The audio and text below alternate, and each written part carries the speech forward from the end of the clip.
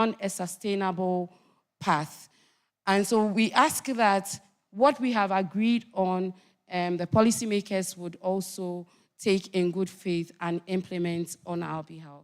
Thank you.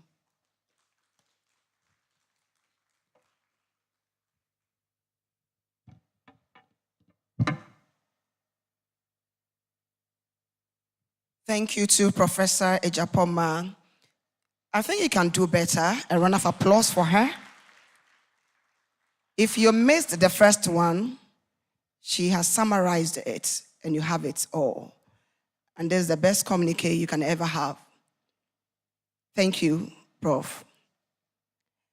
Just as Professor said in her presentation, this program is being put together by the Ministry of Finance, University of Ghana, and IFC. And as I said, it's facilitating inclusive discussion on the economy. And that is why we are here. I want to announce that this program is being streamed live on Facebook. Ministry of Finance Facebook, kindly visit or share the link if you have access to it for others to participate in it online. A few months ago, I think in July, the President of Ghana launched a new social intervention dubbed Small and Medium Enterprises, Growth and Opportunities. Simply put, SME Go.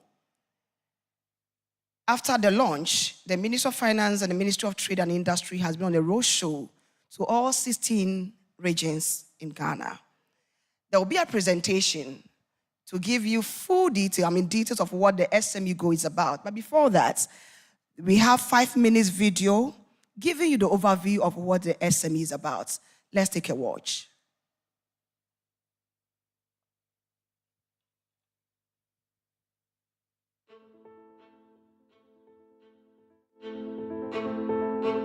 One of the significant challenges we have identified is the difficulty SMEs face in accessing affordable financing. This is often due to maybe stringent collateral requirements and high interest rates. But additionally, many SMEs lack the necessary financial literacy, the management skills, and even the language to receive and then utilize the funds they receive effectively. It's become a very hard slog for them to come by finances. The banks don't seem to be paying them much attention.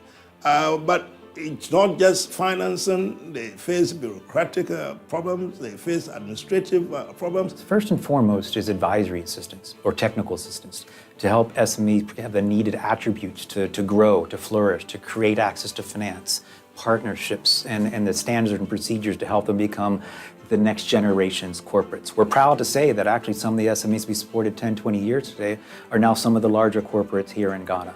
Today, though, we're very active on advisory, as improving access to finance. And part of that is formalizing, helping to become a formal business through the ORC, or helping to leverage what you have as a business, such as collateral registries on movable or immovable, or as you have developed that track record, how to access it through a credit registry.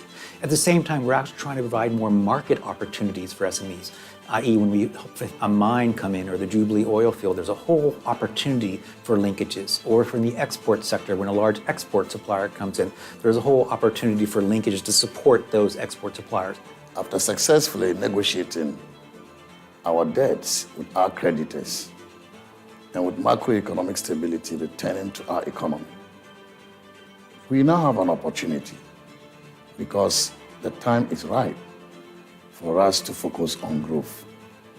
And this is why His Excellency the President, Nana Addo Dankwa Akufo-Addo, has decided that we must be intentional about growth. The history of the advanced economies, such as the United States of America, such as Japan, the United Kingdom, really cannot be complete without the role of SMEs.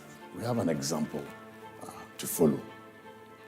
In countries like Korea, for example, Kia, which started as a small company, started with manufacturing bicycles, is today one of the largest car manufacturing companies in the world. The SME Growth and Opportunity Program, what we call SME Go, is a very important program at a critical juncture of our economy.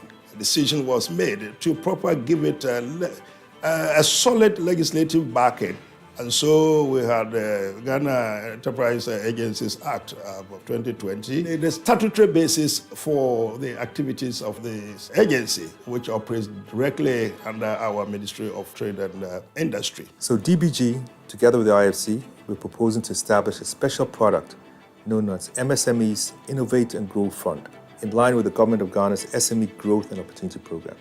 This strategic initiative is aimed at addressing the funding constraints and limited innovations faced by MSMEs in Ghana.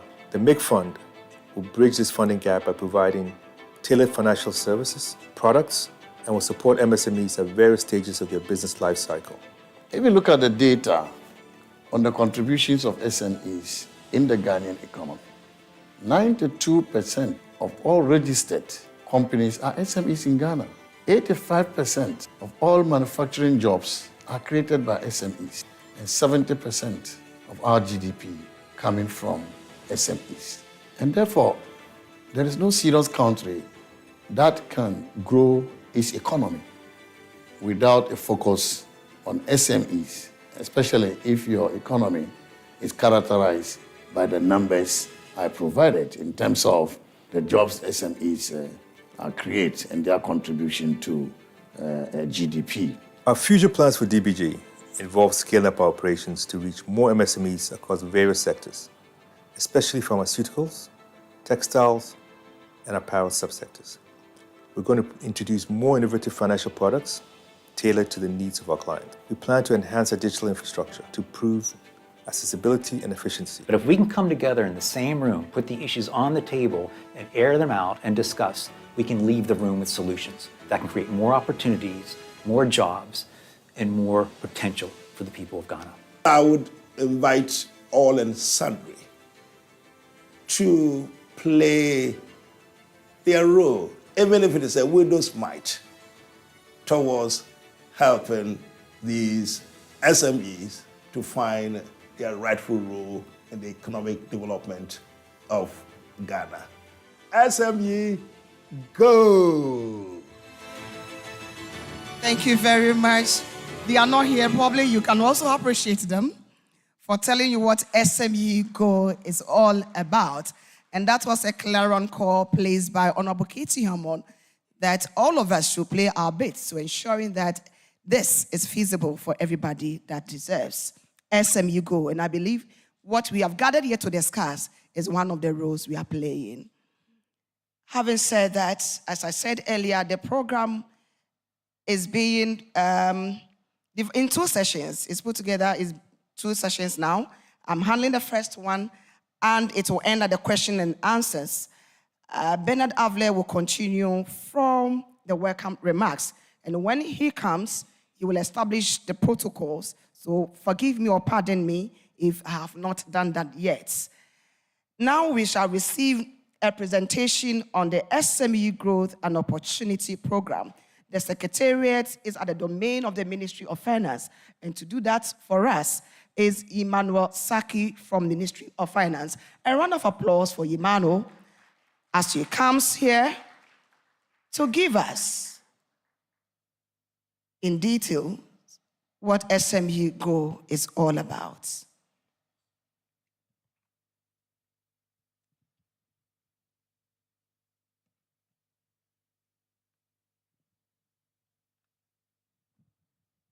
All right, thank you very much. So I think to begin, I'm doing this presentation on behalf of my boss, Mr. Andrea Mexon, who is currently out of the country. So everything here, if it goes well, to his credit. But if it doesn't go well, please blame me.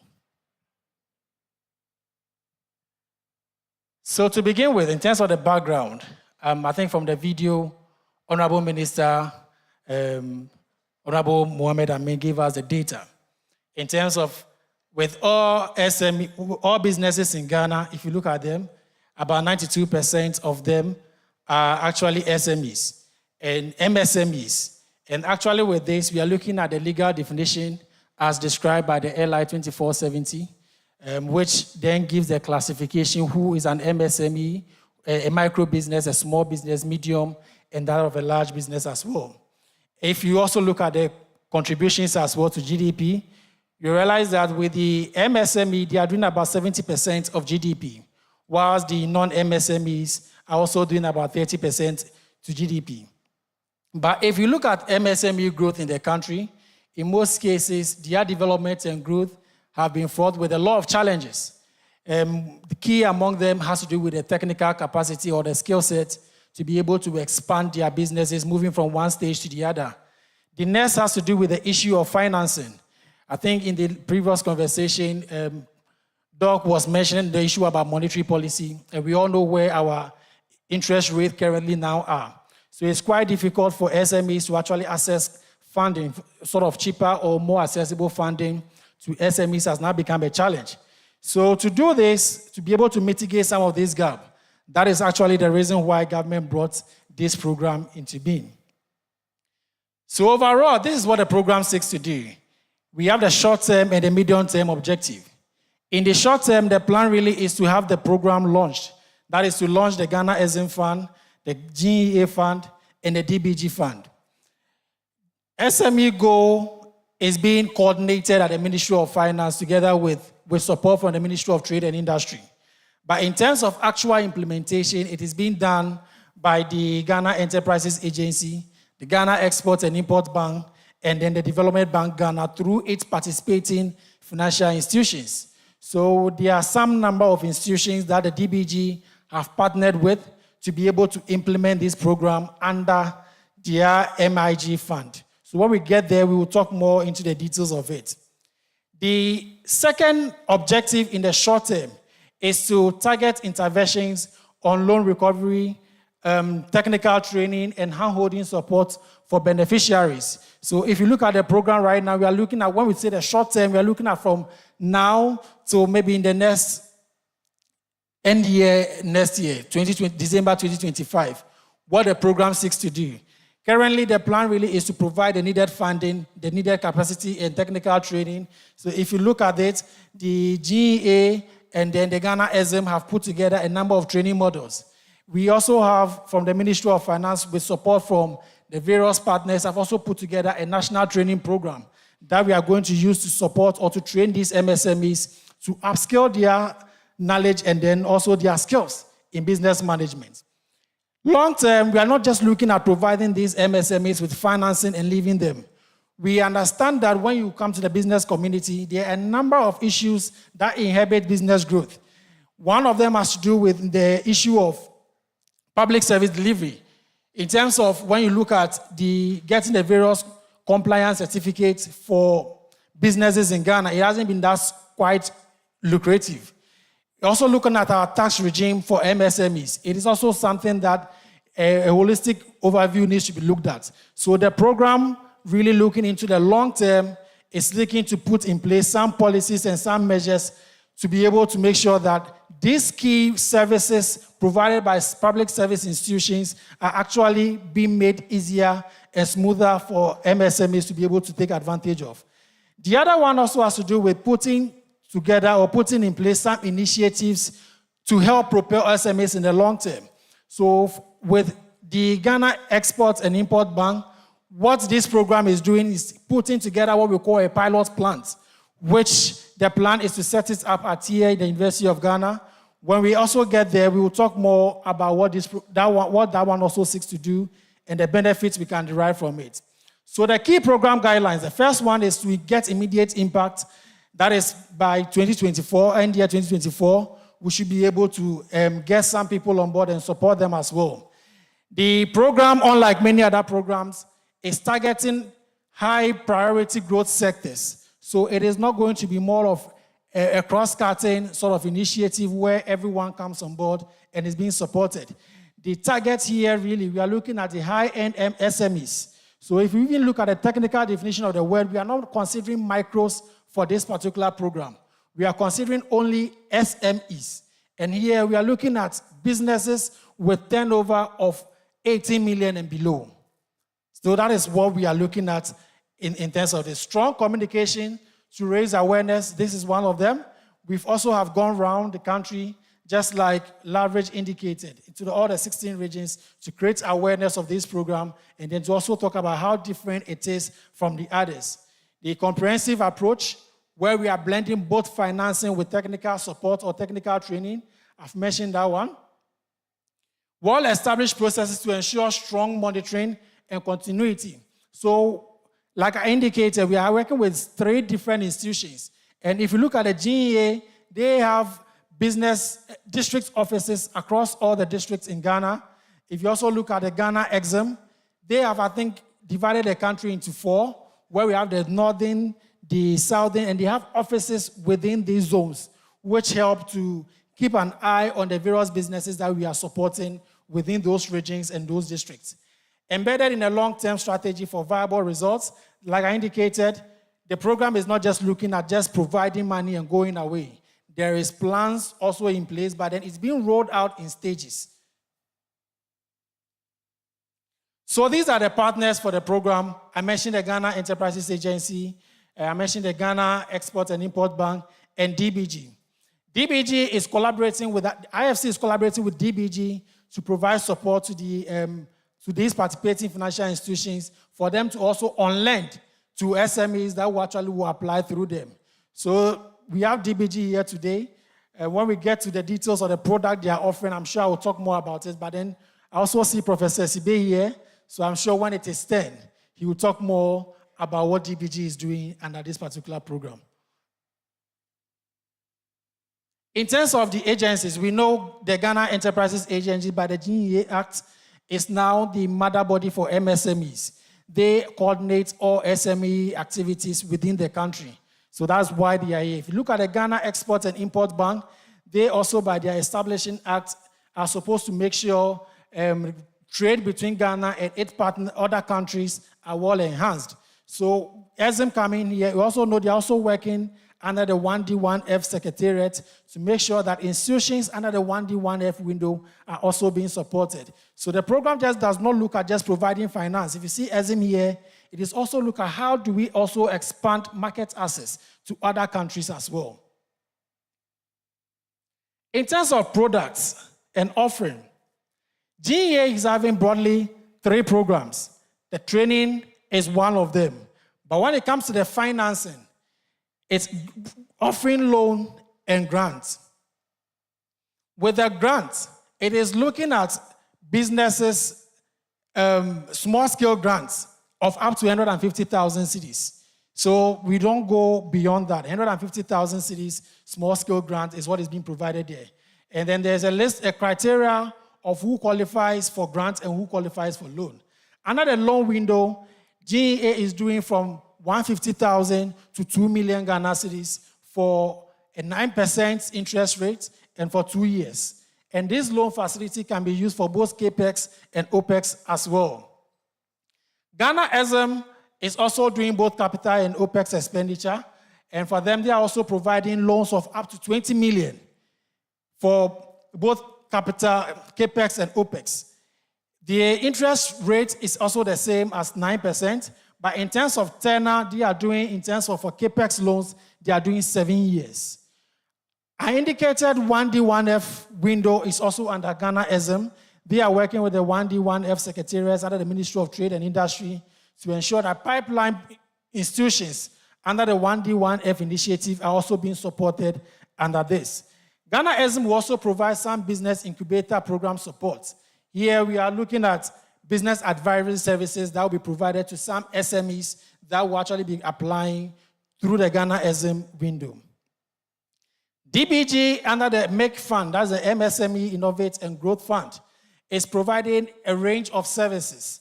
First is the loan they are actually providing through their PFIs. They are also doing some partial credit guarantees for the SMEs that will come on board. They are also doing equity placement through their partner financial institutions or SPVs that they are going to partner with to be able to enable them do this. On the technical assistance, I mentioned there's going to be a pilot plant. And that this plan is to situate it here on the premises of the University of Ghana. So the pilot plant is going to be a food processing plant.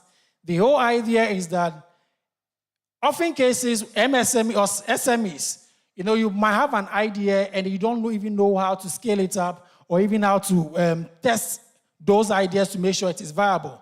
For instance, you might have an idea of putting fufu into can, canning fufu and trying to export.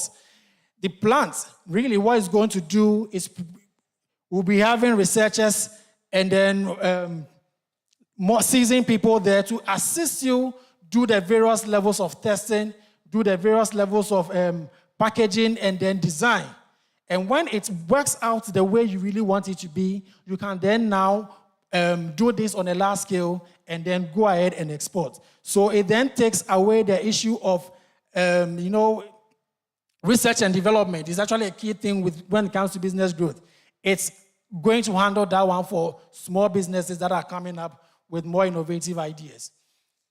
Aside that, the Ghana SM is providing other forms of training, i.e. we are looking at food and innovation. We are looking at raw material development program, bookkeeping and financial management, also for SMEs. In most cases, SMEs are not also able to access funding because of poor bookkeeping, habits. So we train them on that, how to get that one done. On branding and packaging is actually very important, as well as how to access after. GEA will also be doing similar training modules, starting from the financial management, marketing, ESG, and among others. DBG also will partner with their PFIs. Their training is not going directly to the beneficiaries, because as we know DBG already, DBG is a wholesale financial institution, and that's the reason why I indicated with their partner financial institutions. They are a wholesale financial institution. They do not deal directly with their clients. So they are working through these partner institutions. So the plan is when the capacity of these staff are built and then SMEs actually work to them, they will then be able to provide them with the needed support.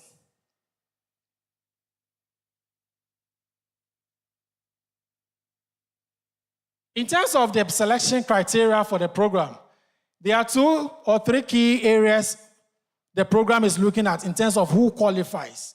So the first one, as I indicated, LI 2470, we are saying that a small business is one that have a turnover of at least 150,000 with permanent employees of 6. So that is the minimum, 150,000 turnover with 6 permanent employees. Then when you come to the high end, that is a medium scale enterprise. We are looking at businesses that has an annual turnover of 18 million and with at most 100 employees. So that is what we have in terms of the definition of SME for this particular program. So here we are looking at business. We will consider your business stage and experience. So where you fall. Are you a small, are you a medium enterprise? Where exactly do you fall? So the funding or the support given to you is not a blanket check where you say if you are doing 150,000 turnover, you will receive the same amount of money as someone doing 18 million turnover in a year. We also will consider the expected impact you are going to bring to the program. So that's also very key, because in most cases, we run some of these business support programs and you realize that it is either the targeting is very poor or even the support we are giving to these businesses is not something that can bring about impact or that can drive change. So we end up just wasting money and not getting the impact that is expected. So these are 2 key criteria we will look at. We also consider now social and environmental considerations. Now, the issue of galamsey and environmental protection is a key thing. So we also ensure that the businesses that we are supporting are those that add to the environment but do not destroy the environment. You also will have to provide evidence of high growth and export potential. I've talked about the thresholds. You need to be able to give us evidence to be able to verify where you belong in terms of your turnover, your fixed assets, and even your employees' numbers. In terms of monitoring, how do we ensure that the money is being used for the right purposes? First of all, we will have a loan or grant agreement with each SME that we are going to support. So that agreement will spell out some key KPIs that we'll be monitoring along the period. It is not a one-off thing that we give to you and that is all, like I indicated. There will be a continuous engagement and relationship with you. So we will have that grant agreement with you, spelling out the various KPIs we'll be monitoring along the period. Again, we will have quarterly reporting that is going to be on a month, every 3 months with support of the various institutions that we talked about, the Ghana Export-Import Bank and the GEA as well. I mentioned that GEA is having presence in almost all the districts in Ghana. Ghana SM is also doing the same. And with DBG, right now as we speak, there are about 3 financial institutions that are partnered on this one, with CBG being involved.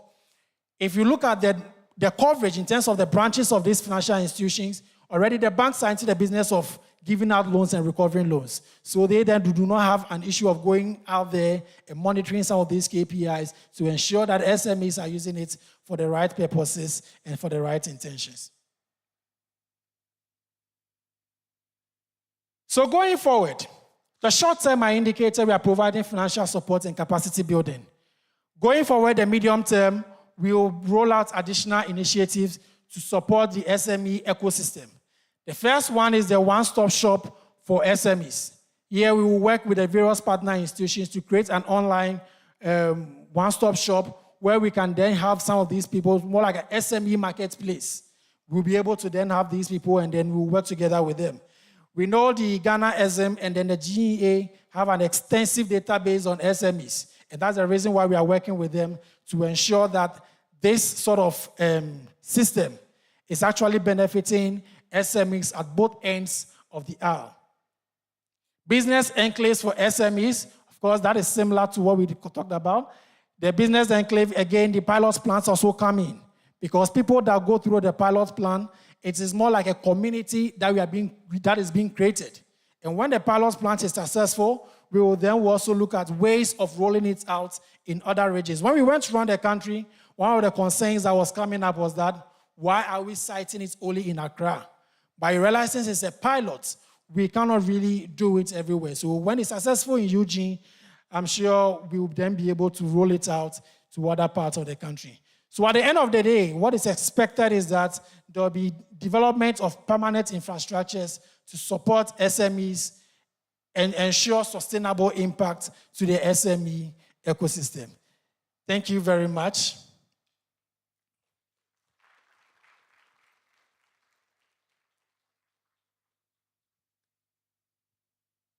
Thank you to Emmanuel Saki from Ministry of Finance. A round of applause for him again for that extensive presentation on SME Growth and Opportunity Program. Now we created a platform for question and answers, and this is now, for all that he said, the presentation that just ended, if you have any question, kindly put up your hand. A microphone will be brought to you, then you ask your questions. Emmanuel is here. Dr. Abdul Ganiyu is also here to help us answer the questions.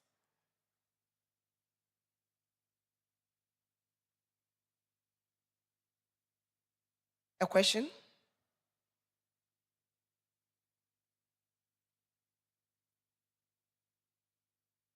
Right. Can I have a microphone around, please? Here, on my right-hand side here.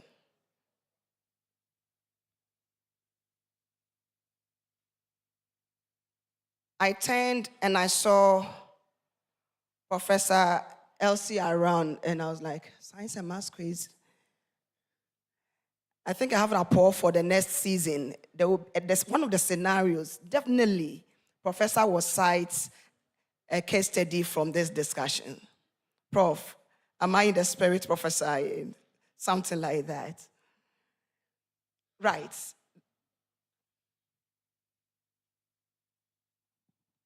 All right, thank you very much. So my question relates to the loan tenure of 2 years for SMEs. Is it not too restrictive, given that these are businesses that are still developing and trying to get themselves well established? Whether the loan is for CAPEX or OPEX, is it not too stringent to say that the loan should be paid in 2 years? Is the 2 years the minimum, or that's the maximum tenure for that category of financing. Thank you. Thank you too, sir. Okay, there is another hand. Professor Corte wants to ask a question. Can we attend to him? Then right after him. Thank you very much.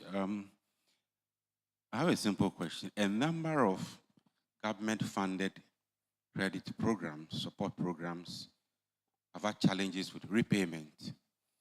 Now, what innovative or new structures are you putting in place to ensure that we recoup whatever monies we invest in this venture? Yes, it's a laudable idea, but how do we ensure that we don't repeat the mistakes of the past and be able to recoup, and then others can also benefit? Thank you. Thank you very much, Prof. A very valid question. Please.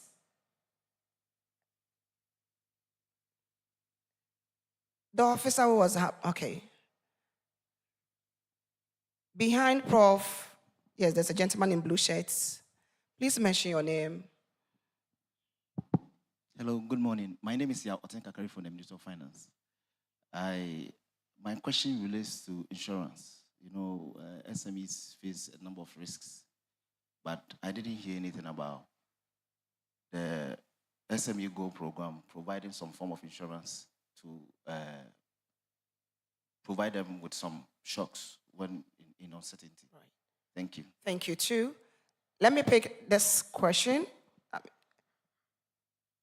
The one in African Prince, his hand was up first.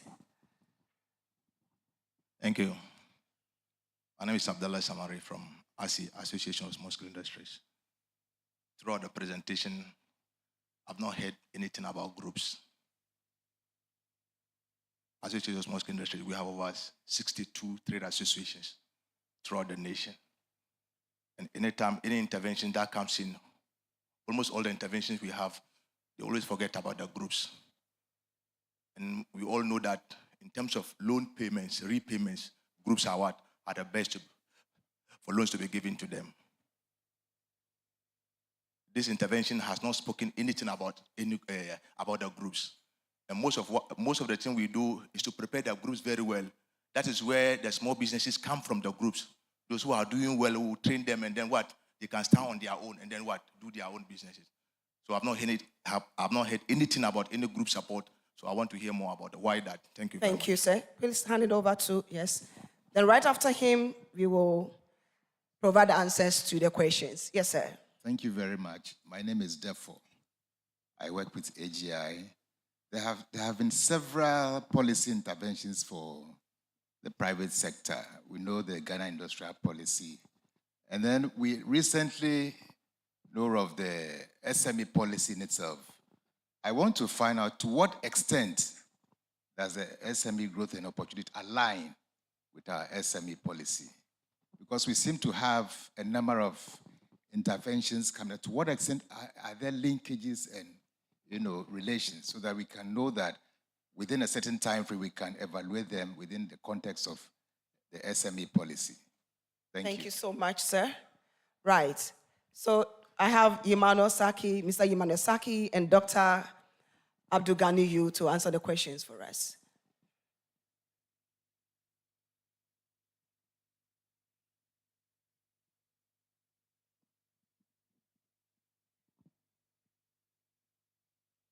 The first one was talking about 2-year payment period.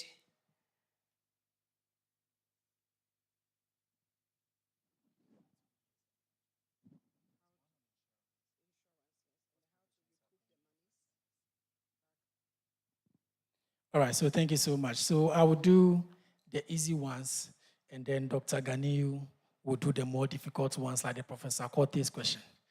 So starting with the easy one, 2 years, yes, it's on a case-by-case basis. So you're not restricted. But then for OPEX, that's what we are saying, that we are looking at 2 years. But it's on a case-by-case basis. When you present a very solid case, they will be able to consider. Like I said, if you look at the other end, SM is doing up to 7 years. So the program is not ending after the 2 years. So it's on a case-by-case basis. The other one has to do with associations.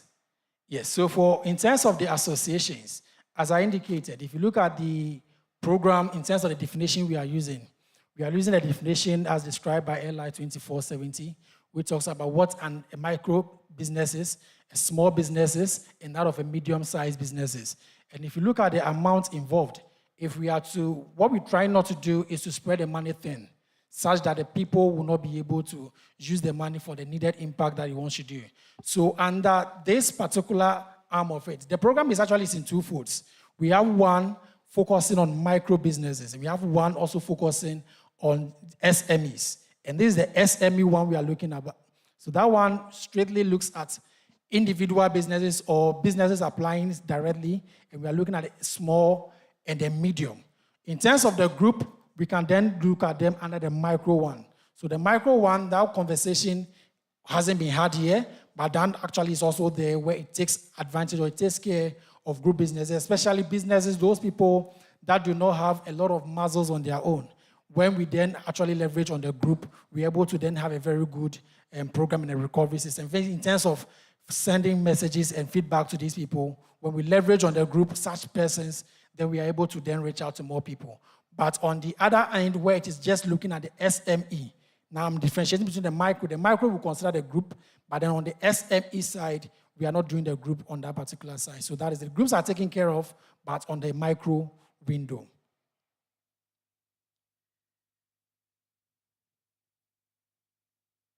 So,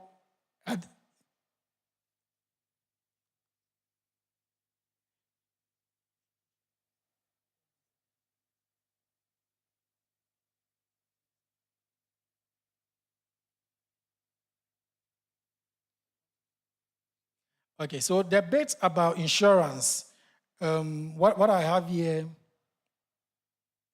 my understanding is that how we trying to get them also to insure their properties. Is that the case?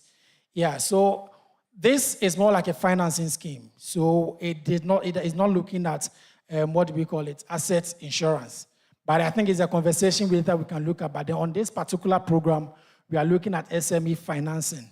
We've not done things in terms of considering insuring their assets. For the next set of questions, the one in terms of what are the various interventions that have been put in place on the recoveries, and then that of linking this particular one with our SME policy, I will invite Dr. Ganiyu to respond to those two questions.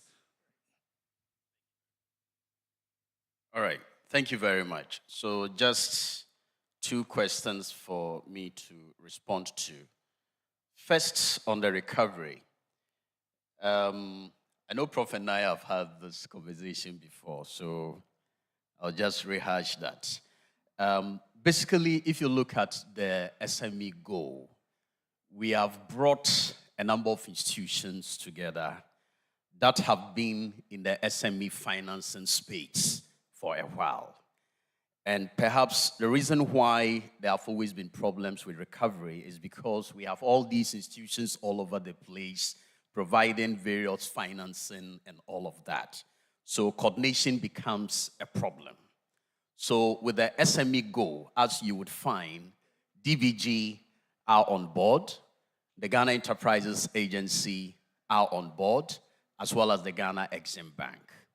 Beyond that, even in terms of the financing that we have scaled up, we have the IFC on board who are bringing some $400 million to support this program. If you convert that to cedis, at the time we're doing the analysis, it was around 6 billion Ghana cedis. And then we have the DBG bringing about 1.4 billion to this particular program. And then the GEA, through the government of Ghana, is bringing an initial amount of 700 million. So it tells that it is a collaborative effort that brings all these institutions within the space together. It will make monitoring easier. It will make supervision easier. And in fact, the monitoring and supervision is at the ministerial level. So you would find the coordination and collaboration between the Ministry of Finance and the Ministry of Trade and Industry. Normally, it is these ministries that the agencies that are responsible for SME financing come under. So a situation where we have been able to bring the two institutions together with the ministerial oversight, then it tells that for once, we should be able to get the monitoring right, get the supervision right, and at the end of the day, we should be able to achieve the objectives of this particular program. We have created a platform that was done by Haptel, Ghana. I don't know if Ima spoke about it. And basically, the SMEs that we are going to be financing are going to be tech-savvy.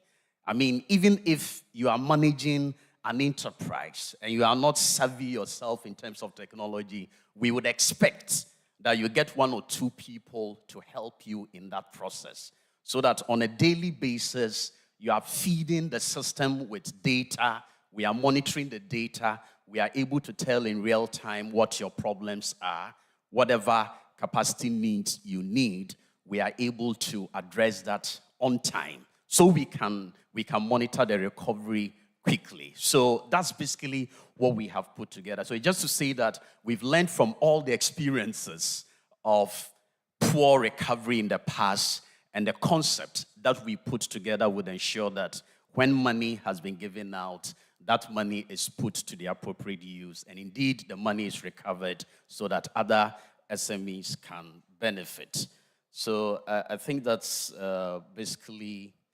Then on the issue of groups, now Ima spoke about the SME Growth and Opportunity Program. But right after we were done, we looked at the case definition of SMEs, and we realized that quite a number of enterprises in this country will not fall under that category, especially the micro. So micro could need just 500 cedis, 1,000 Ghana cedis, or maybe 2,000 to turn around a business. And over time, they will go into the category of small or medium. So what we have done is to draw up a concept that now brings the National Entrepreneurship and Innovation Plan as well as MASLOC together, because they are the ones that normally deal with the micro. So we are going to support them to provide technical assistance to the micro, and beyond that, we will give them grants that can range between 500 cedis to about 3,000 Ghana cedis to support those micro enterprises across the country as well.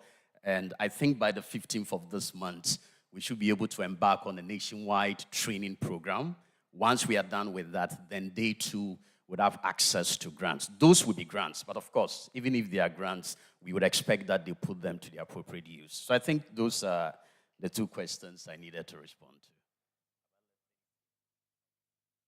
Yes, policy, yes. Policy certainly has guided the concept, and Minister would be joining us, and I think that regarding the overall thinking behind the SME Growth and Opportunity Program, he should be able to address that in his speech as well. But I can assure you that policy has well guided us in this particular program. If you look at the statistics that he shared, it's so staggering that about 92% of the industrial sector of our country, for example, is constituted by SMEs.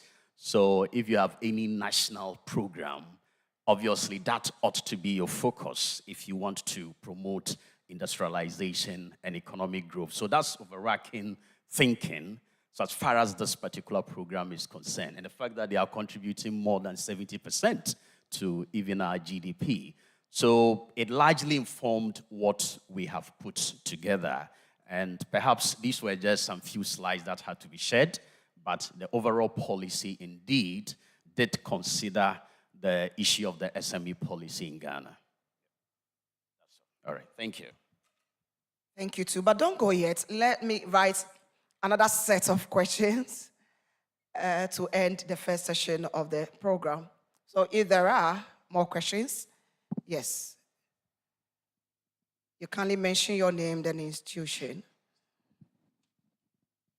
Thank you very much. My name is Francis Kuju from University of Ghana Business School. My question has to do with digitalization. So that's the era that we are in now. And in the course of the presentation, I heard online marketing. So in terms of digital transformation, what cybersecurity measures are being put in place for these SMEs towards potential threat? So that's my question. Thank you very much. Thank you too. Yes, I saw another hand up. Hello. Okay. When you're done here, kindly move to my left. My question is on the loans that will be given out to the SMEs. The one with the 9% interest rate. But we all know that the Ghana reference rate is about 32%, meaning the 9% is like a third of it. So I was wondering if down the line, like inflation and all that sets in, what are the measures that will be put in place to either maintain the 9% or whether the revisions won't affect the repayment of those loans down the line? Thank you. Thank you too. Let's move to this. Okay, here. The hand is up. Good morning, everyone. Alfredo Manfredini-Böhm from the Tony Blair Institute. Thank you for the presentation and the overview. Just a quick question. Do we know the total amount of financing that is available under this window? Dr. Ganillo mentioned a few sources of support. It'd be interesting to know how it compares to the massive contribution that SMEs have towards the economy. If we say 70% of GDP, that's about $50 billion per year. So it'd be interesting to know how much of that this fund is accelerating. Thank you. Thank you. And the last one.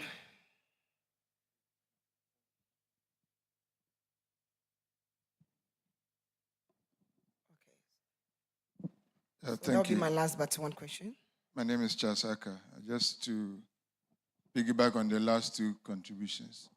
So the first question is ask what is the total funding available? From the figures Doctor gave, I think we have roughly about 8 billion Ghana cedi.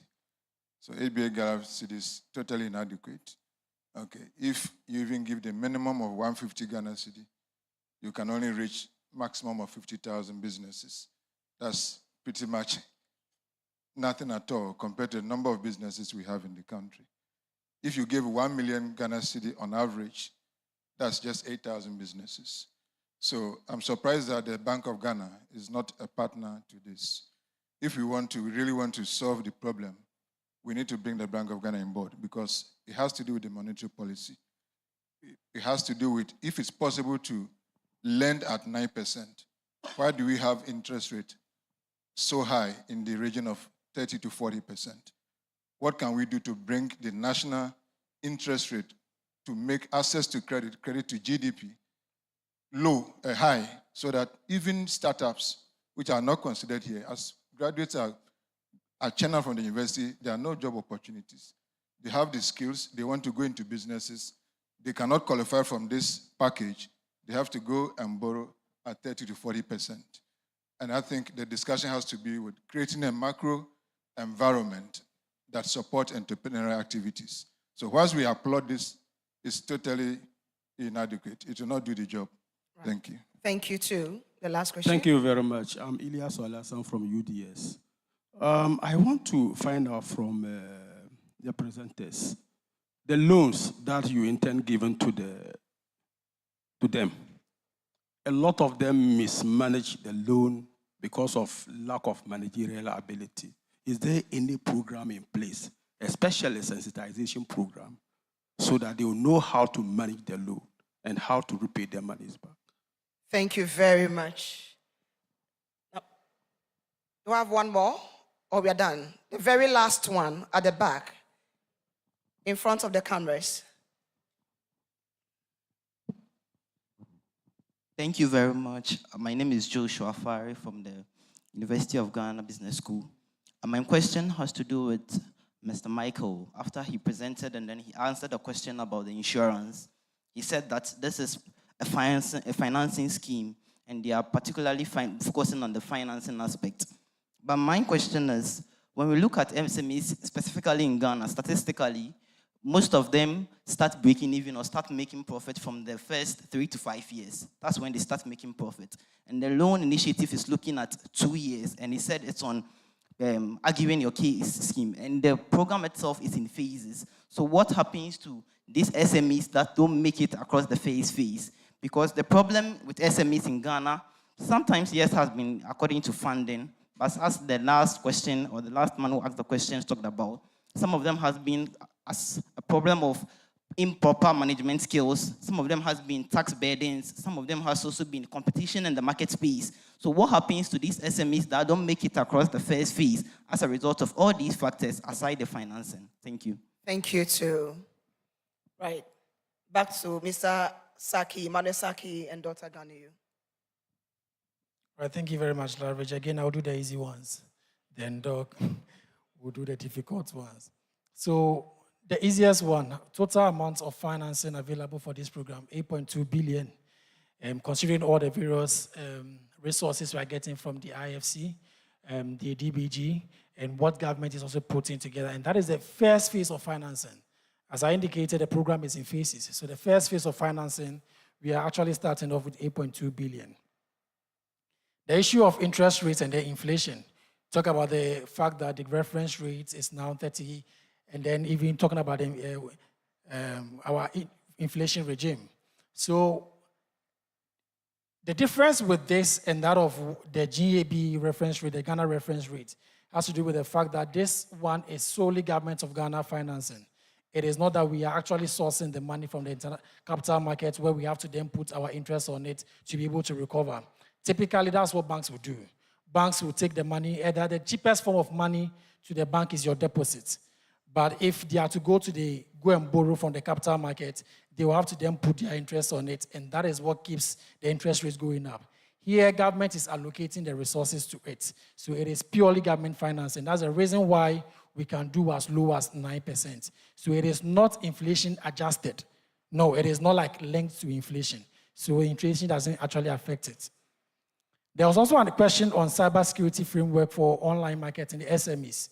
So with that particular one, the platform we are using right now, the online application platform we are using, was developed by Haptel. And we all at this point know who Haptel is. And in terms of the framework, they also are able to use for their cybersecurity space. So in terms of the platform we are using currently, we can actually guarantee that, because since it's a government platform, you will realize that the various government actors, NITA and co, are actually also hooked on to be sure that data protection and other things are also being taken care of. So we don't have any issue or we don't have any concern when it comes to some of these cybersecurity threats. But your question really was in line with SMEs themselves, their website and their online trading. How do we go about it? Because we are bringing the online. Right now, the platform has not been developed. And then the program is also not looking at developing websites for these institutions themselves.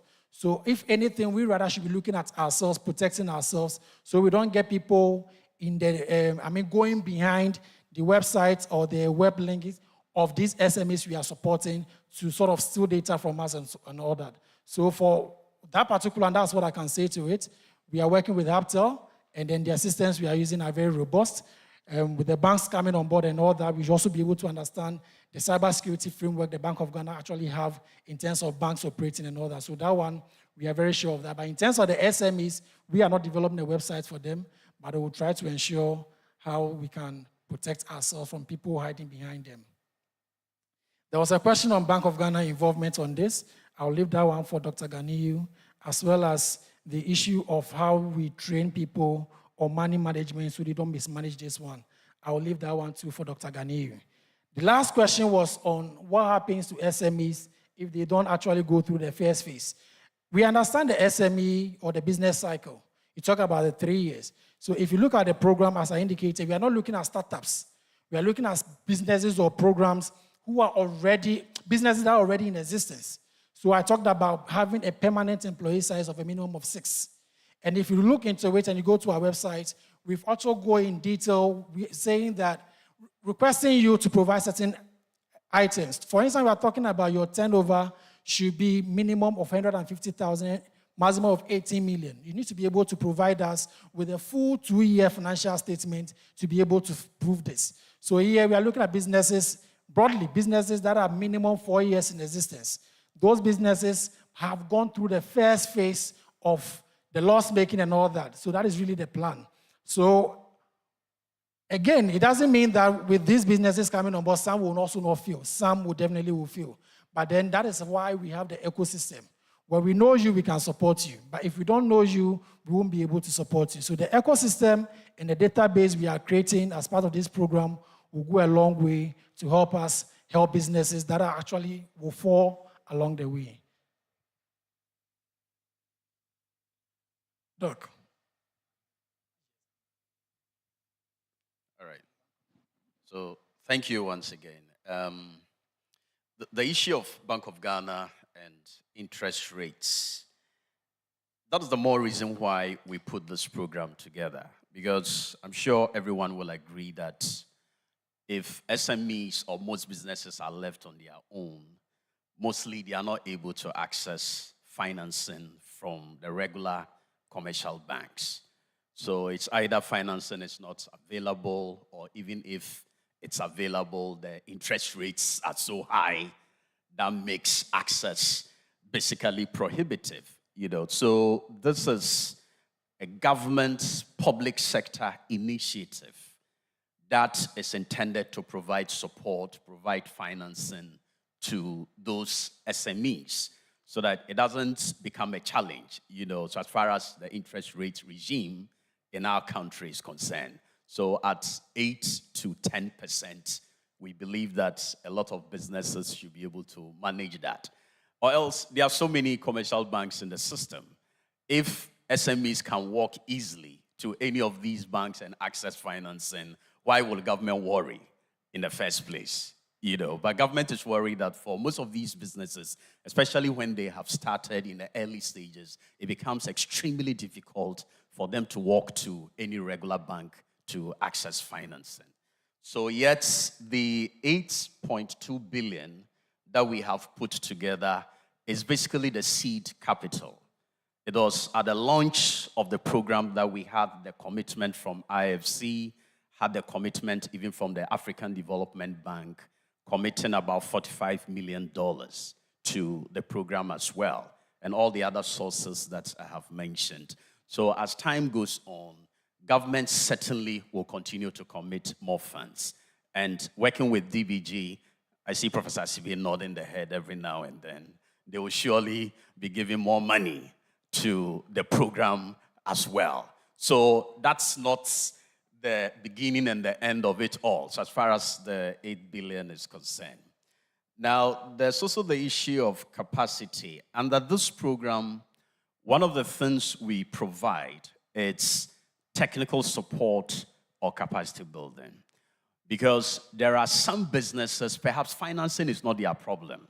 They have the money already to do their business.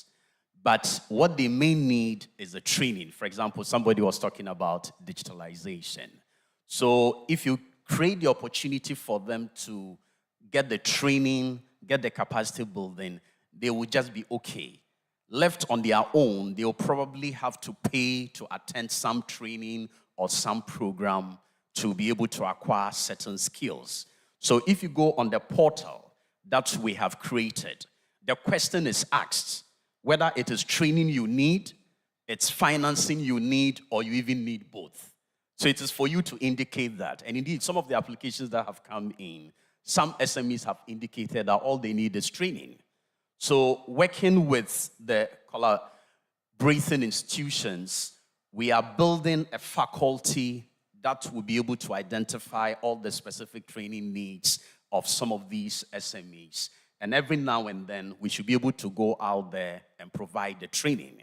So that is part of the program as well. So all of that is just to ensure that we don't give money to people, go to sleep, and expect that they turn around their businesses and then start to repay the money. We want to make sure that this works at all costs. So that means basically hand-holding SMEs through the process to a point where they are successful. Yet the focus of this program is on existing SMEs, as Emmanuel indicated. But if you look at the specific agencies, Ghana Exim Bank, for example, has a component on incubator, enterprises, or even startups. And I think that startups can access up to about 300,000 Ghana cedis under that. Ghana Exim Bank equally has that. So that even if it doesn't become mainstream, this particular program, every now and then when those startups are identified, we'll be able to support them to be able to get financing from these institutions as well. I think that's about it. Questions I needed to handle, right?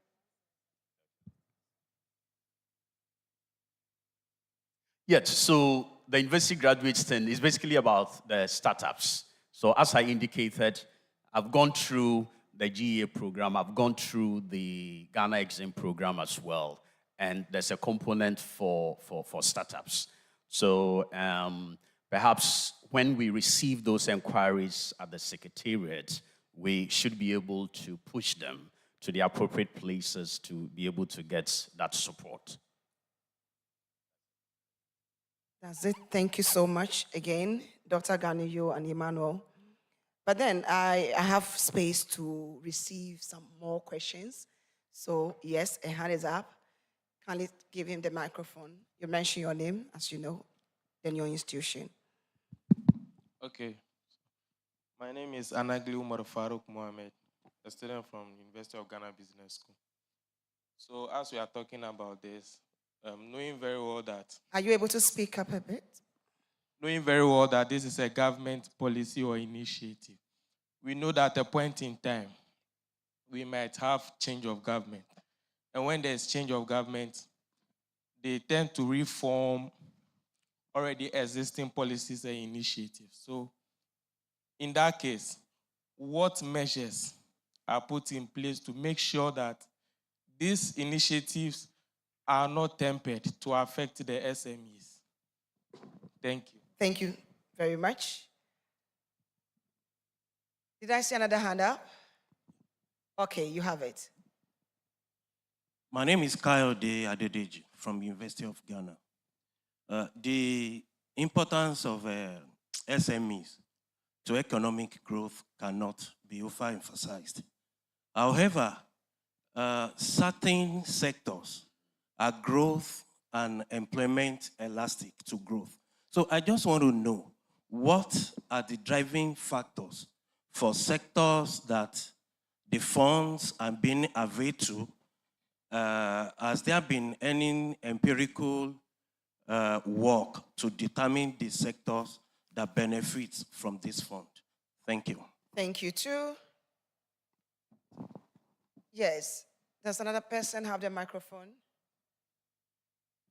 If not, we'll go for answers. Are you good? Right.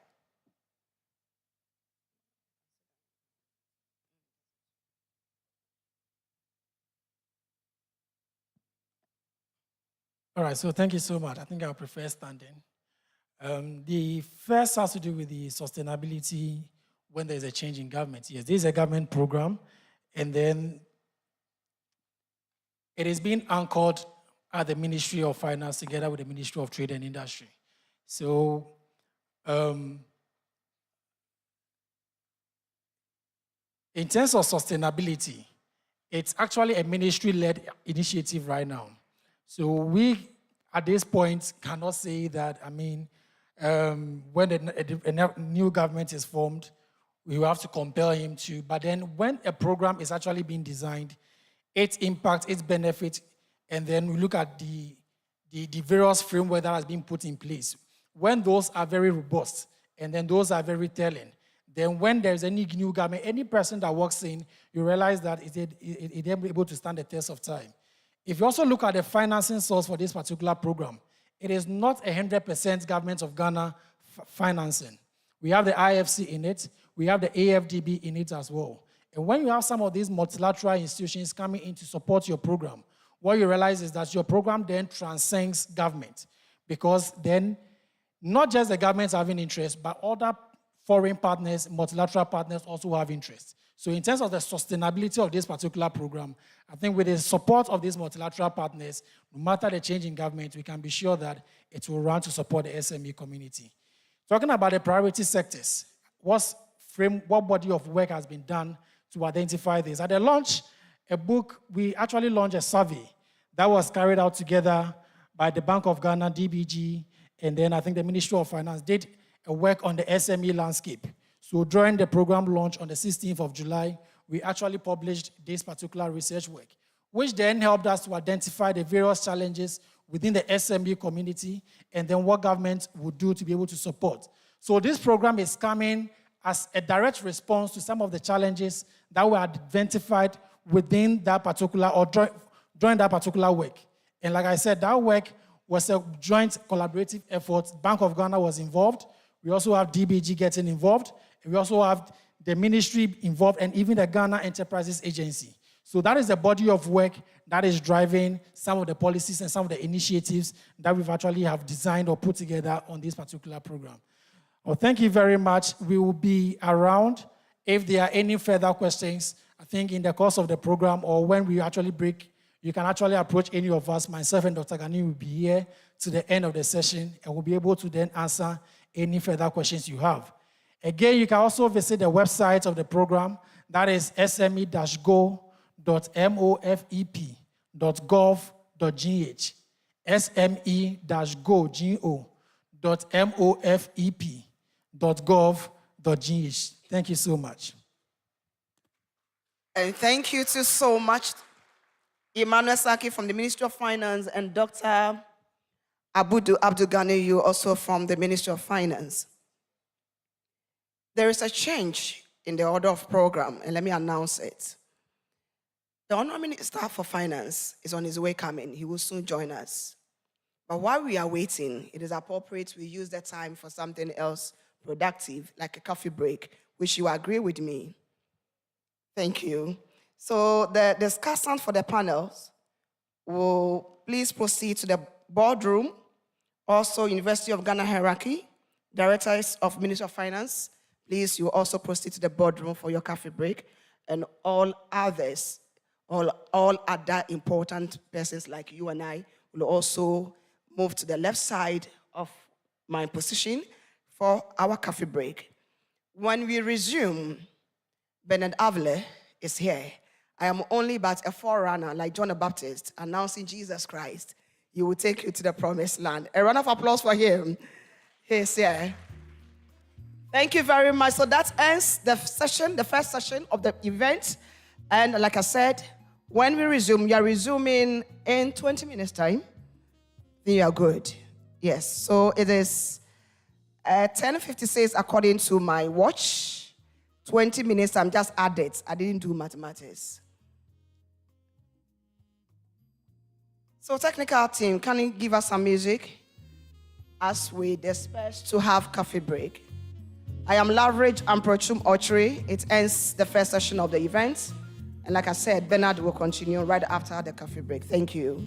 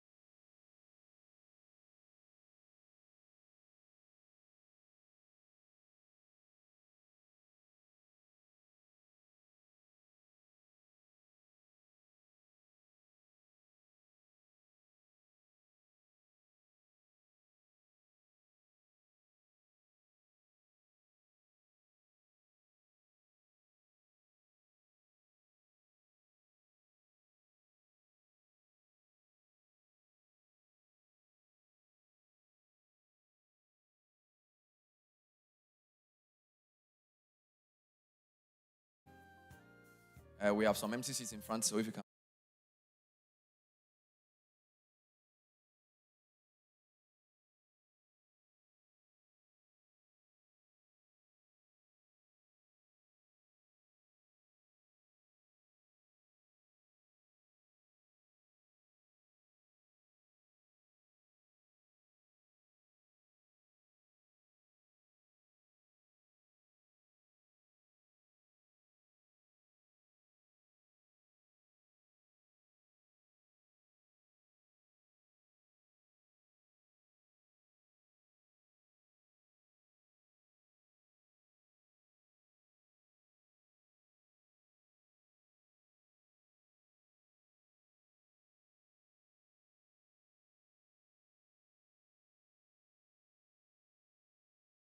I'll do a proper roll call later, so everybody will be acknowledged. Just a few more minutes before we officially start. I believe we're streaming the program as well, so please smile. You look too serious. We just had breakfast. We're streaming live. We don't want people to think we've been forced to come here. So tell your neighbor, please smile. Tell your neighbor, please smile. And introduce yourself to them. We're going to move very quickly. As my predecessor MC said, we had to slightly change the program. So we've brought the snack break a bit earlier, but we'll make use of the time properly. Thank you so much.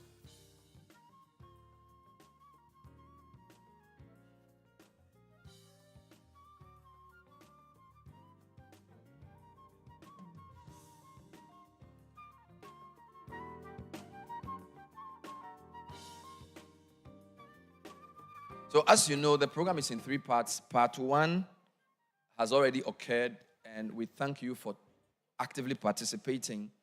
Part 2 will be a few important speeches and a very critical presentation, which will be the basis for Part 3, which will be 2 panel discussions.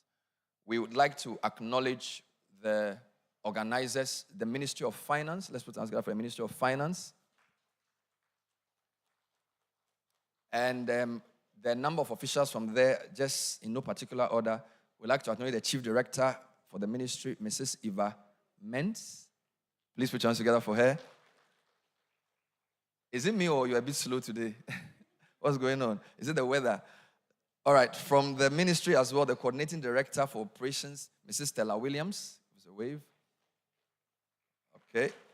The Director of ESRD, Dr. Al-Hassan Idrisu. Thank you.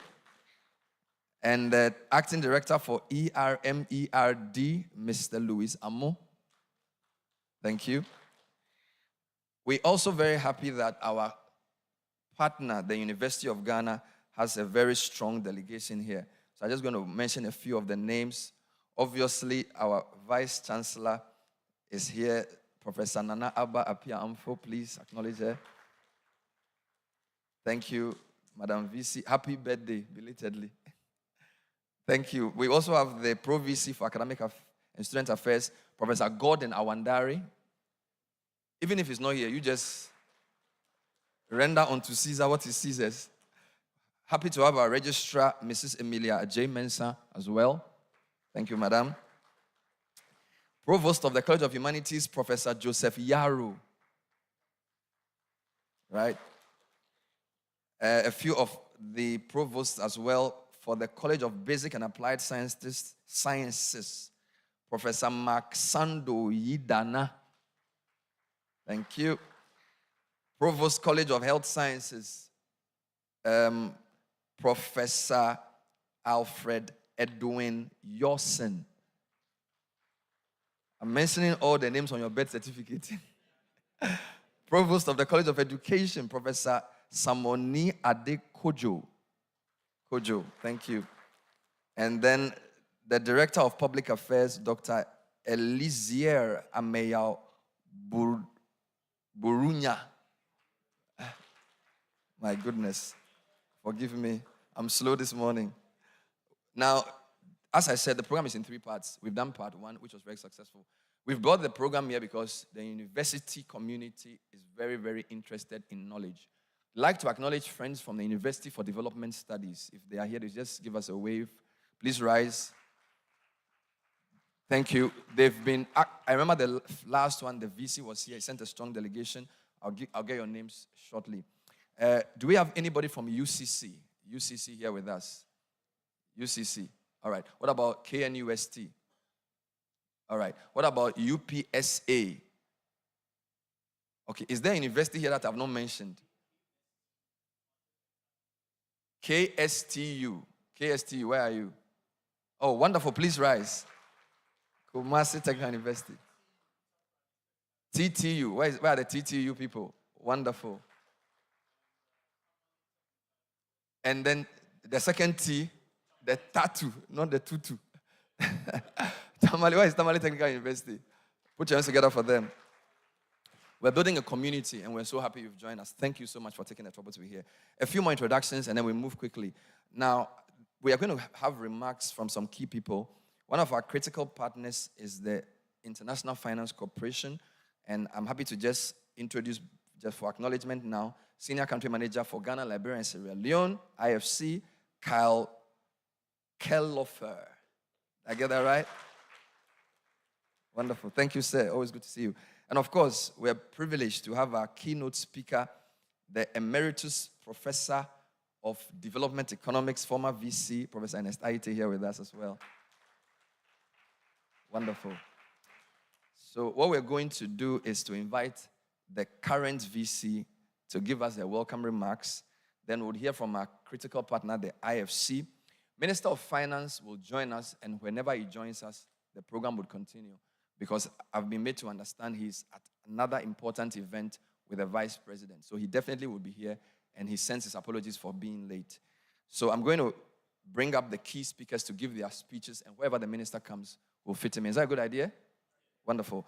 Before we do that, we have two panel discussions, which I just want to give you a sense of. The first panel discussion is on business environment and impact on SMEs. And we're very privileged to have four very erudite panel members in no particular order. Let's put our hands together for the CEO of the Ghana Enterprise Agency, Mrs. Kosi Yankee Aye. Kosi, you have to come forward. Put your hands together for a sit. Joe Jackson, maybe next to you, yes. Kosi is the first woman to lead this very important organization. We're very proud of what you're doing. Thank you, Kosi. We also have the president of the Association of Ghana Industries, Dr. Humphrey Kwesi Eyim Dake. Thank you, sir. And we're happy to also have the CEO of Dalex Finance, Mr. Joe Jackson. Always good to see you, sir. And of course, the director of ISE, who are hosting and winning all the time, Professor Peter Quote, who will be on this panel as well. Thank you, Prof. Our second panel will be on innovation and competitiveness, application of technology, branding, marketing, and all those beautiful things we do to prop up companies. Our panel members are three: Professor Eric Osei Esibe. From the university has loaned him to the development bank. You know how a human being is loaned to a bank, only God knows. But he's been loaned to the development bank. And as I was speaking, Professor Awandari just stepped in. He's the Pro VC. Let's answer that for him one more time. Thank you, sir. So I hope they pay interest on the loan. You know. We also have from a very important organization, GIZ, the SME Component Manager Investment for Jobs, Miss Eunice Ejepong. Thank you, madam. And there's always a university person on the panel. So the University of Ghana Business School, who is in charge of a very important hub that incubates entrepreneurs and develop businesses, Dr. George Echampong, will be on the panel as well. Thank you. We've designed this such that your questions will be interactive for the panel. So I'm just going to go straight to welcome the first speaker, who happens to be our Vice Chancellor. And I have a quiz for all level 100s. If you can recite the university anthem, I have an internship position for you. So where are the level 100 people? They don't come for these events. They're on vacation. But that's why they should be here, rather. Or they are home. Any level 200s here? Oh, level 300. Okay, any graduate student? This is becoming scandalous. So who are the people in the room? I thought we were coming to a university. Or these are for big people. Okay, any faculty members here from the university? I won't ask you to do it, I just want to know. Wow. I think the University of Ghana anthem is a very powerful anthem. And I was hoping we'll have enough students to sing it. But since you're not here, maybe, I don't know, we'll let the DJ play it at the end. But I'm very happy to invite a woman who's originally a linguistics professor who's now running Ghana's biggest university. Ladies and gentlemen, please help me welcome our Vice Chancellor, Professor Nana Abba Apia Amfo, with the welcome remarks, please. Thank you. They should have had a stand for you. I'm sorry. So you have to hold this. Thank you, Bernard. I'm told the students are online. So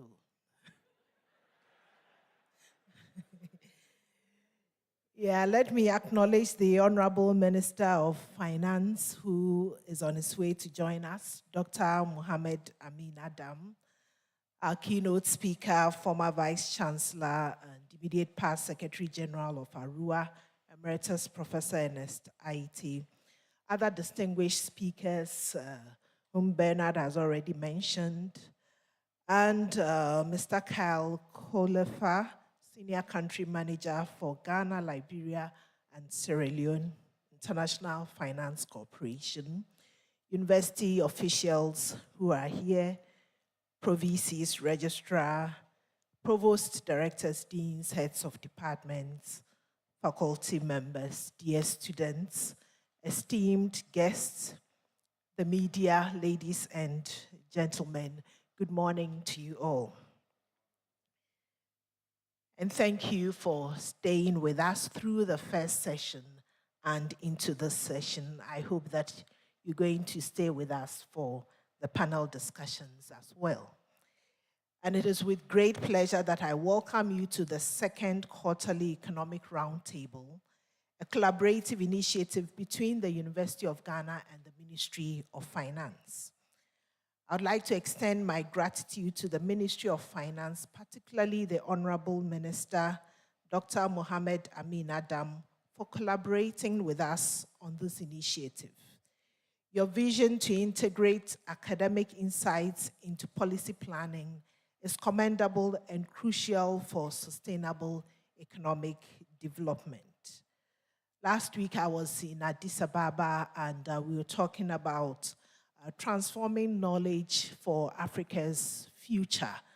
And the whole discussion was about how we're going to use the knowledge generated in institutions such like ours towards the sustainable development of our continent. My sincere appreciation also goes to the planning committee, especially esteemed colleagues from the university who have played leading roles alongside representatives from the Ministry of Finance to ensure the success of both the inaugural QER in July and today's session. Thank you, Honorable Minister, for joining us. Let's acknowledge him as he takes his seat.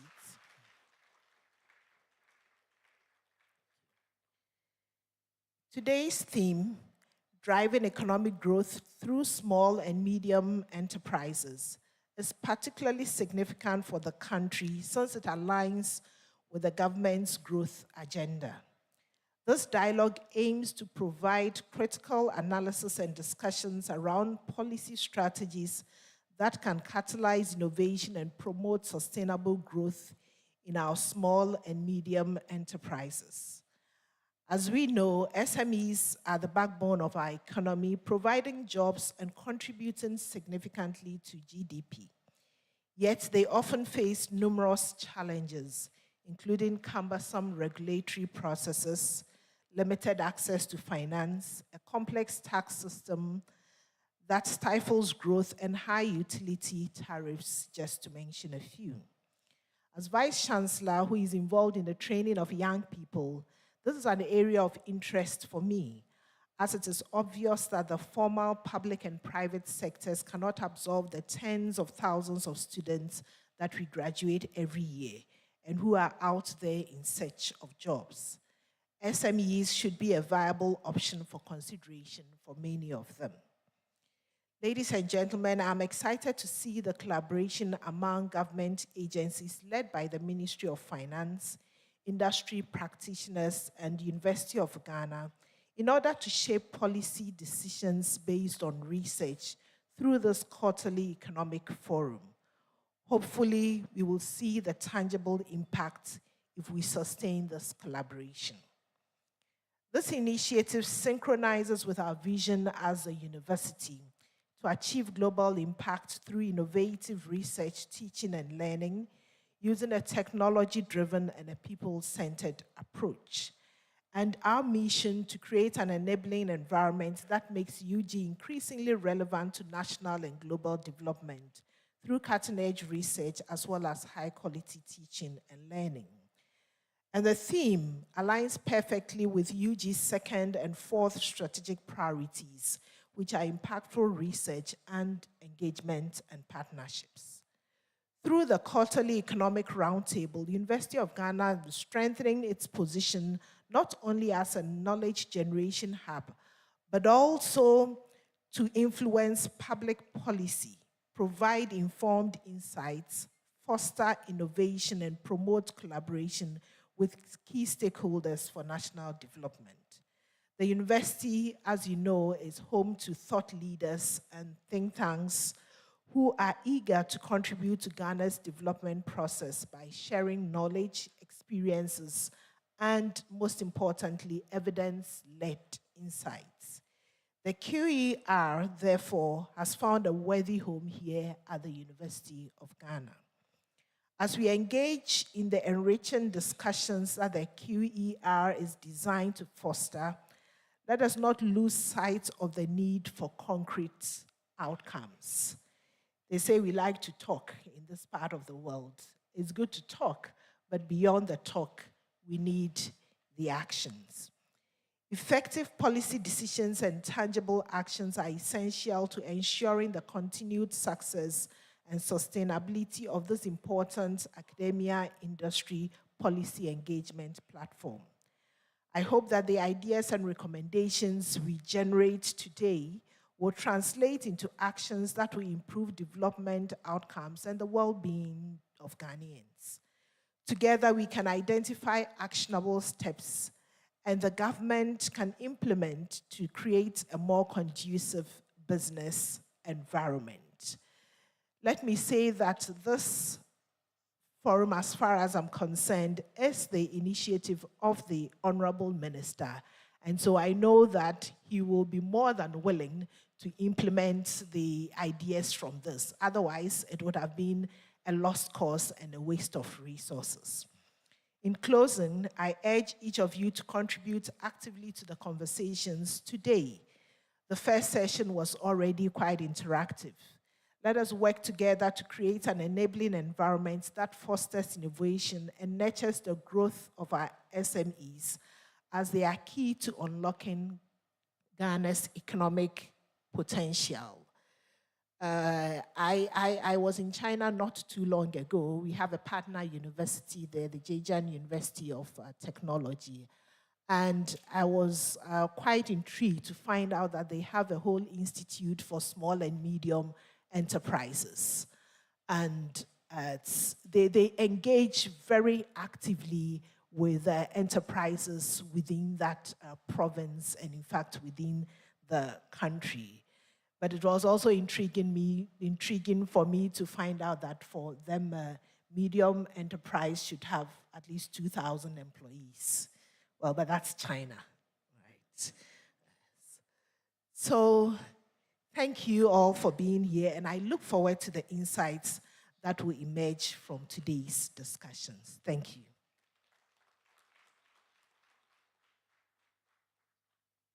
Please put your hands one more time for Madam VC. Yeah, I was somewhere and I learned an applause. They do it 1, 2, 1, 2, 3, 4. Can we try it? Ahoya. Can we try it again? 1, 2, 1, 2, 3, 4. Oh, You need free SHS. You'll be faster. Thank you, Prof. Now, the minister joined us. As we said, he was at a different program. Thank you, Minister, for joining us. You missed two important things: the presentation of the maiden communique for the QER, which Professor Jepoma Jakedako presented. Where is Jepoma? Let's put hands together for her. Obviously, your officials have it, and I'm sure you'll get it. You also missed some very good breakfast that we had earlier in the morning, but I'm sure that's not such a problem. We now will invite the Senior Country Manager for Ghana, Liberia, and Sierra Leone, IFC, Carl Colefort, to bring us his remarks on behalf of the IFC. Please. Thank you. Thank you, and good morning. Honorable Minister Dr. Mohamed Amin, Minister of Finance and Economic Planning, Professor Nana Abba Appiah, Vice Chancellor, University of Ghana, Emeritus Professor Ernest Arete, former Vice Chancellor, University of Ghana, distinguished heads of enterprise agencies and Association of Ghana Industries, public and private institutions gathered, friends of the media, all protocol observed. I'm absolutely delighted to be here today at the second edition of the Quarterly Economic Roundtable, Driving Economic Growth Through SMEs. I would particularly like to thank the Ministry of Finance and the University of Ghana for organizing this important discussion and this SME focus. Now, why is IFC here today? It's pretty simple.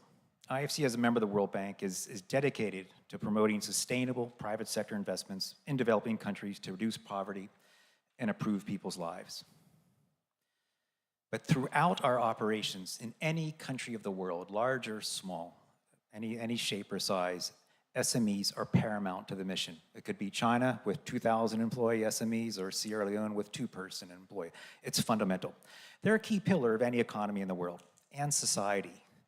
Because anywhere in the world, these SMEs contribute to the majority of businesses. They drive job creation, innovation, and play a key role in economic growth.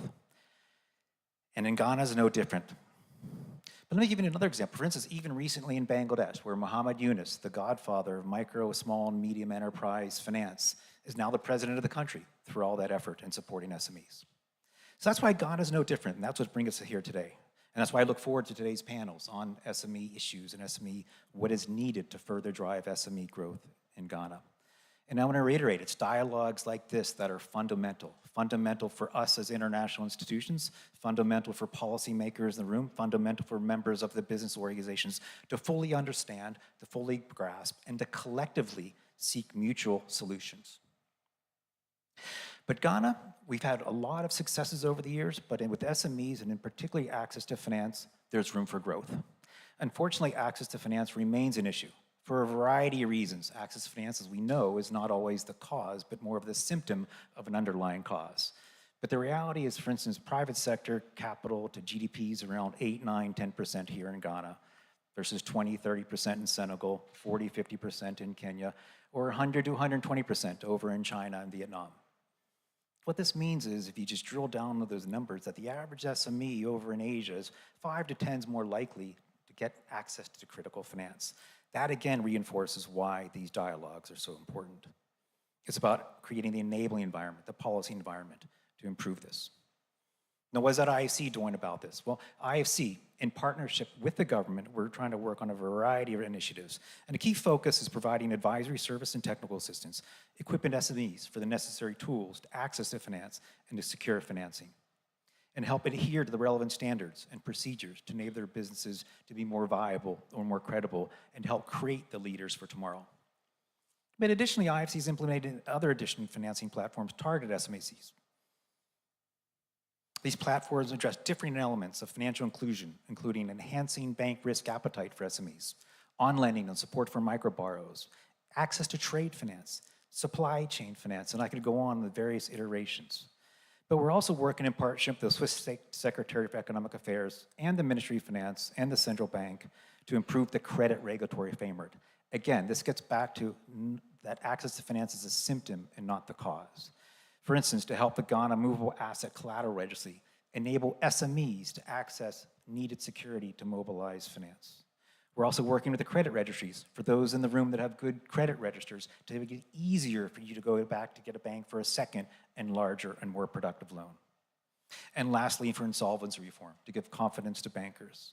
I could go on the advisory and on the policy efforts, but this gives you a kind of a sense of why we're here in this room. It's not just access to finance, but how to create a more enabling environment to register your business, to partner for your business, and to have the needs necessary to mobilize finance. But importantly, there's a big F in the IFC, finance. So I'd like to think we're not just talking, but we're walking the walk sometimes too. Over the past 12 months, we've provided over $400 million of commercial finance to private enterprises in Ghana. And this, for instance, in support of the SME Go initiative, we provided over $150 million in support of SMEs and SME access finance. This includes focused SME lending, woman-owned enterprises, trade finance, as well as significant volumes to promote the enabling infrastructure for SMEs, better data access, enterprise zone, better payment opportunities. Knowing more is important. This means there are viable enterprises out there during the more difficult times of this past year. What this also points out is that now that the dark clouds of some of the fiscal problems facing are now lifting, there should be more and better opportunities for SMEs in Ghana in the coming years ahead. And as a result, we see a reasonable to increase this amount of financing, and there should be scope for increased financing for SMEs here in Ghana. And I'm sure the minister is expecting IFC to do more in the coming year as a result. Ladies and gentlemen, in conclusion, driving economic growth through SMEs requires a concerted effort by all stakeholders, financial institutions, government, academia, stakeholder associations, and private sector. By working together and collectively, we can create a robust economic system that supports SMEs, fosters innovation, and promotes more sustainable and prosperous development.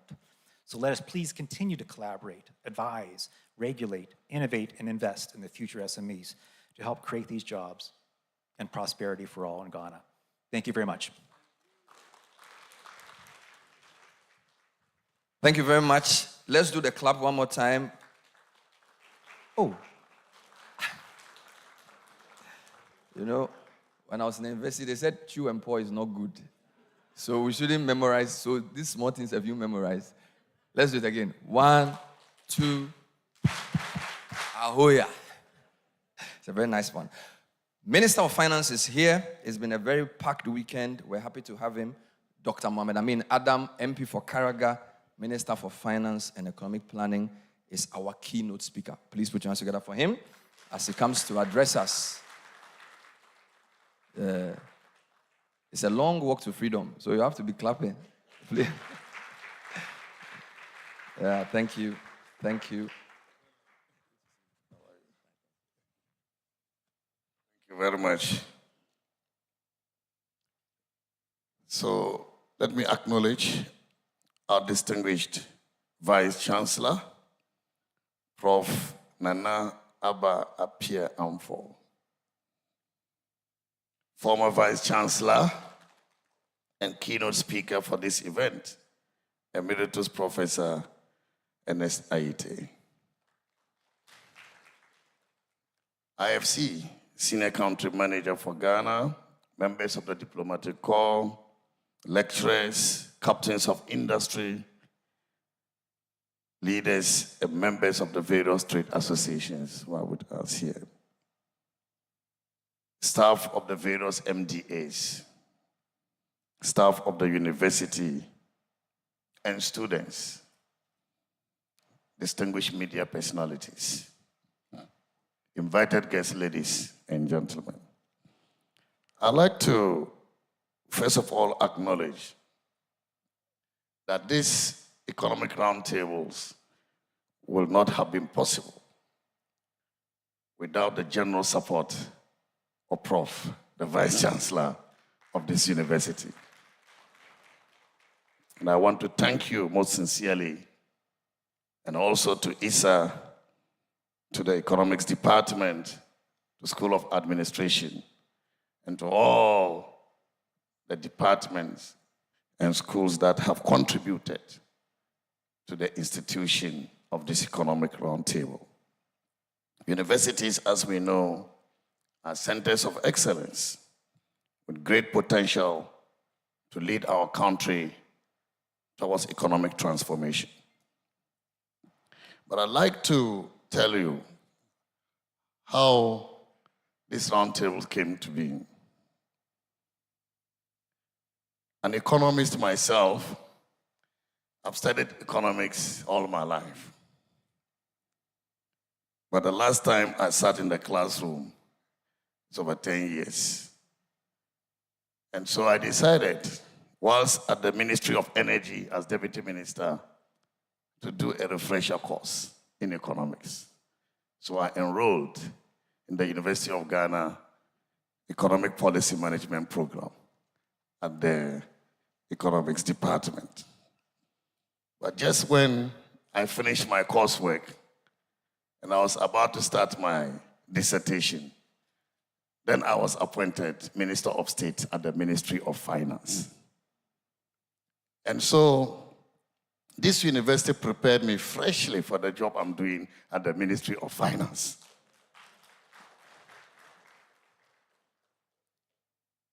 I have not graduated yet, Prof. And I hope by this our universities will change the modus operandi. Practitioners like me, when we come for courses, should not be taken through dissertation writing because we can't get the time to do it. So find a way to pass us.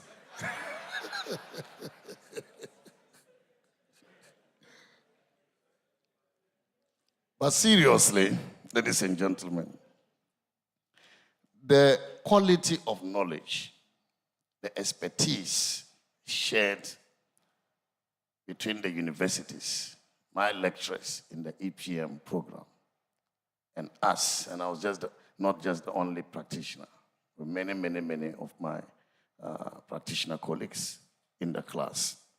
The quality of knowledge, the depth, and the relationship between what we do in the classroom and what we do in the field really inspired me.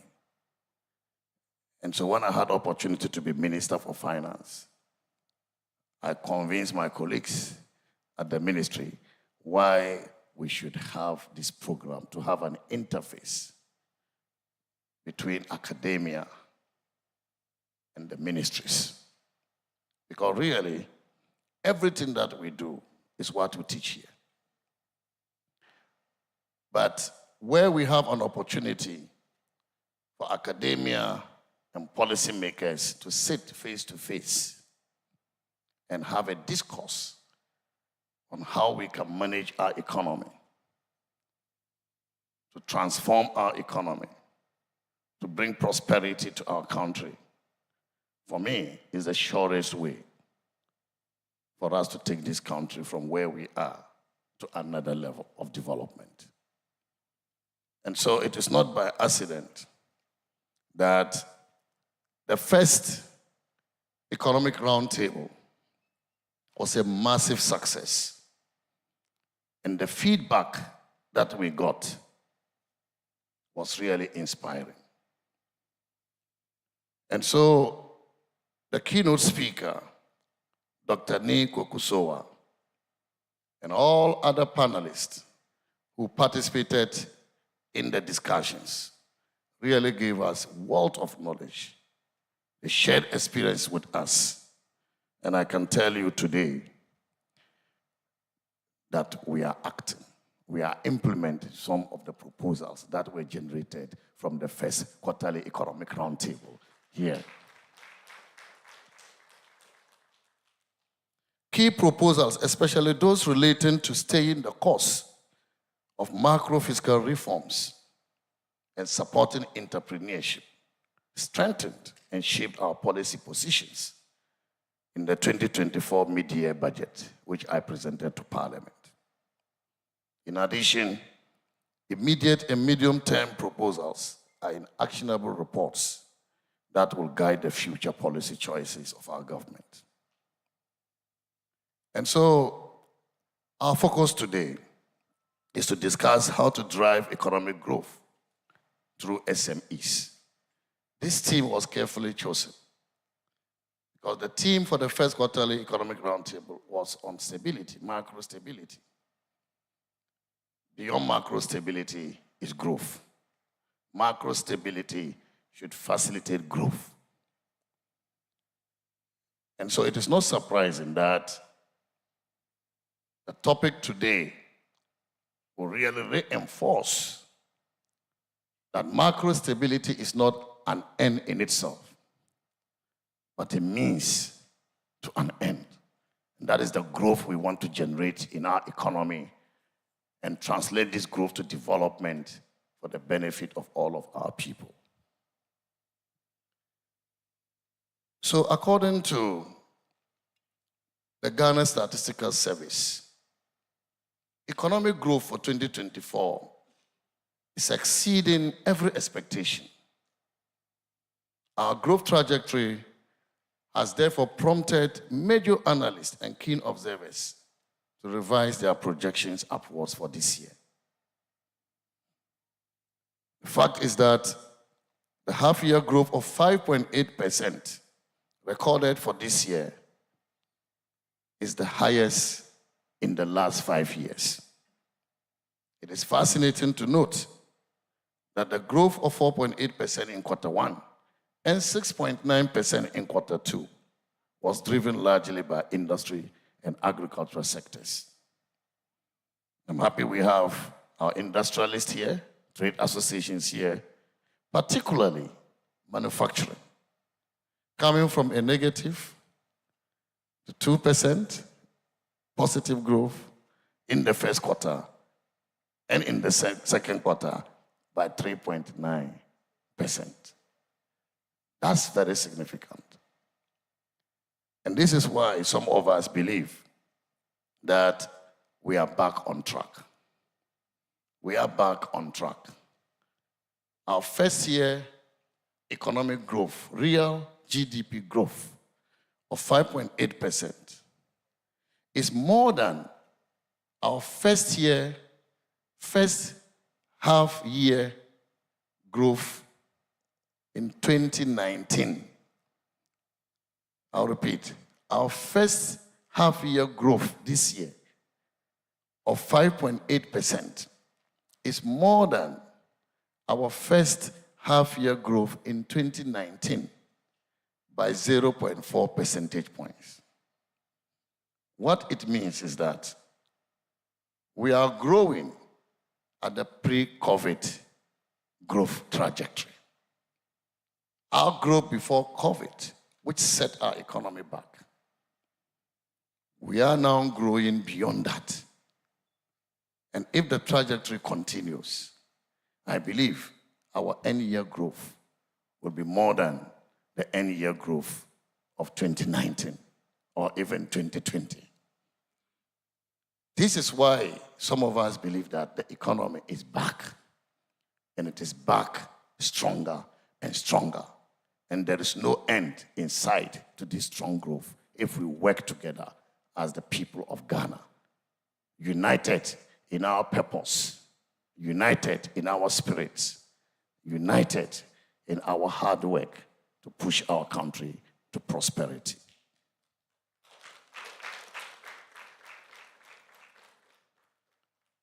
But we also know that future growth cannot be guaranteed if we don't take the right measures and implement the right policies. And this is why this roundtable is so important. Because through this, we will emerge with the right policies and the right measures and the right strategies that we need to implement to sustain this growth. And I'm excited that the roundtable is particularly going to focus on SME development, which is a key anchor for growth in our economy. I want to emphasize that SMEs are the backbone of our economy, contributing 70% to our GDP and constituting up to 92% of all businesses registered in Ghana. And so as the Ghana Statistical Service reports, the entrepreneurial resilience of SMEs is the driving force behind the remarkable recovery of our economic growth. And we must support them with all the strength that we can muster, with all the resources we can mobilize, with all the the expertise we can provide to them. So inevitably, today's discussions will touch on the challenges SMEs face, which include, as Vice Chancellor said earlier, access to finance, access to markets, and access to business development support. But they are also challenged by the tax systems that we operate. Most importantly, the discussion will focus on how we can address these challenges to optimize the gains from SMEs for job creation, for income generation, and for economic expansion. Thankfully, government is already deepening actions in this regard. We've operationalized the 8.2 billion Ghana cedi SME Growth and Opportunity Program, SME Go, and I understand a presentation on this was made earlier to you. This program was launched by His Excellency President Nana Addo Dankwa Akufo-Addo in July 2024 to help address the challenges that are enumerated. We've secured strategic support from the African Development Bank and the International Finance Corporation to support the process. We aim to strengthen our SME development pathway through this intervention. And our plan through the SME Go program is to support SMEs to go forward and to leverage regional and global opportunities. The SME Go program complements other programs we are implementing. For example, a $200 million Ghana Jobs and Skills Project and another $200 million Ghana Economic Transformation Project, which we are implementing with the World Bank. And through these projects, we have been able to address some of the skills gaps. We have been able to improve on building labor statistics and also advancing business reforms. And we are also, through these projects, promoting export and market linkages within the framework of the Africa Continental Free Trade Area. In addition, we've continued to rationalize and strengthen the operations of key institutions like the Ghana Enterprise Agency, the Ghana Commodity Exchange, Ghana Exim Bank, National Entrepreneurship and Innovation Program, Venture Capital Trust, which are all partners implementing various aspects of the SME program. It is important to note that these private sector focused interventions, including the SME Go program, will receive direct impetus from the significant positive changes currently occurring in the economy. We were told that some companies left Ghana when the economy went down. But it is also important to note that companies are returning to Ghana because they see the economy is growing, the trajectory is positive, and hopefully they can partner with us to move the growth of the economy further. The latest I've heard is Virgin Atlantic, which famously said only yesterday they have returned to Ghana to operate as an airline because they see the economic recovery to be real and they see the future of Ghana to be positive. There are many, many other companies we haven't heard of, but they are coming and they will come. And so let's get ready for them to build that strong partnership. Let's get ready to use the capital they are bringing in, the expertise and technology they are bringing in, so that we can leverage them to support the growth of the economy. And this morning, I'm coming from a program where His Excellency the Vice President, Dr. Mahmoud Bawumia, launched 2 groundbreaking digital platforms.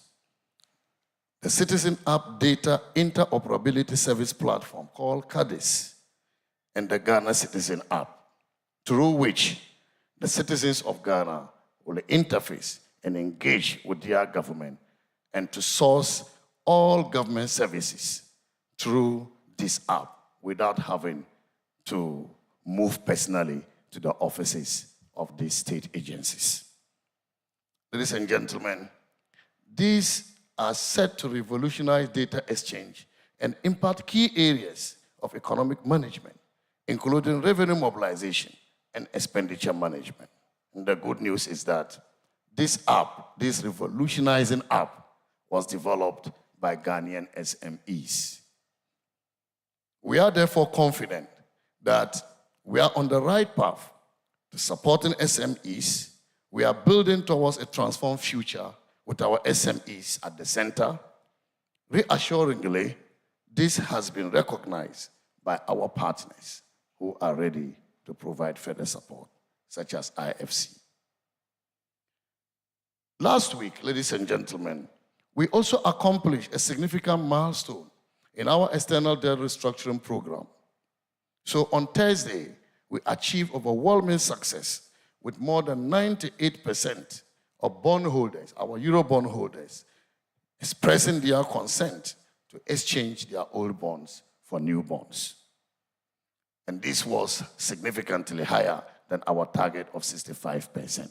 Again, a show of confidence by the international markets, by the international community in the trajectory of our economy. This is a remarkable vote of confidence, and I am very excited about the prospects of our country in the future. Through extensive negotiations and in the spirit of partnership, the completion of this debt exchange will lead to the cancellation of $5 billion of Ghana's debt stock. And so we negotiated to restructure $13 billion that we owe to our Eurobond holders. Through the negotiation, they are canceling $5 billion of these debts. And not just that, we also achieved a debt service savings of $4.3 billion over the next 2 years. What this means is that the interest on these debts have gone down because we managed to negotiate the interest down from 8% to less than 5%. And so your government has done a very strong negotiation as far as the restructuring of our debts are concerned. And this is the reason we are achieving these very great concessions. But this also means that we should not go back to the era where we achieved unsustainable debt levels, because we cannot continue to overborrow and go to do debt restructuring. We may not have that opportunity again. And therefore, this government will take to Parliament before the end of the year a bill to make amendments to our Fiscal Responsibility Act that will put debt limits on government, on every government of Ghana, so that we don't go back to the era of unsustainable debt, which has hurt us and hurt many, many, many Ghanaians, particularly those who participated in the domestic debt exchange program. Last Friday, the IMF also issued a vote of confidence in our economy by announcing a staff-level agreement for the third review of the IMF-supported program. We expect the board of the IMF to meet on this soon and to approve our third review that will pave way for the disbursement of $360 million to Ghana. And this will bring the total disbursement under the IMF program to $1.9 billion. And so as a country, we've gone through difficulties, but we are also poised to turn the page on this difficult period and start a new chapter of economic growth and transformation. Indeed, this new chapter will be helped by the progress we have made with growth-enhancing infrastructure across the country. Mention some of them. International airports in Kumasi and Tamale, Accra-Tema motorway project, which we have started, the interchanges, the Kaswa-Winneba Road or Fankon-Sawam Road, a lot of them. Tema, Akosombo Railway Line, a lot of them. Because we expect all this to positively impact SMEs by reducing transaction costs as well as improve connectivity to local and regional markets. Ladies and gentlemen, as we engage today, it is my sincere expectation that we are guided by our unity of purpose on SMEs.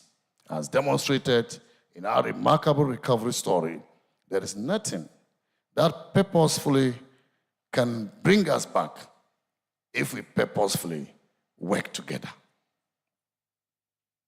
I am comforted by the presence of well-meaning Ghanaians here, especially our experts and our faculty members who have continued to shape the direction of our country. And I want to use this platform to call on you not to sit on your oars, not to relax in the lecture room, but come out and engage us forcefully. And the opportunity is here for such engagement to ensure that we build consensus on our policy direction for the benefit of economic management in this country to bring prosperity to our people. We are fortunate to have the distinguished and reputable Ghanaian economist emeritus, Professor Ernest Ayeti, to set the tone for a congenial discussion. Prof and I know each other so well. We've done some work together outside Ghana, and I have no doubt about his pedigree, his excellence of knowledge, his willingness to share his knowledge, and his readiness to give us the ideas that all of us can leverage to shape the direction of economic policy for the benefit of our country. And so, Prof, while I pay tribute to you, I do this believing that by the time we leave here, you and our panelists who will sit on the various discussions will make our country richer than before in terms of the ideas and the policies that we need to implement to bring relief to our people, to champion the Ghanaianness in us, that Ghana is the best in the world and we can reach any height if we work together. And so I thank you all and I welcome you all. God bless our country.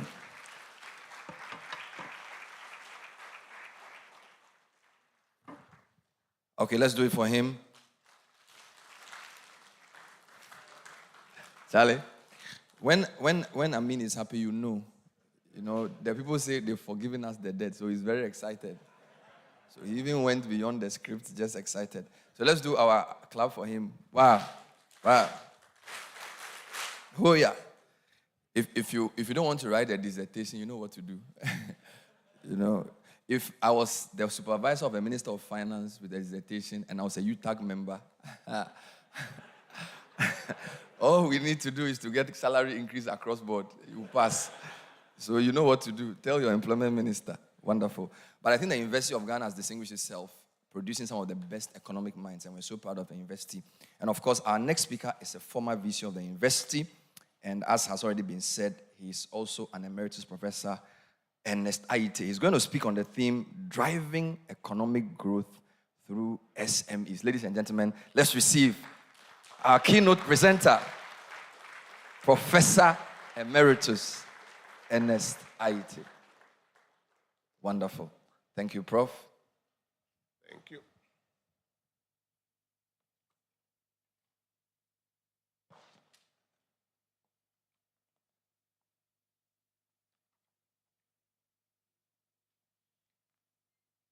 Honorable Minister of Finance, Dr. Mohamed Amin Adam, Madam Vice Chancellor, Professor Nana Bapia Amfo, Mr. Kyle Kelhofer, IFC Senior Country Manager for Ghana, distinguished ladies and gentlemen,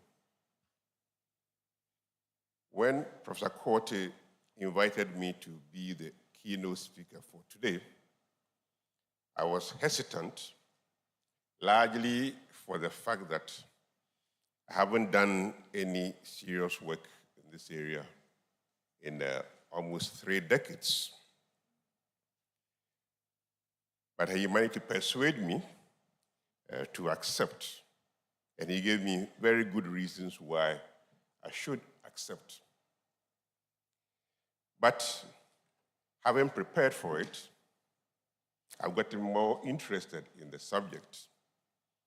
And again, being here this morning and having listened to the various presentations has rekindled my strong interest in this area, dealing with small and medium enterprises. In today's talk, there are three things I want to focus on. The first is basically to acknowledge the significance of SMEs in driving economic growth. I do talk about the constraint, the major constraint they face, which will make it difficult for them to be productive, a lot more productive. And then I talk about the fact that as a result of the challenges that they face, they are unable to make the transitions that will propel the growth that we are looking for. Those transitions are what will create or enhance productivity. And it's for the productivity that the economy will grow. So, Honorable Minister, my point basically is, it is not the number of SMEs that you have, but it is how productive they are that will help you to drive growth in a sustainable manner. And then finally, I will look at some of the usual proposals that have been made for enhancing SME productivity. Dealing with this reminds me of one of the first things I did as a researcher. In 1988, I was a young man. I didn't have any gray hair. I spent 6 weeks in Techiman in November 1988, doing my first ever field work, and I was doing a survey on behalf of the German against the GTZ in those days. Today they are called GIZ. Yeah. So I was there with a number of colleagues, the late Professor Janssen, and then Dr. Gechi from ISA.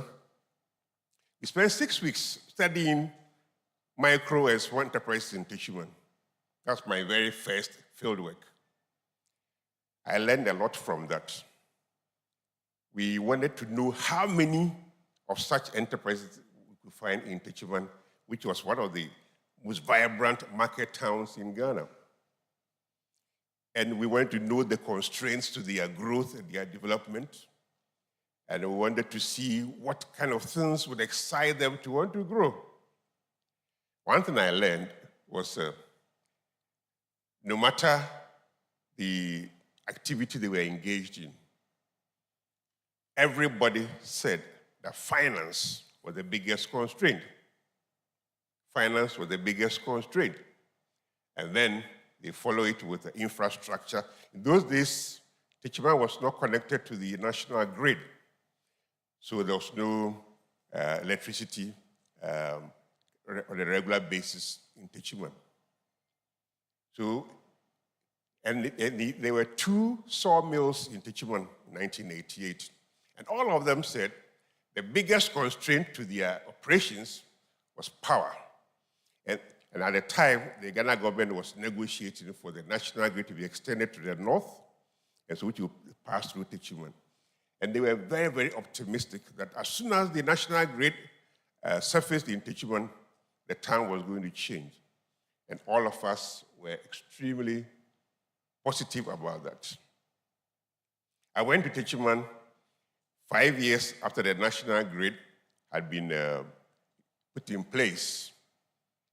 And the only thing that I saw in Techiman that was not there before was another sawmill.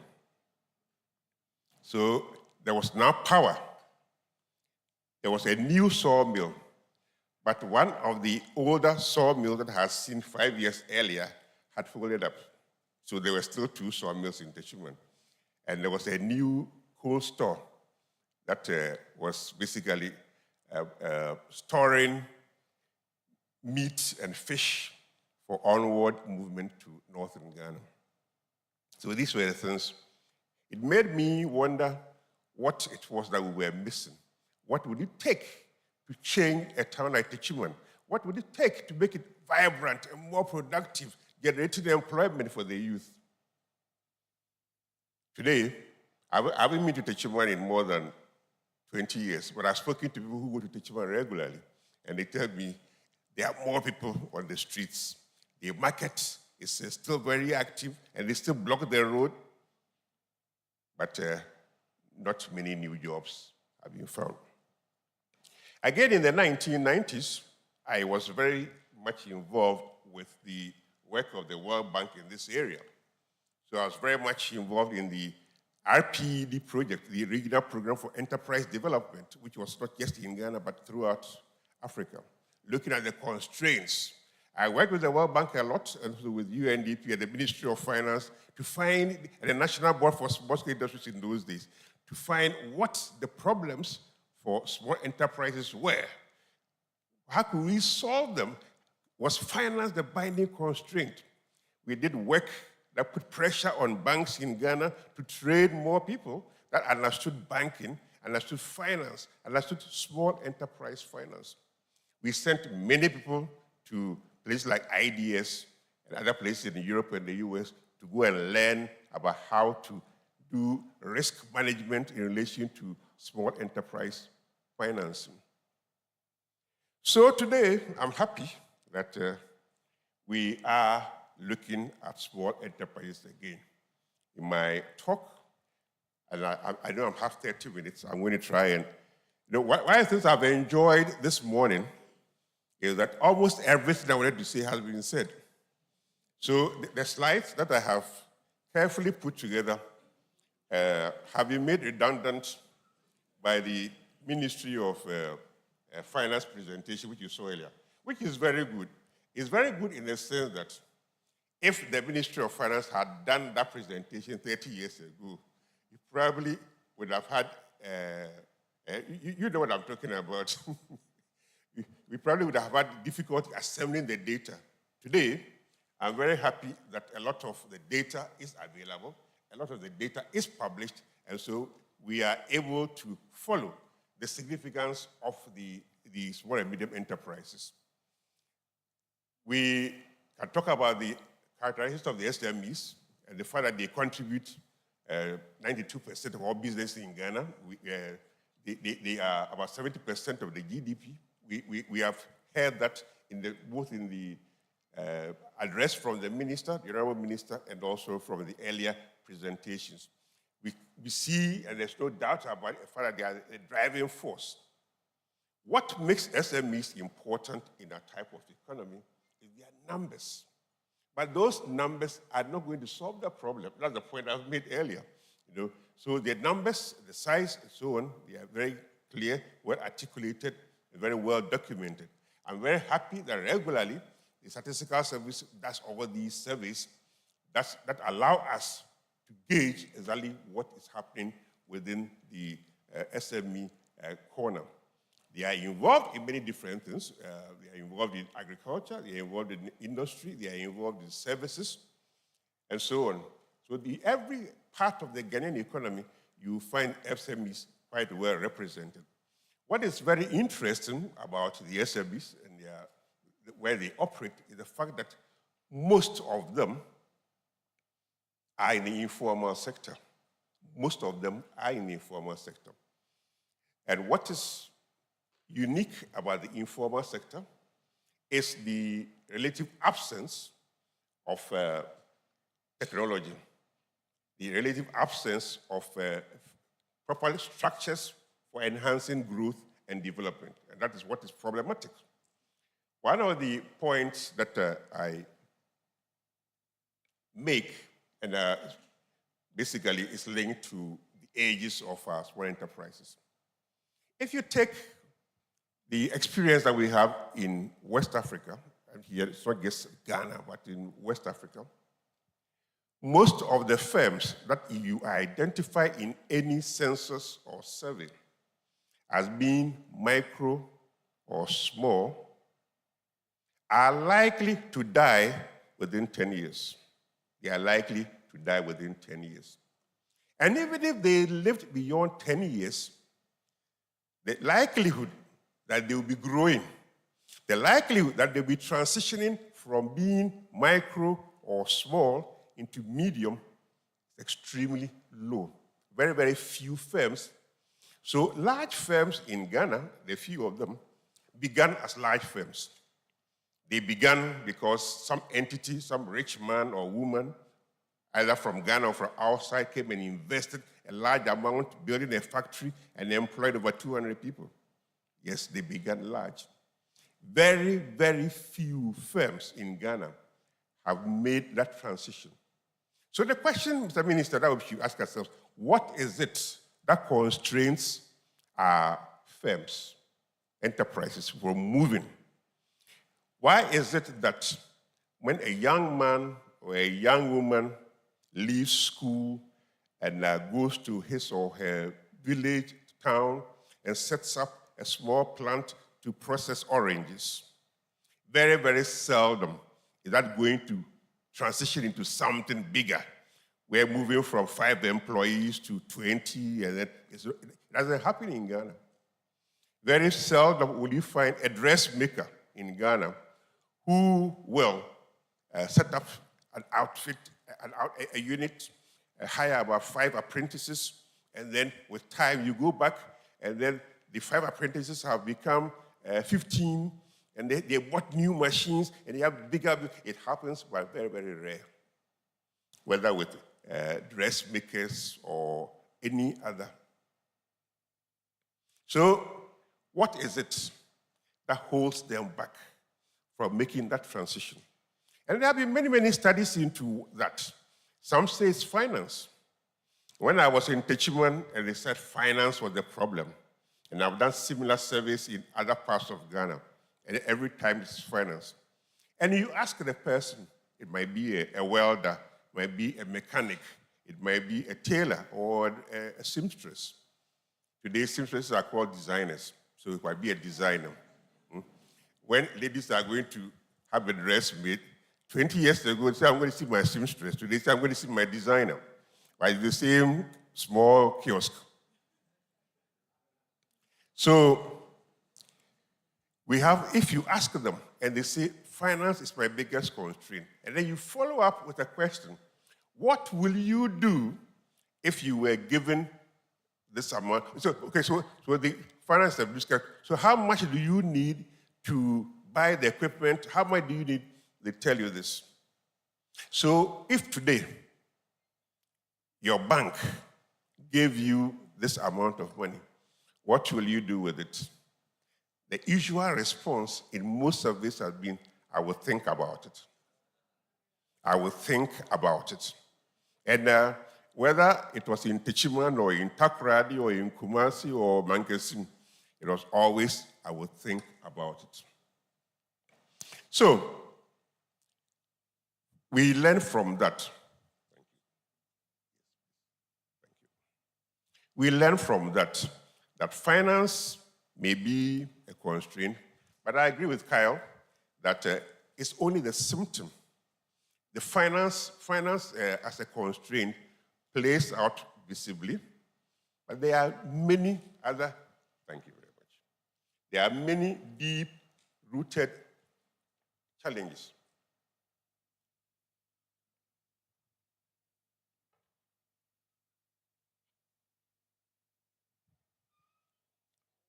Sometimes they talk about infrastructure. So I gave you the example of power in Techiman. So the power comes and nothing changes. So infrastructure we know is a problem. Then we can talk about the regulatory regime. So these are the access to finance, regulatory environment, high level of informality, lack of innovation, operational risk. These are all things that we associate with the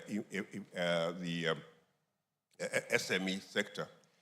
These charts basically are to let you see the challenges we have with access to finance, the fact that many of them will indicate in various surveys that finance is a problem, it's there. So 90% firms of small enterprises do have a challenge. The same thing for the medium, the same thing for the large. It goes on and on and on. So basically, and it's not a Ghanaian thing. You'll find it all over the place, that finance is a major constraint that will be cited and so on. So how do they finance things? The use of internally generated resources will be the main thing.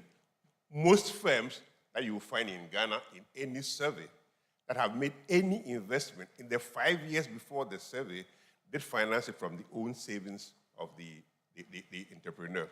That's how things are. So the regulatory environment, the extent to which it affects different things is shown over here. What we do have in Ghana is not much different from what you find in other parts of Africa.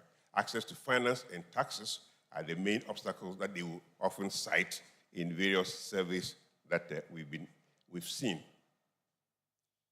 Again, the number of days to obtain a permit, you will find that clearly what we have in Ghana is not any different for many parts of the region. The type of challenges that they will face are what we present over here.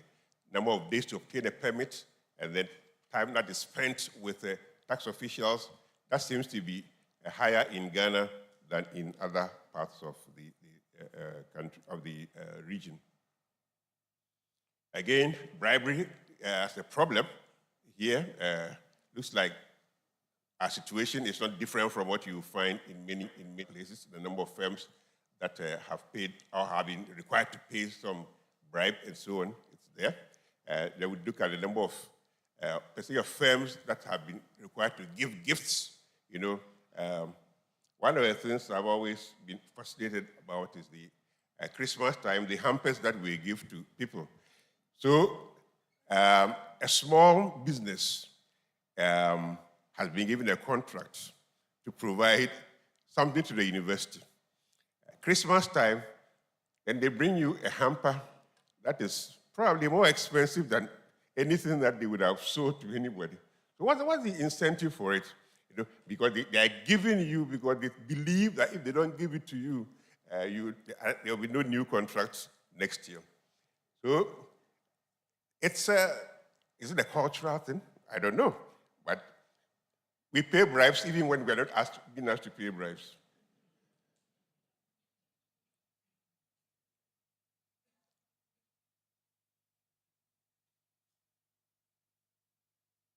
So I've already spoken about informality. So let me go to Peter. How am I doing on time? How many minutes have I done? I think you are enjoying it. Good. So basically, in terms of spending on R&D, I was very happy with the Ministry of Finance presentation where they spoke about the effort to work closely with the university and the program that you have for locating this hub at the University of Ghana. The idea being to bring research and development a lot closer to Ghanaian enterprise. I think it's a very, very good initiative. One has to carefully think through various components of it to make it a viable activity. So provide here evidence of firms that have introduced a new product, firms whose new product or service is also new to the main market, and percentage of firms that introduce a process of innovation. One thing that is clear to me, or has been very clear, is that technology has changed a lot. Technology has changed a lot in the production of many things, whether in dressmaking, whether in the auto industry, or any other process that we can think about. So technology has changed a lot. Largely, information available to manufacturers, information available to other enterprises and so on, has improved a lot. And this is the kind of thing that we expect to incentivize change in the way processes are organized. But we haven't seen much of that. We haven't seen any survey in the recent times, at least in the last 5 years, that suggests that productivity has been enhanced as a result of new technologies being applied. Of course, there are always exceptions, but we shouldn't make the exceptions become the order of the day, the exceptions being the ones that guide. So there are ways in which we expect technology, innovation, SME growth to lead us. Importantly, we expect a lot of change to come in terms of the knowledge spillovers.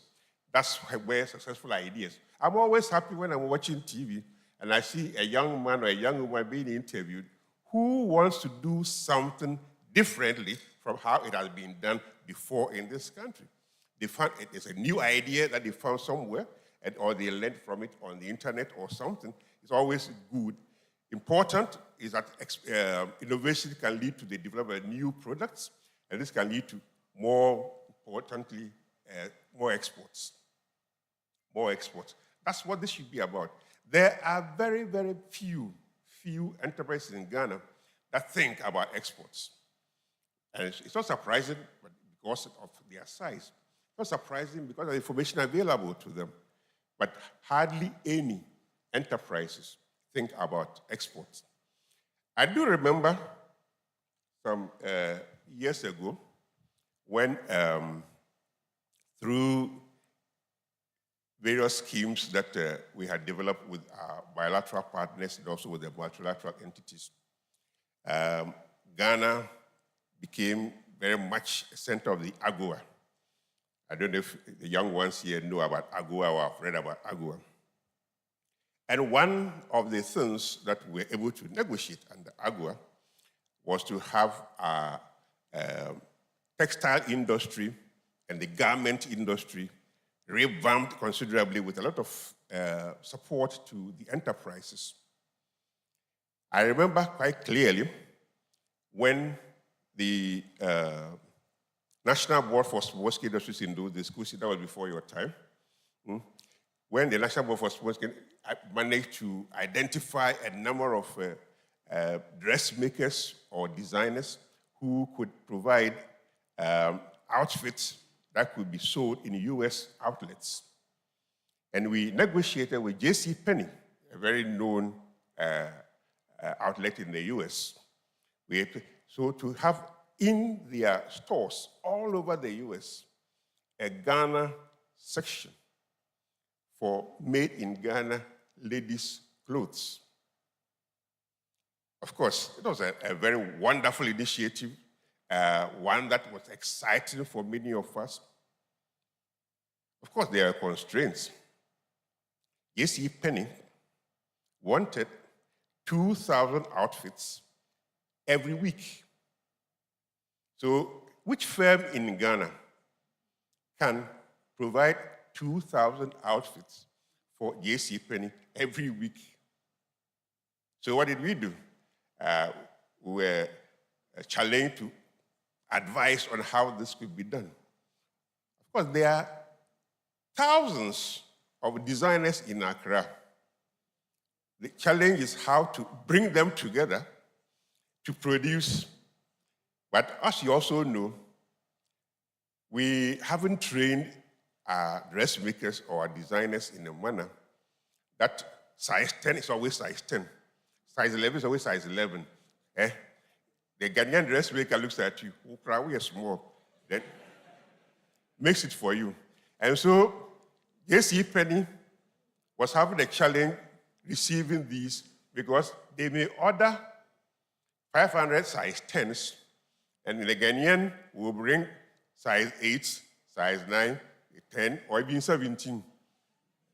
Because as far as we know, I look at you and I do it for you. I'm not used to all of. So we haven't learned, or we didn't, in those days, that's 10 years ago, we had not learned how to use common standards. We had not learned how the market has to be satisfied in a way that reflects what is possible. We haven't learned that. I don't know whether today we know what size 10 is and we know what size 14 is. When we are buying, we say, oh, they may say 14. We know that. But whether, you can order 5 shirts from a Ghanaian tailor, And the same for the same person. He takes your measurements. One will be bigger than the other. You know, that's how it is. How do we change those kinds of ideas? How do we put in place? Minister, this is why you're laughing. You see, it's how do you build a factory where there are 20 dressmakers there? And this one has a contract to make size 10s. This one has contract to make size 12s. This one, and then they all do it based on, and there's somebody whose job it is to ensure that the quality is uniform across the board. These are the small things. They may appear like small things, but they make a very huge difference. Just imagine that Ghanaian dressmakers can provide J.C. Penney with 2,000 garments every week. It will provide an incentive for younger people. It will stimulate their interest.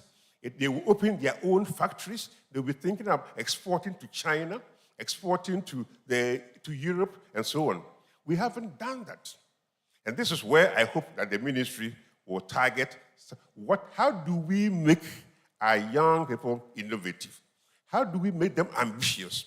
So it's not simply about having a few dollars in your pocket, but it's about being able to meet the demand from your customers. That's something that we need to really work on.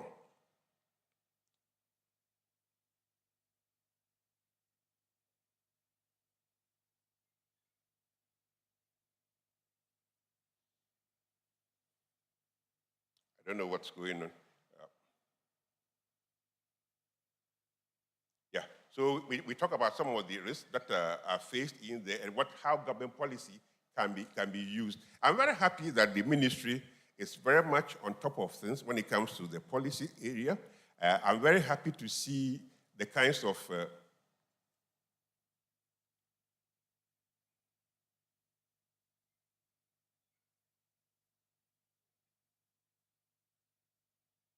So in all of these slides, I basically talk about whatever advantages we are likely to gain as a result of innovation in our SME growth and so on.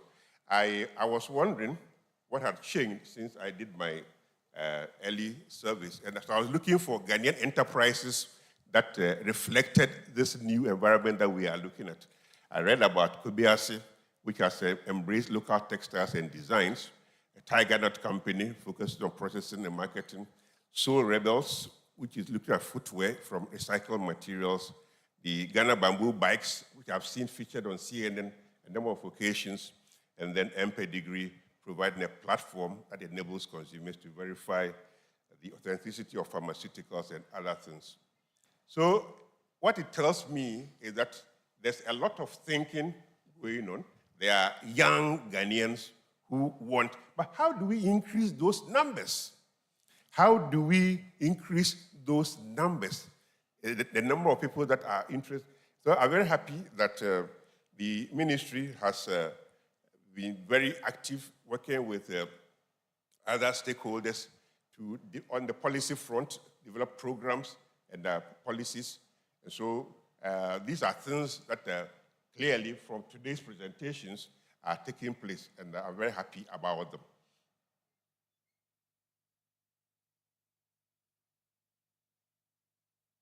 So here we talk about what you find in the policy documents. They be mentioned in today's presentations, and so I'm very happy about that. The number of agencies that are interested and are involved in this, all listed here.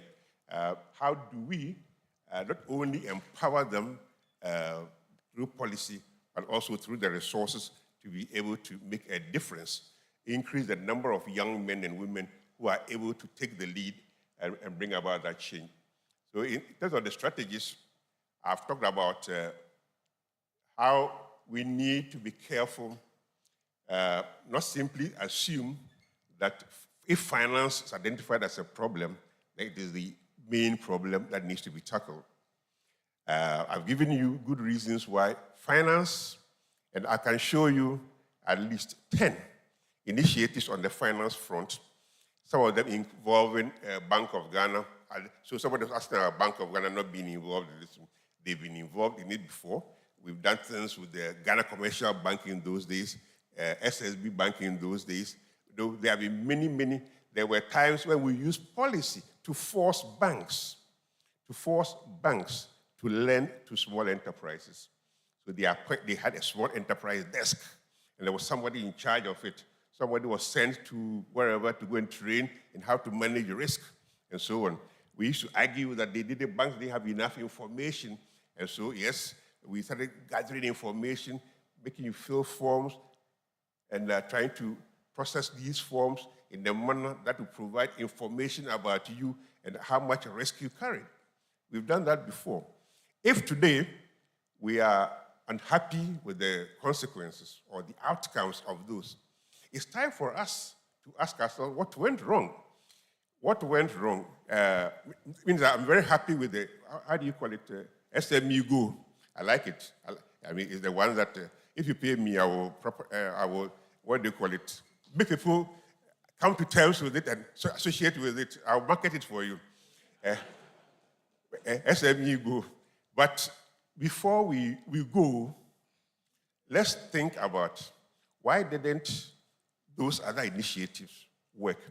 Why didn't AGOA stimulate a change in the way SMEs worked? Why didn't we transform the garment industry in Ghana? I think those days, the Ghana Association of Industries, Association of Ghana, AGI, was very much a part of it. So I hope you will tell us why things didn't work. So, Mr. Minister, I'm very happy that things are moving the way they are, but I'll be even happier if we show that we have learned from the earlier initiatives. Money may be important, but money is not everything. Thank you very much.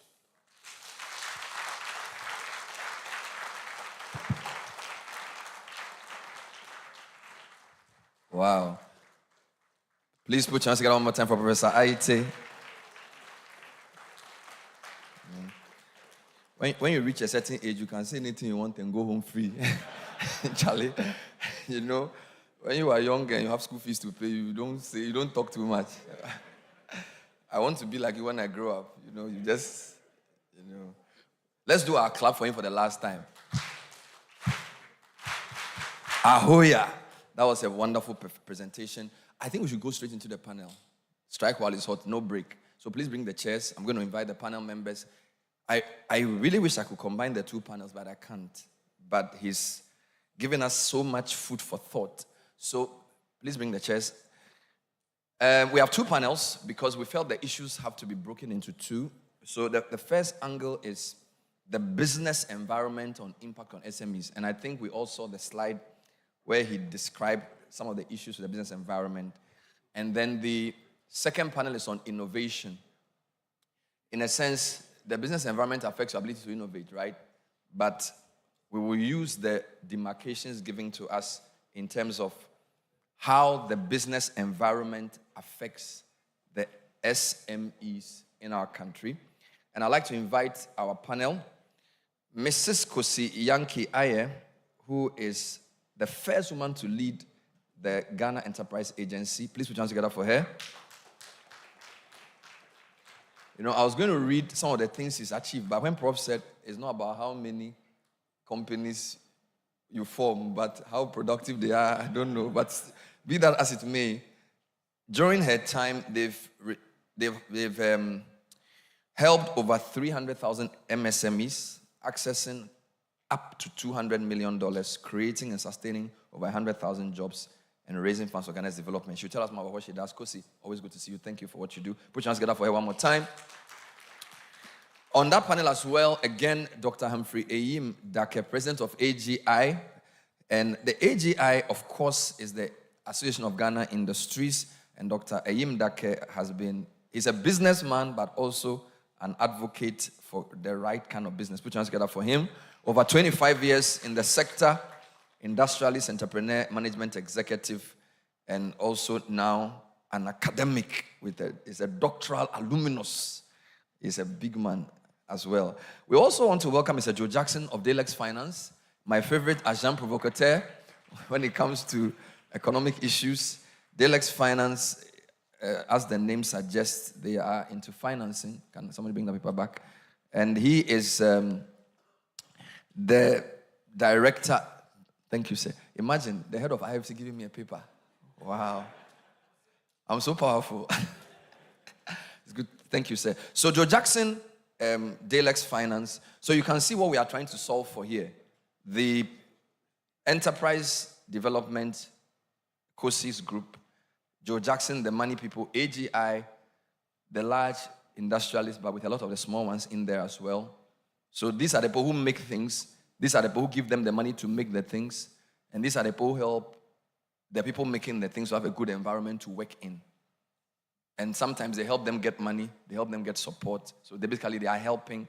And then, of course, the person who puts everything together so we can understand it is Professor Pisakorte of the University of Ghana. Issa, put your hands together for him.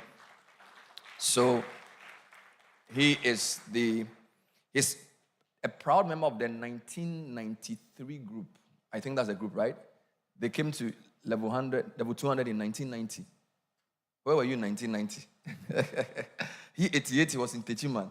1990 was the first time I saw a colored television and I watched Italia 90. Who was the top striker for Italia 90? Toto Schilacci. You see, you didn't watch it. It's from Italy. He's the top striker for Italia 90. This was when Roger Milla was Roger Milla, 1990. So he was in level 100. He was in Techiman with some people looking for something. The question is, where were you? Now, what are we going to do? This panel is a rich panel, so I have a strategy. First, I'm going to allow them to introduce themselves so they admit that they are the person we say they are, because it's very important. Number two, they will comment on the presentation in terms of what they found to be most profound or most interesting. I hope this is a good plan, right? Then I'll ask you just one question based on your sector, right? Then I'm opening the floor. So I'm going to waste time. So question one, are you the person we say you are? Question two, do you agree? Do you disagree? What do you like about what Prof said? Question three is more specific to your area. And then I'll open the floor for question four. So if you like that plan, should I sit down or should I stand? I think I will sit. Let's test your mics. So Professor Korte, can you say hello into your mic? Hello. Wonderful. Kosi, can you say hello into your mic? Just to be sure it's working. Hello. Wonderful. Joe. Hello. Wonderful. And Humphrey. Hello. Wonderful. Hello. Wonderful. So let me start with Joe. They say you are at Dalex. What do you do? Just talk to us briefly, 2 seconds, so we know you are the right person. You need to speak into the mic. I'm the CEO of Dalex Finance. Yes. Wonderful. And I listened carefully to Emeritus Professor Aite, and there was a note that he struck. In fact, I just tweeted about it as I was sitting here, which was his first point, that it is not about the numbers of the SMEs, and it is all about how productive they are. And his second point that struck a note with me was that fixing one of the problems doesn't seem to, or the most important problem doesn't even seem to resolve the issue. And the thought I thought was, maybe what is required is a holistic approach, that you can't just pick one item and fix it. And that as SMEs, we are facing so many headwinds that fixing access to finance and leaving all the other issues, fixing the issue to do with corruption or innovation or the informal nature of our business may not necessarily be, and that what is required is a holistic view that will try and fix a number of these factors all at the same time.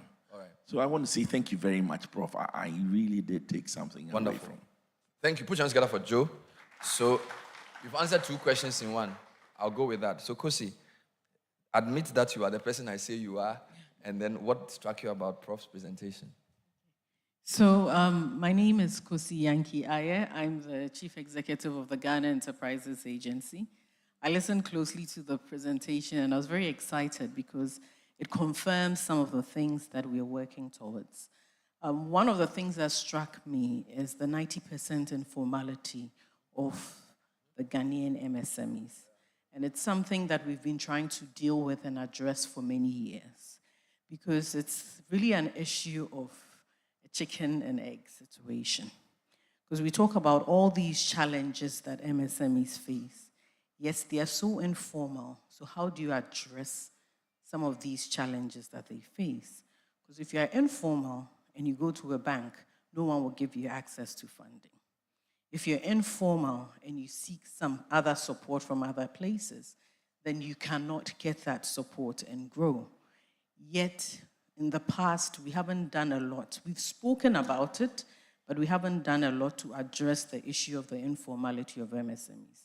Quite recently, in the northern part of Ghana, USAID led an intervention and actually did a survey and realized that through the work of the Ghana Enterprises Agency, a number of MSMEs had actually formalized their businesses. And it went beyond not just registering with the Office of the Registrar of Companies. Because most of the times when we talk about informalization, we just think it means going to ORC and getting your business registered. But through that, there were some transformations that came with it. So when you brought it up again, it struck me that yes, some work has been done, but there's still the need to do more. If you're going to enhance productivity and you are informal, then it can't go hand in hand.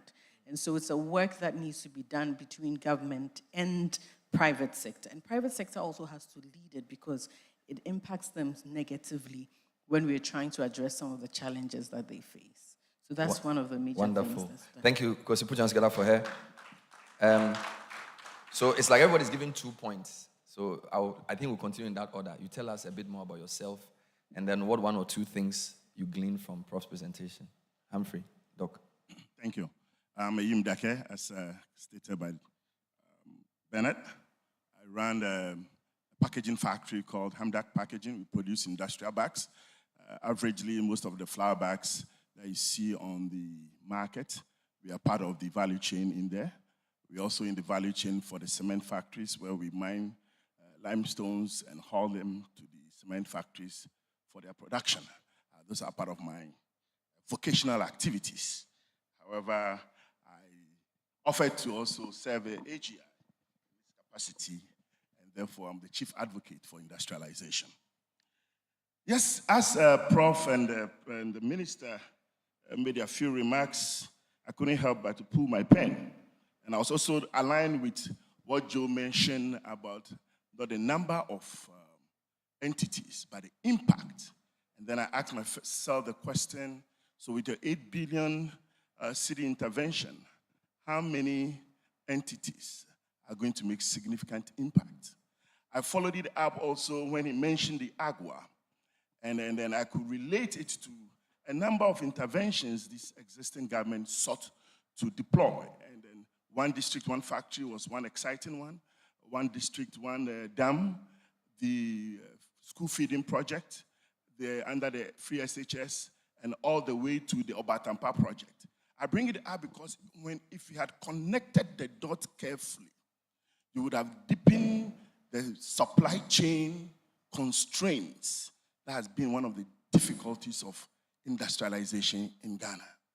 The value chain would also be created. So in the context of AGWA, similar thing happened when we were not able to deepen the supply chain and also the auxiliary value chain for those who were interested. Secondly, he mentioned targeting. So, Minister, you will need to do targeting. Target your growth pools. Target sectors that you want to see significant changes in your BOP, your balance of payment, through the port of entry. When you do such strategic targeting within your enclave, believe me to be within 3, 4, 5 years, you see the value chain and you create jobs in the value chain. And as you do that, the bigger challenge then becomes, and he mentioned that, what are the other constraints that are limiting the growth of non-informal enterprises to formal and to big enterprises? And on that score, I had a few discussions with a few of our professors when we worked in. That becomes a macro-related issue, the general macro environment. So whilst the Minister of Finance was excited about the reforms and the breaks in the loan facilities, what I captured in my notes, and I seek to tell him before I exit, is the confidence currently creeping into the economy. Mr. Minister, we pray that we can demonstrate it with sustainability, predictability of the macro fundamentals. Once we could get that aspect to complement all these interventions, I believe we will start doing great jobs for Mother Ghana. Thank you. Thank you very much. I call it a keynote intervention. It's an intervention with notes under the key. Thank you.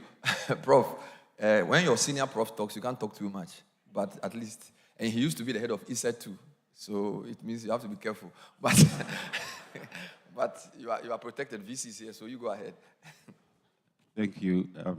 I think I really enjoyed the presentation, and many of the things have been said by the other panelists. But one other thing that struck me is the fact that some of the things we plan to do are not new. So access to credit, there's been the World Bank, the first made, there's been the NIDA support, there's been many of this support. But in addition to finance, there were other things, trading, getting entrepreneurs to prepare books. All of this have been done. Why did it fail?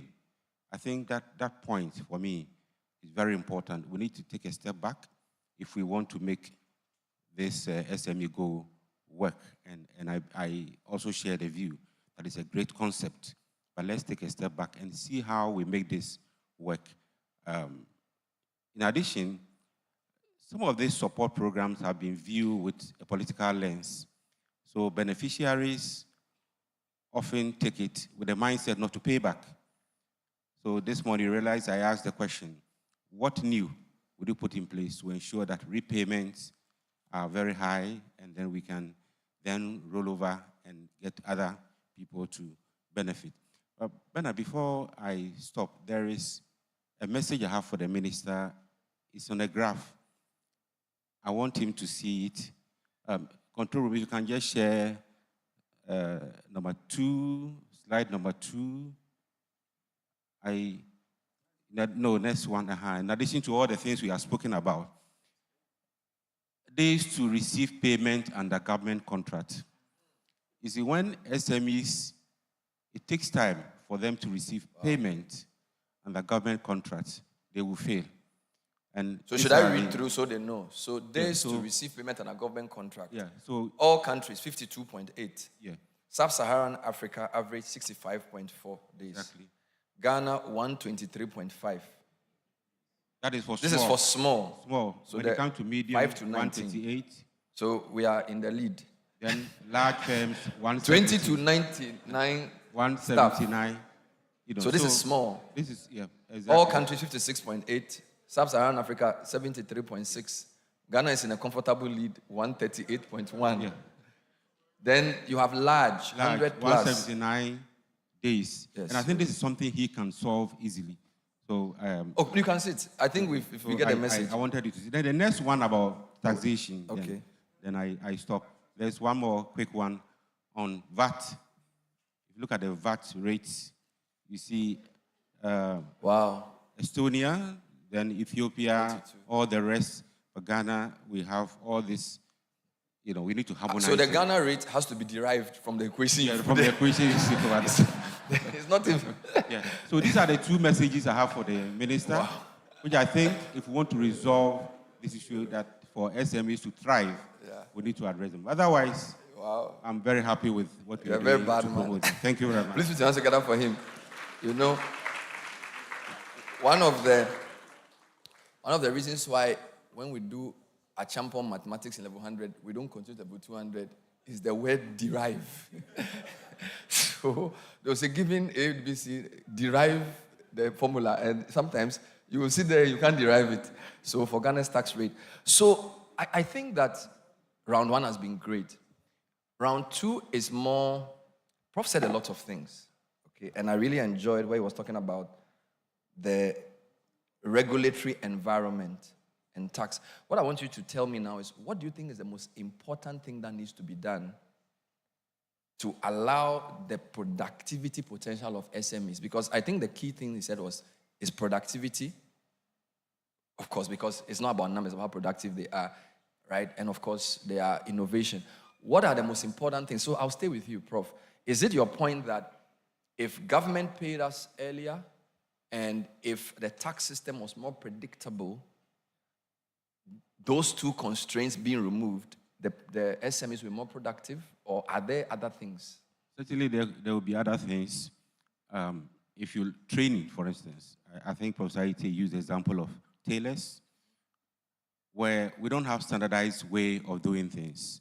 And if we leverage technology with training, I believe a lot of the SMEs will then have a better knowledge about some of the things they do.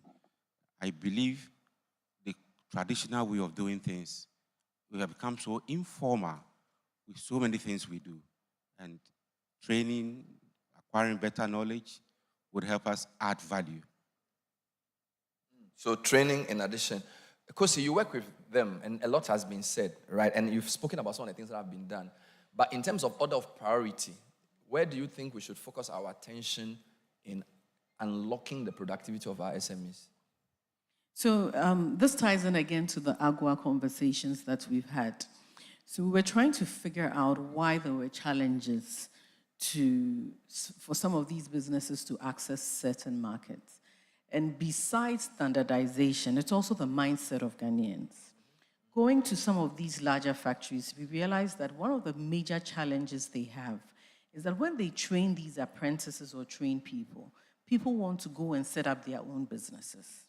So they leave the bigger enterprises. So they train them. When you're actually doing large orders for AGWA, you're not expecting that people would be sewing the entire dress. So it's a chain.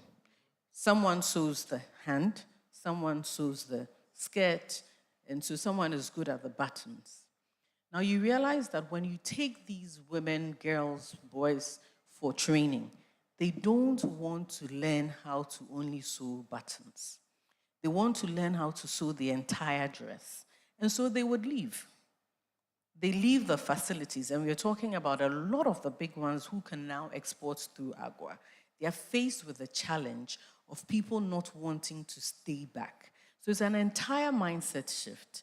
How do we change the minds of the people to understand that if you're going to produce on large-scale quantities and export, you can't do everything. You have to be able to learn part of it. And that's a skill we need to. The second is also the facility itself, the production, the business itself. So we've spoken about the human resource that comes. Now, I know, Professor, you did this survey for us. You've done an impact assessment for us under Kaizen. And we realized that the Japanese have this technology called Kaizen. And all the interventions we've done, Kaizen is what we've noticed has been able to improve productivity of Ghanaian businesses, right? They showed us. They did the survey, they went on the field and realized that productivity improved by 2 percentage points based on interventions we were given. So the training itself was so impactful and it was very necessary. And it didn't just look at targeting only the production line. It looked at the finances, it looked at the marketing, it looked at the management, it looked at the employees, it looked at holistically involving everybody in the process, even before access to finance came in, even before we even spoke about regulatory issues. It focused really on the business itself.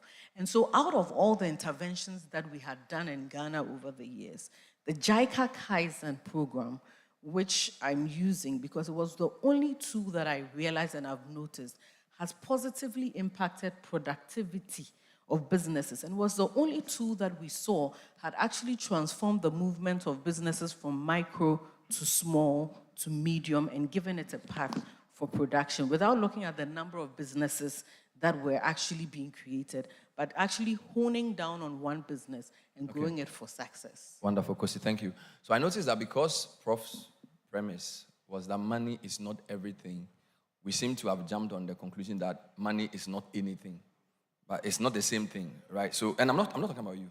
I want to preface my next question. So money may not be everything, but money is still critical. Access to the right kind of money, all right? So Joe, what I want you to do is, so yes, if you ask the typical SME, if I give you X amount, what do you do? He says, I'll think about it. But we do know that money is expensive. And not every kind of money. In his example, he said a bank.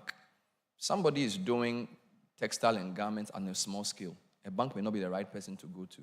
So what I want you to do is to talk about access in terms of the variety of financial sources, the kinds of financing. Do we have diverse? Do we have a multiplicity of options for the kinds of SMEs we have? If we don't, what should we do so that, because there's money you have, but the money you have is for certain kinds of things. Do you follow my logic? So how do we get the right kind of financing for the type of SMEs we have? Help us think through that question, Joe. Thank you. First of all, one of the what I'll call the myths is that large commercial banks provide SME funding. They don't. Large commercial banks provide medium and emerging enterprise funding.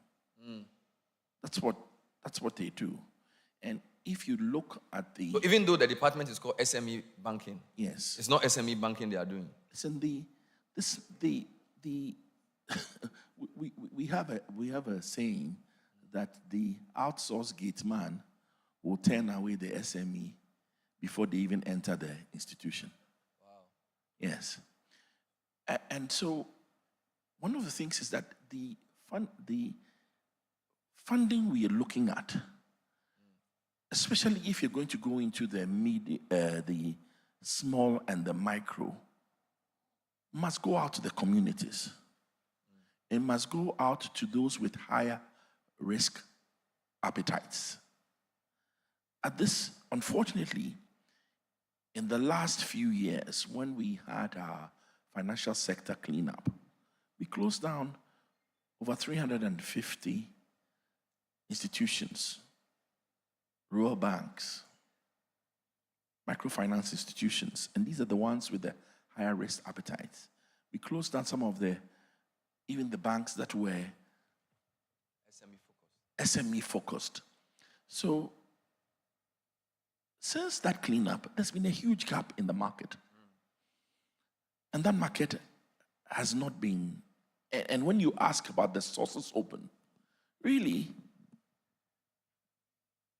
it's okay even if you're in Accra, you may have access to the banks, the big commercial banks. What happens when you're in Kokrantumi? What happens when you are in Tumu? Because the travel to Tamale or to Bolga or to Wa, that travel time alone makes nonsense out of the access to banks we're talking about. So if we're talking SME, we must start thinking digital. We must start thinking financial services over Momo. Because when you think about it, if you take all the banks, the branches, the ATMs, the points of sale, they don't even add up to 20,000 points of contact. The agencies, they don't even add up to 20,000 points of contact in this country. And that 20,000 is focused mainly in Accra, Kumasi, Takrady. If you take Momo, there are over 450,000 active Momo agents nationwide. So obviously, when you're talking about access to finance And access is, even the distribution, we must think about it differently. And we cannot continue to think about, it's nice and sexy to have 10 banks and give them money and ask them to do SME. But they will do medium and emerging. They won't do small and micro. So we have to rethink that whole process. If I think to what are the challenges to giving SMEs money, you know, the great thing for all of us here is that the single most important challenge is disappearing.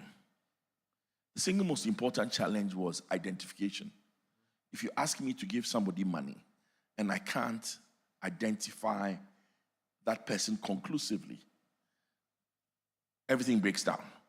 So for all its, what do you call it? Sometimes I like the tree proverb that says that even if you don't like the bush deer, you have to acclaim its speed. The Ghana card is starting to change things for all of us. And so that's one good thing. But there are other things. Interestingly, the single most important thing to me when I'm lending now to SMEs is the court. What? The court. Court? Yes. Because if I take collateral, I won't be able to access that collateral because I'll be bogged down in court almost forever. I have court cases that have dragged on for 15 years. I have court cases I'm dealing with now, going to court now, that occurred before I came into Dalex. That's how ridiculous it is. So we've got to, one of the areas we've got to look at is how do we get the courts to speed up this process? Because that, and let's not be confused, the customers also know that the court won't do, they can drag us in court forever. So they take advantage of the process. Okay, Joe, not to cut you, you've said a lot of things, which I want to sort of unpack. You've spoken about the identification issue. So the Ghana card helping us to know who is where. And in fact, today, the Launch the Citizen app, which sort of tries to integrate everything. All right, your national ID, where you live, your SNIT. So there's progress there. So that deals with that. You've spoken about the court. What I want you to deal with is the cost of money.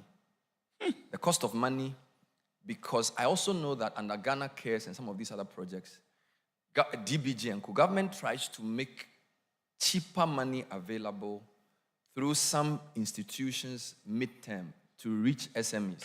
All right, so even for Agric, they even bring GERSAL to give these what do you call it, guarantees, because they recognize the problem. So even if the money is cheap, they are trying. So my question to you is, how do we deal with the cost of funds angle, in addition to the identification angle and the court angle? If money is expensive, there's no way you can lend it to somebody who is poor. So how do you deal with that? Bernard, you must have been taking a peek at my notes, but that's fine.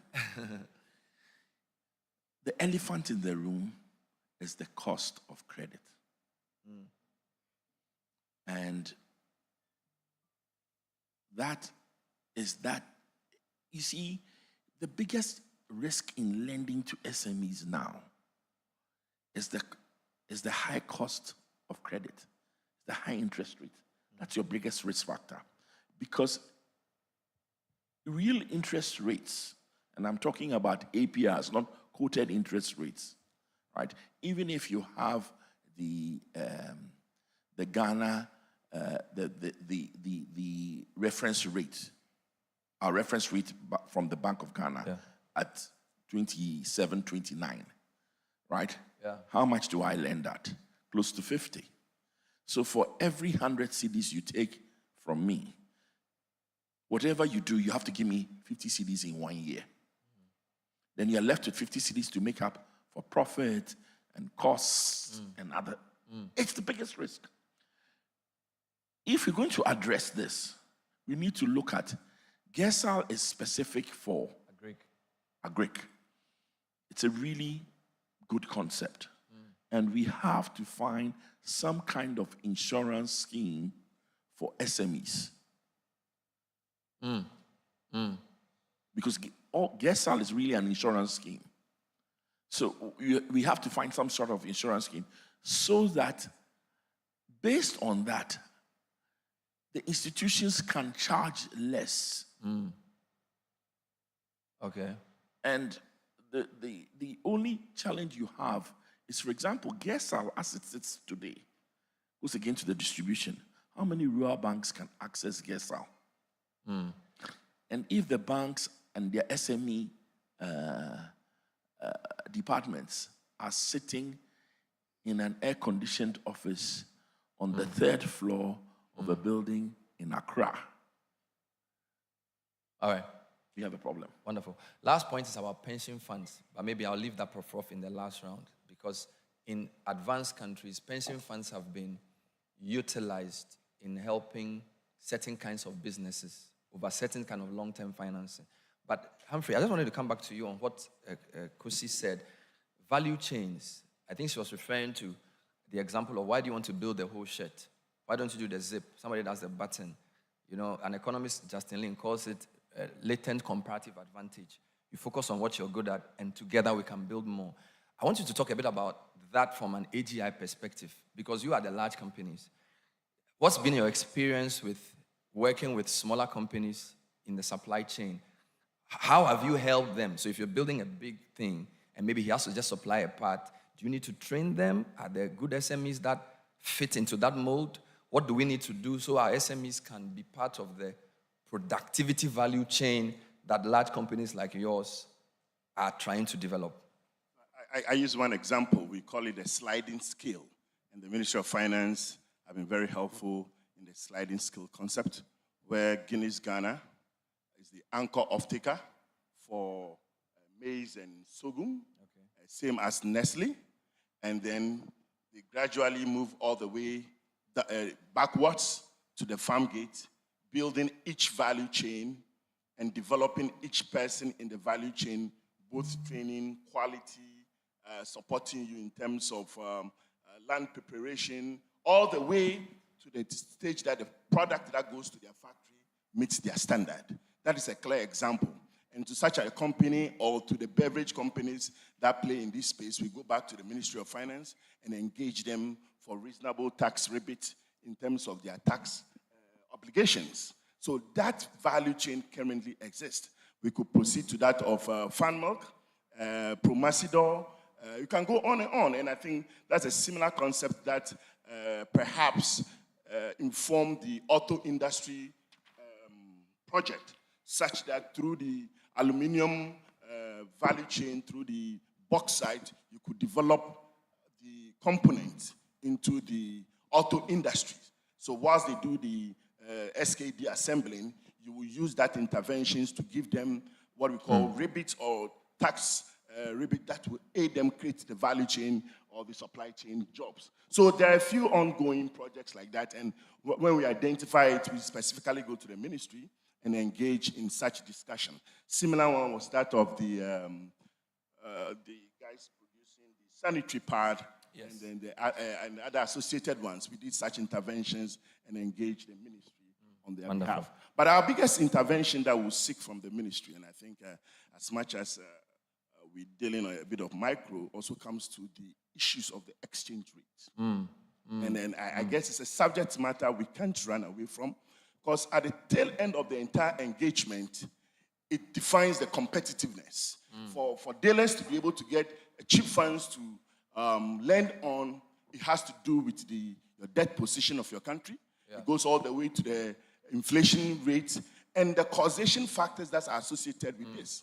And it's one topic we think in such an environment, the professors will allow us to provoke them to some engagement on this matter. It goes to the subject of this, the impossible trinity.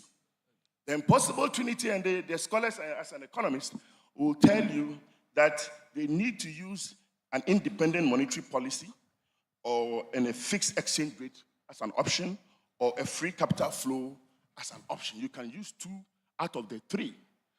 We bring this up strongly because the exchange rate has become the biggest challenge of our economy and the way it swings. And I drive this all the way to the port of entry. And our port of entry, may I also take the opportunity to recognize GUTA and also the Small Scalers Association and all members who are in the business community. At the port of entry, every 2 weeks, our cost of operation, whether you're a trader, you're a manufacturer, shoots up every 2 weeks because of the exchange rate management. That alone drives inflation through our books, our cost of production, all the way to the government's debt position. Recently, when Minister Amin was reading the midterm budget review, then he said the debt position was around 700 billion, and then depreciation was about 18 to 20%. Automatically, his 700 billion balloons. Once that balloons, there's a cascading effect on all production lines, all trading lines. So we seriously believe this subject matter of this impossible trinity must be discussed because it has fundamental issues to our macro engagement. Thank you. Put your hands together for him. Wow. You've also been doing EPM, because the way you are going, we all have to do EPM. You know, there's one last question for the panel, but I feel like I need to open the floor. It has to be with taxation, because Prof said a lot about the tax system, issues of inducements. What I want to ask the panel is our tax system cognizant of SMEs enough? You see, because you can say you recognize SMEs, but is there a difference in the way, not on paper, but in actuality? The way, I don't know if GRA is here, because I feel like if they were here to be nice, how they see businesses and the way they, is there a GRA person here? Oh, he's the GRA boss. Because, Prof, maybe your comment on the, how do we, because it's clear our tax system doesn't encourage formalization, okay? Because it seems punitive and it's very adversarial. Even the derivation of the VAT there tells you clearly that LOPO would like to swerve. How do we model a tax system that encourages more of them to come into the loop? I don't know whether it's digitization, mobile, I don't know, but there should be some way in which, because formalizing is good, yet a lot of them don't want to be known. Now, if you want to pay somebody Momo, they said, oh, charges intimate, Momo, mami cash. You get that kind of thing. So, can you think through that for us whilst I take comments? And then you would add that as your concluding remark? Or you want to deal with it now?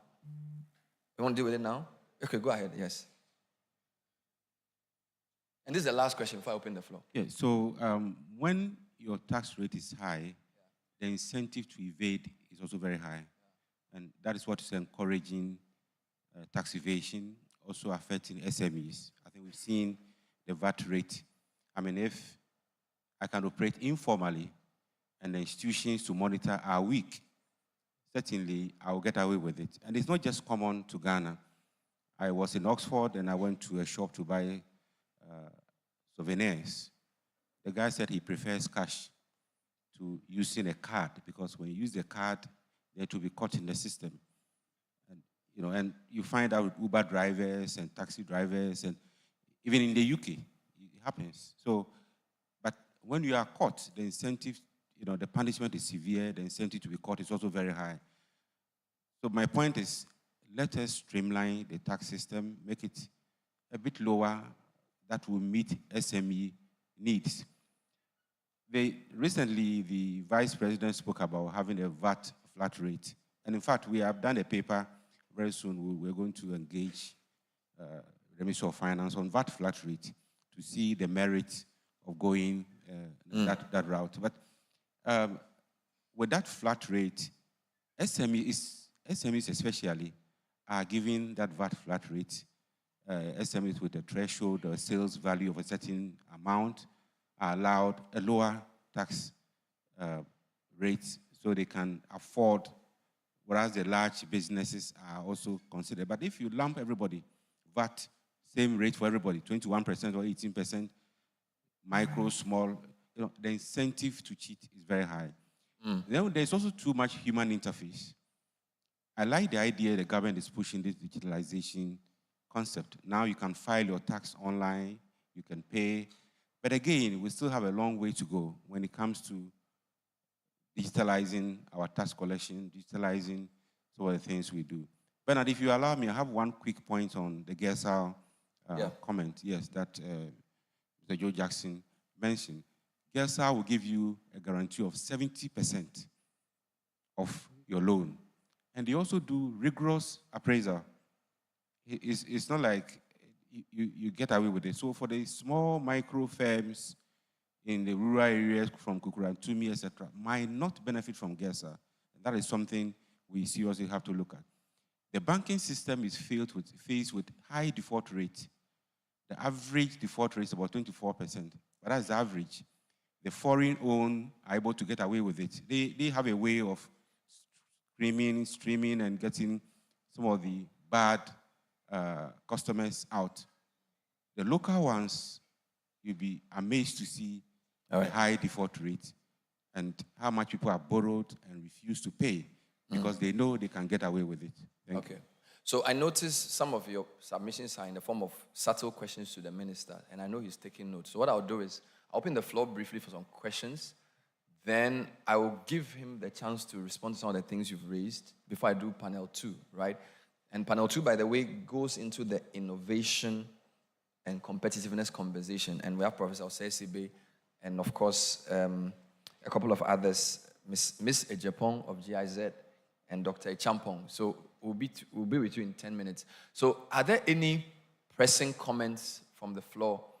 Yes. Just tell us your name. Can you give him the mic? Just tell us your name and you go straight. 1, 2. Can I see the hands? 3. Wow. So we'll just take a whole bunch and then we'll see if we can deal with it. I'm told I have just 10 minutes to do with this segment. And I know there's some shifting cultivation going on. VC has to leave as well. Minister, I know you have to leave, but let's take some questions first. So let's take, yes, sir. So I'm Franco Jenkins, a student graduate student at the Department of Economics. Thank you. And a teaching assistant at UGBS. Yes. So I was concerned, even before coming, I was concerned about the missing middle. Okay. The missing middle point that Emeritus Professor Ite made, that SMEs don't grow to become large companies. And for about 30 years, that's what it has been. Yeah. And for example, Bangladesh stumbled over cloth production, and they made it very big. They are a global player.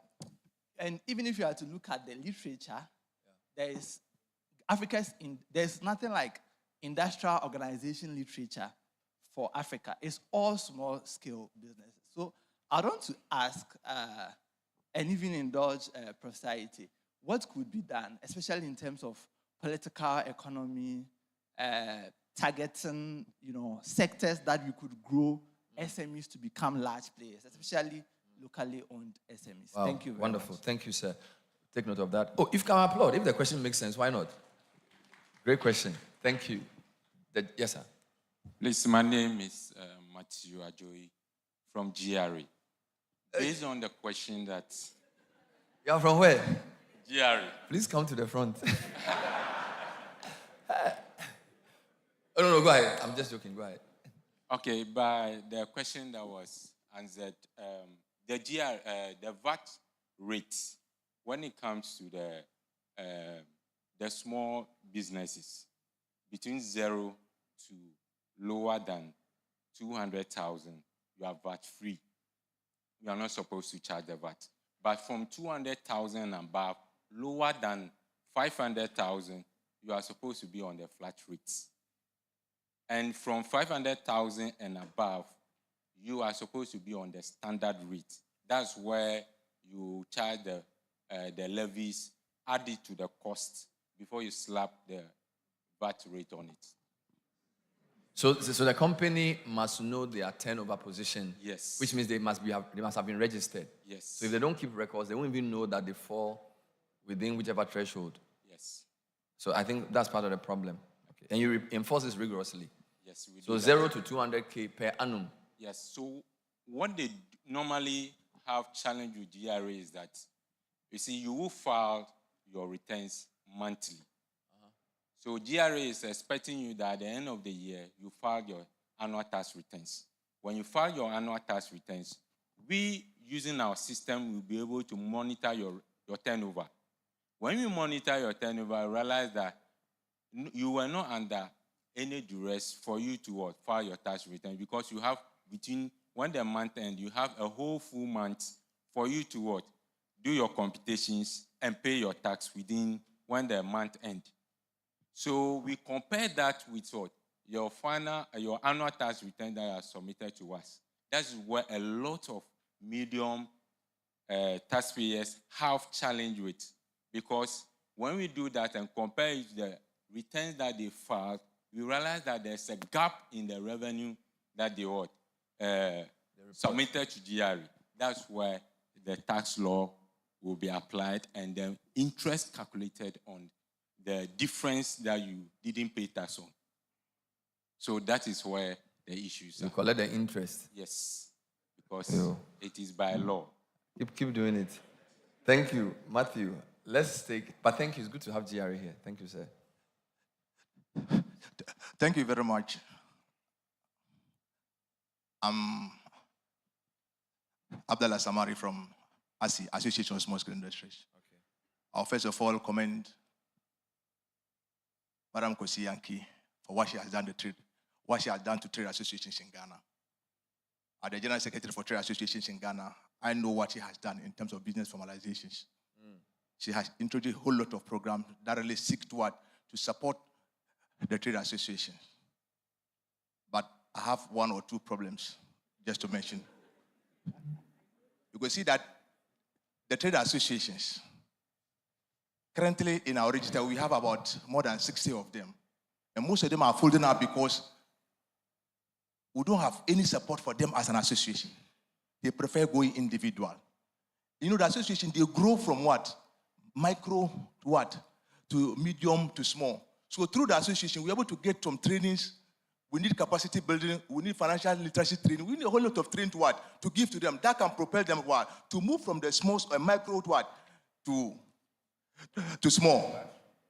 As an association, definitely we need more of this capacity building. Madam has done a lot. We still need a lot of them. I'm urging the minister to support Madam a lot. She should give her more support to support the trade association. Thank you. Put your hands together. Any more? Yes. Okay. Who has the mic? Echo, just right so they give the mic to you at the back. Thank you. Thank you very much. My name is Francis Kujo from University of Ghana Business School. So I think when Prof was making his presentation, we got to realize that the main challenge that is not making the SMEs to develop is as a result of financial constraints. Now, we've all realized that, or you all know that in the past years, programs have been implemented by the government of Ghana. And we can talk about the district industrialization program somewhere in 2002, and then the GEDP in 2015. Again, when Prof was making his presentation, I identified another challenge, which was the changes in governmental policies or government policies. So isn't it the need for a bill to regulate, or let me say to stagnate from the implementation perspective of policy? Shouldn't there be a bill to stagnate the programs that are always brought by each government? Because at the end of the day, the problem has to do with the implementation aspect, whereby this government introduces this, and then at the end of the day, we don't achieve whatever that you want due to managerial So you're talking issues. about a bill to stagnate or to stop frequent changes in policy. Exactly. Because But if I'm a government and I come to, I will overturn it because every government wants to start their own policy. So unless they come together and do one. then it means we are using the resources that we have to always start over. So there's no continuity. Exactly. There's no continuity. Exactly. That's So a fair point. I believe to in the address it. incremental approach. Yeah. Thank you, sir. Last question for the round. I'm not getting any lady to ask a question. Did you invite ladies to the program? Okay. So let's take a call. Is there a lady who wants to ask a question? Any woman who wants to ask a question? Okay. We'll take the last All right. Thank you. My name is Eko. I'm a media person. Can I just ask if there is scope to go beyond these talks that we do to start what I may just think about? Some little or mini projects. Example, the finance ministry put together, say something like just $1 million, and then assigns the universities competing via proposals to bring us or bring together the best and cost-efficient way to, say, manage our road tolls using digitization or digitalization. The best one then is adopted, and then it is scaled by private sector. Then the winning university or universities can get maybe a fragment of a revenue that might have come out of that. This money, therefore, is put in a dedicated account. And because it is digitally managed, nobody can tamper with it. Over time, we will build enough buffers in that fund and becomes collateral for us to borrow to build our roads. Airport Terminal 3 is paying for itself. Atuabo is paying for itself. Akosombo is paying for itself. We can use this for Ghana's roads to pay for themselves so that it goes off the books of government. Today, when we are talking about debts, roads may not be part, only a minute proportion could be part. So in this all discussions, roundtables we are having, can we make it a little squarish so that we bring in these people to help us? Is there scope for that? Wonderful question. And I think it even leads into the second panel, because for the second panel, Dr. Champong is with the Africa Lab for Enterprise Development. And possibly one of the outcomes of the forum would be where the universities can then get these ideas. So let's not preempt. I'll probably let him address it in the second panel. But thank you, Eko. Last question, sir. Good afternoon. My name is Riafi, coming from ARB Apex Bank. ARB Apex Bank. Okay. We regulate the rural community banks. ARB Apex. Okay. So just a contribution to what Joe Jackson said. The rural community banks are placed enough to contribute to the SME market. Okay. In terms of its large scale. We're talking about 800 branches, 147 rural banks, with over 8 million customer base. But it's also interesting to know that for the 8 million customer base we have, less than 4% belong to the SME market. What it means is that they are also not ready, sort of, because of the high default risk at that end, to sort of attract this SME into their folds. Let's start, we're going to have a forum where we meet all the big boys in the 20 largest rural banks to speak about them, how we're able to attract this SME into our folds. Because, like Joe Jackson said, the rural community banks are better placed, like I said earlier on, to drive this market. If you are coming from Kububu, you are coming from Nupubu, all these places, we have rural community banks there. Okay. If we are talking about micro, then they are better placed. But because of the risk involved in granting access credit to these people, that is where the challenge is. Wonderful. So we have to also come into Thank you. make sure that these things are. Thank you very much for those questions. I want to just take a quick answer. There was a question around the missing middle from the PhD student, Prof. I don't know if you want to comment on that. He wanted you to give some flesh. Was it a question to him? Was a question to him? All right, so please bring the mic to former VC. Then there was also a question around collaboration between the university and Ministry of Finance to come up with innovative ideas beyond a round table to a square table. Prof. Thank you very much. I don't have an answer to that question. If I knew how to answer that question, I would have done so 30 years ago. But it's a very relevant question. My point here is that all our attention should be focused on that. How do we create that missing middle? How do we support firms to grow? And it is that growth process of the firms that will lead to the growth of the economy. I hope you understand. So, and there are many things that will go into that, including finance, including infrastructure, regulation, and so on. There are many things. How do you select those firms or which sectors and so on to engage? That is the challenge. Wonderful. So some of the questions were more like comments. The GRA was explaining, and then I think ARB Apex as well, and the Association of Small Scale was also sort of commending, but he had a minor question for you, Kosi. I don't know if you got it. The guy from the ASSI, he praised you, but he also said you can do a bit more if you can address his... Where is he? Is he gone? He's gone out. So should we answer or should we wait for him to come? Or you take the answer? Okay, if you can comment on what he asked. Okay, before then, I want to talk about the missing middle. Okay. One of the major challenges is in the past, we focused on micro businesses as a nation. Small is cute. All the development partners support small. And so funding comes in and says, let's support only smallholder farmers. Let's support micro businesses.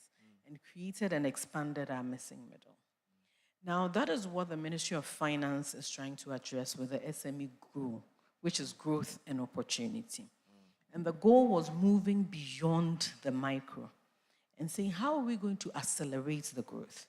And it takes two things, no matter what we say. Yes, I think Bernard raised the issue that we had not spoken about financing when we had started off. It looks at financing and technical assistance. How important, how effective our technical assistance programs are, and how it's going to help us address the issues of the missing middle. Because the challenge with the missing middle when we talk about financing is that early stage funding, which the banks cannot give, because we spoke about a lot of banks, it's sexy to do SME banking, but it's really not being done. So how do we then, through the SME Go program, provide that initial funding, help you push your business to the next level, and allow private equity funds to come in, allow other supports to come in.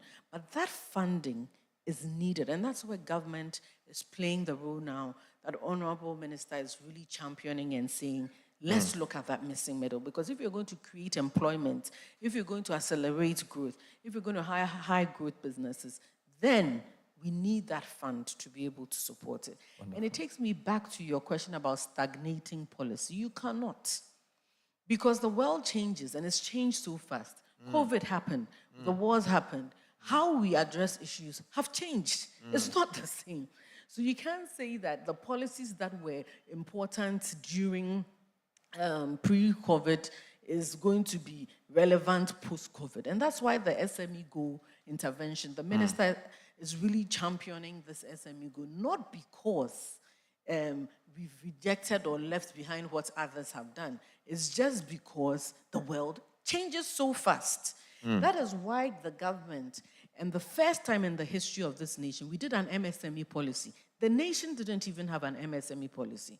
It was in 2017 that this current government championed an MSME policy that provides a framework and a foundation. So if other people come in, they build on it. But we have a framework that generally talks about the main pillars that are supposed to drive the economy, and then people can design interventions to address the pillars. All right. So we need to strengthen a lot of that. Thank you. Put your hands together for Kosi.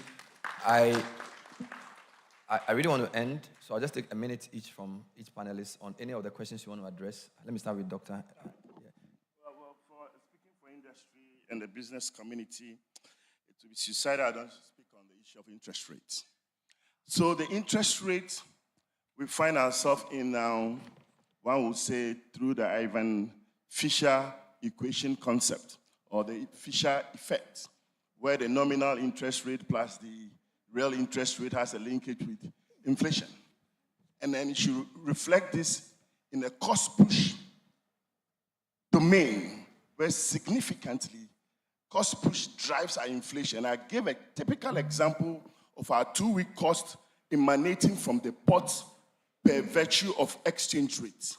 If that is the case, if the BOG persistently uses its monetary policy tools as a means of controlling interest rates, factoring in the cost push factor, the success rate will be abysmal as it is that we see. Thank you. Wow.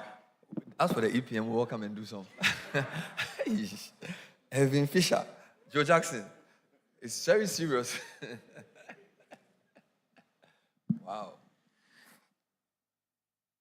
In a lot of ways, I actually want to end on a positive note. You have to.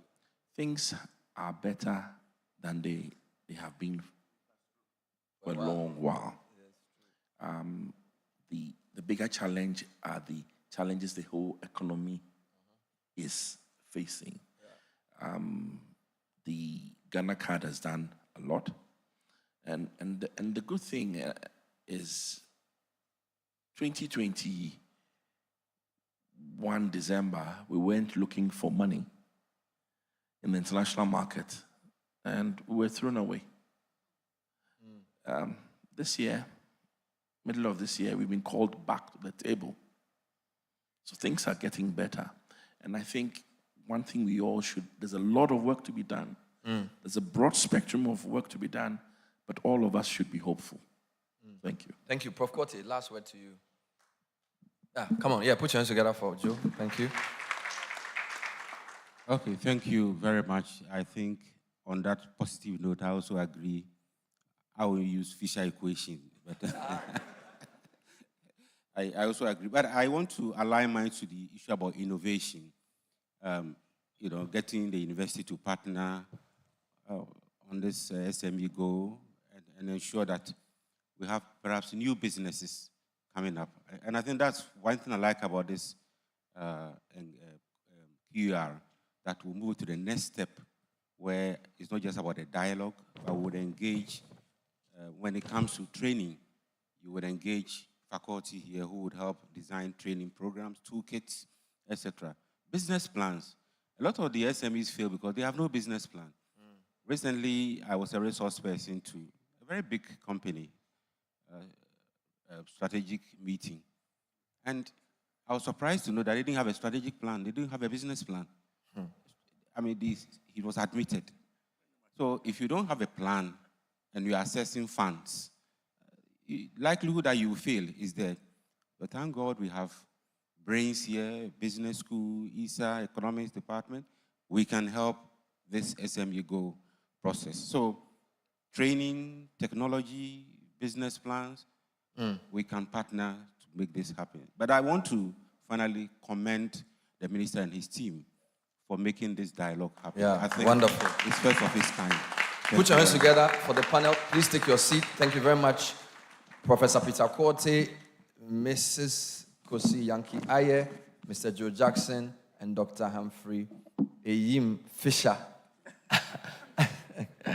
Hey, wonderful, Mr. Charlie. Powerful guy.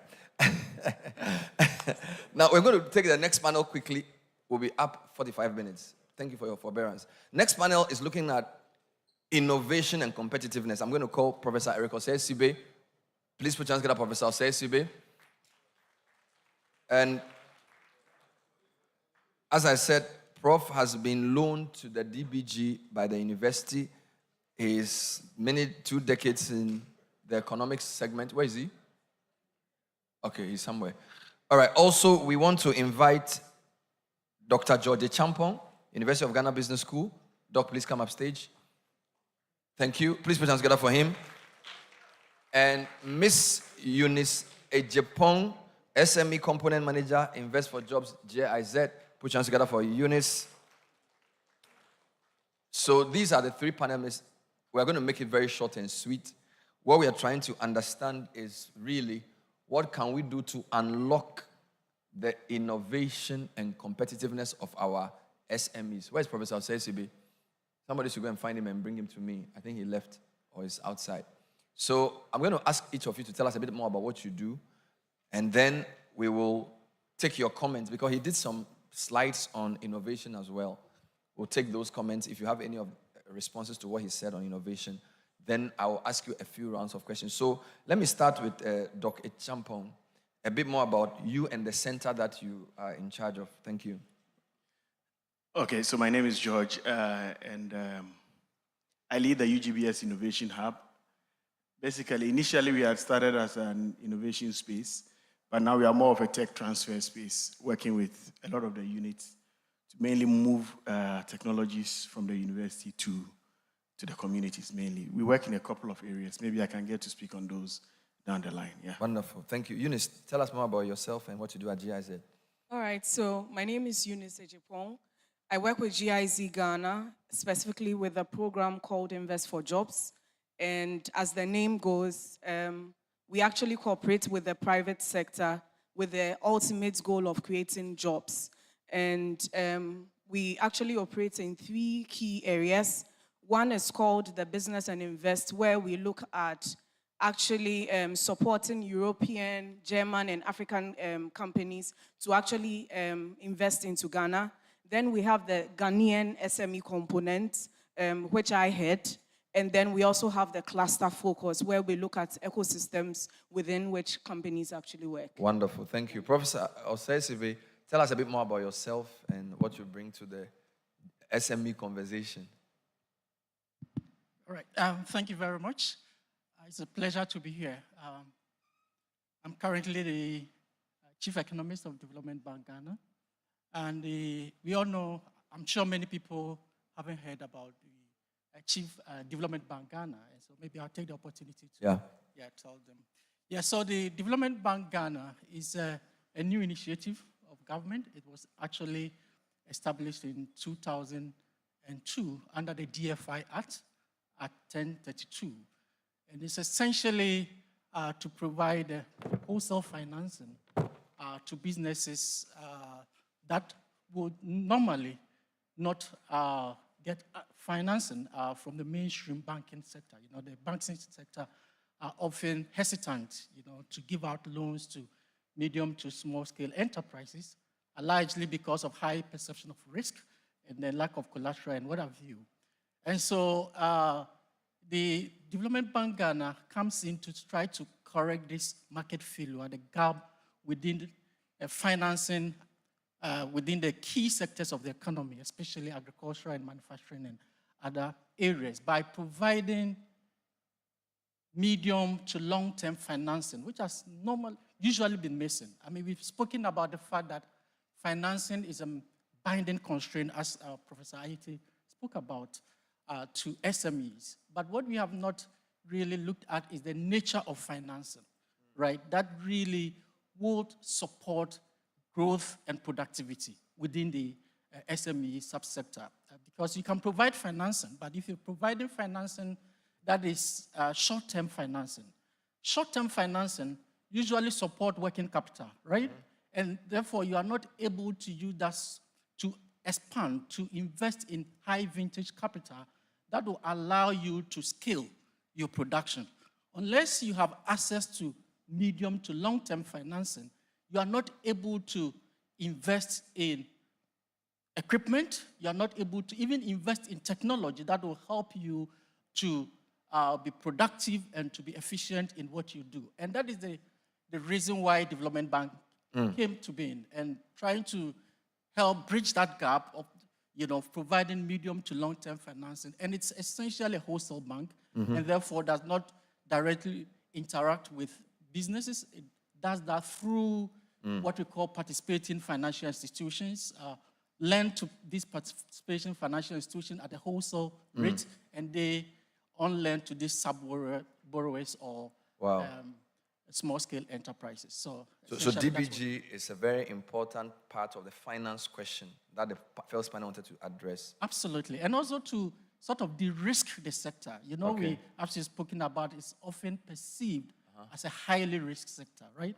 So one of the ways that Development Bank is seeking to de-risk the sector is by providing PCGs, partial credit guarantees, that sort of reduce the risk that the banks face. Because as we've spoken about, the non-performing loans alone, as Professor Korte mentioned, is about 24%. And therefore, many of the banks are unwilling or hesitant to provide financing because they have to, bear high risk. The risk premium on loans are very high.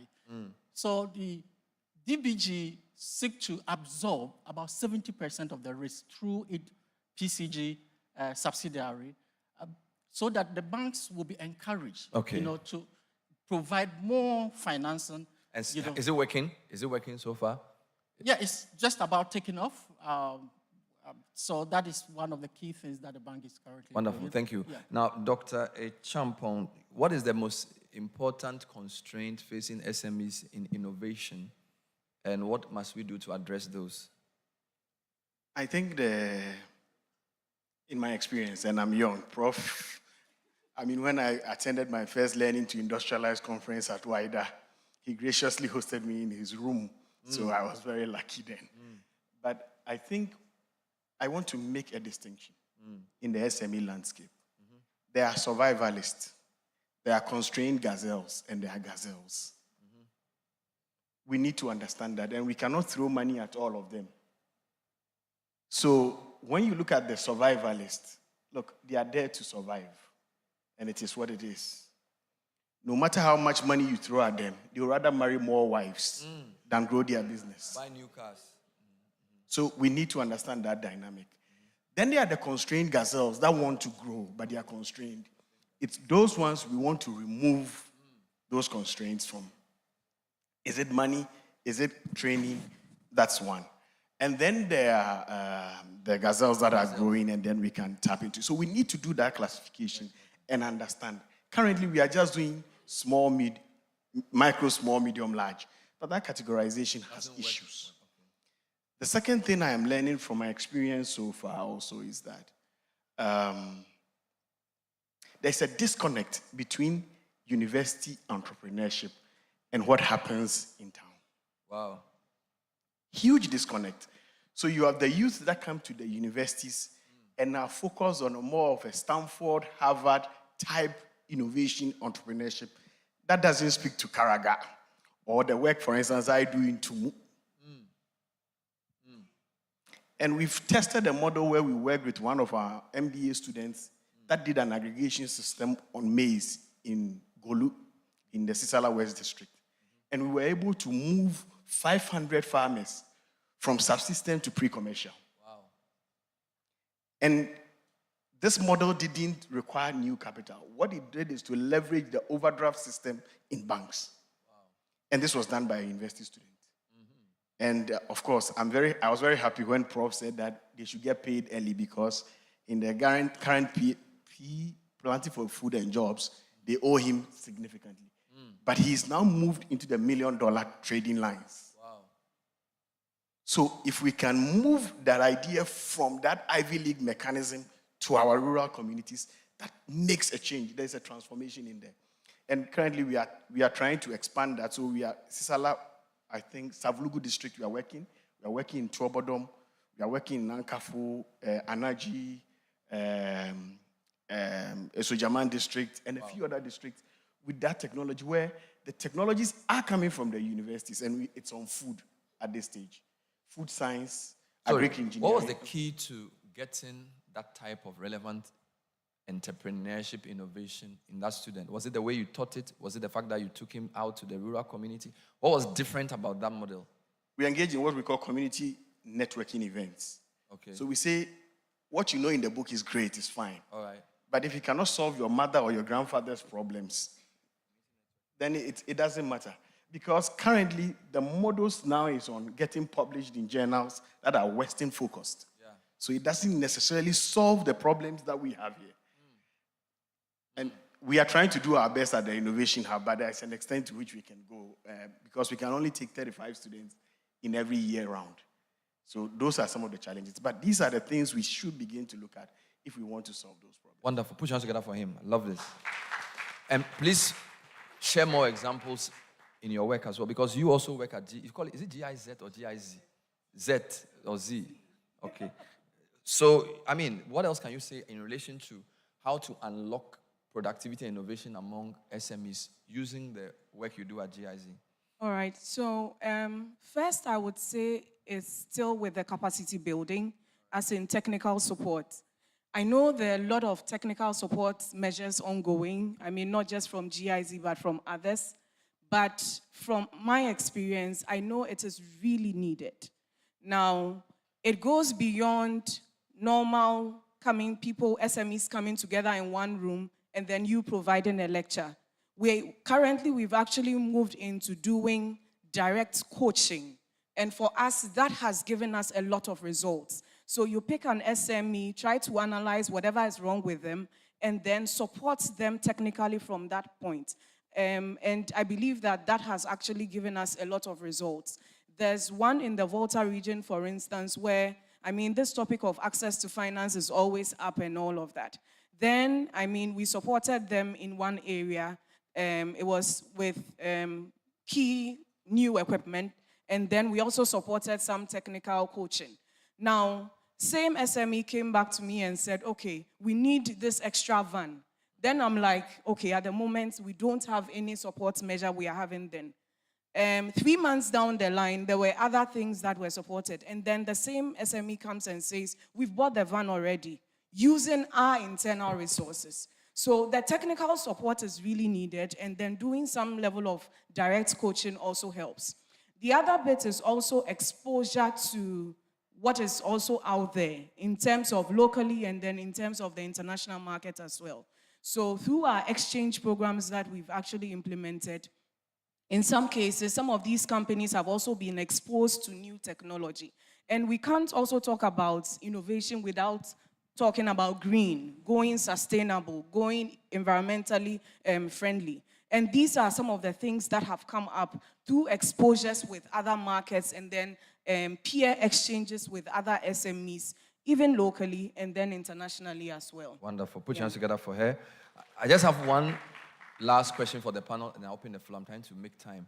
How important is clustering or bringing people together? Because in my experience, you hear a lot of these either accelerators, they call them, or incubators. They have all these kind of fancy names for them. They bring 30 people together, they take them through a program, and hopefully some light bulbs get sparked on. Maybe I'll start with you, Doc, before I go to Prof. Do these things actually work? Do you have any track record of how clustering of SMEs, whether they are constrained gazelles or whatever, does it work? Should we be doing more of those things? Clustering works. And a lot of the innovation hubs are doing a great work. Unfortunately, the universities and public sector didn't get into the train early. The MESTs and the rest led the way. But currently, there is the Think Network, which is between 8 and 12 public universities, hubs that are together, that are looking to make an impact, training about 300,000 youth in entrepreneurship year on year. They get them 1 year contact time. So that's huge. And by putting them together, they get to know the synergies between what they do, and then they leverage on it. I'll give you an example. So there was a student that came in with a security app that he was developing a personal security platform on your phone. Whenever you feel insecure, you press it once. When you are in danger, you press it twice. Whether there is internet or not, it will triangulate the cell towers and send information to your people that you are at risk.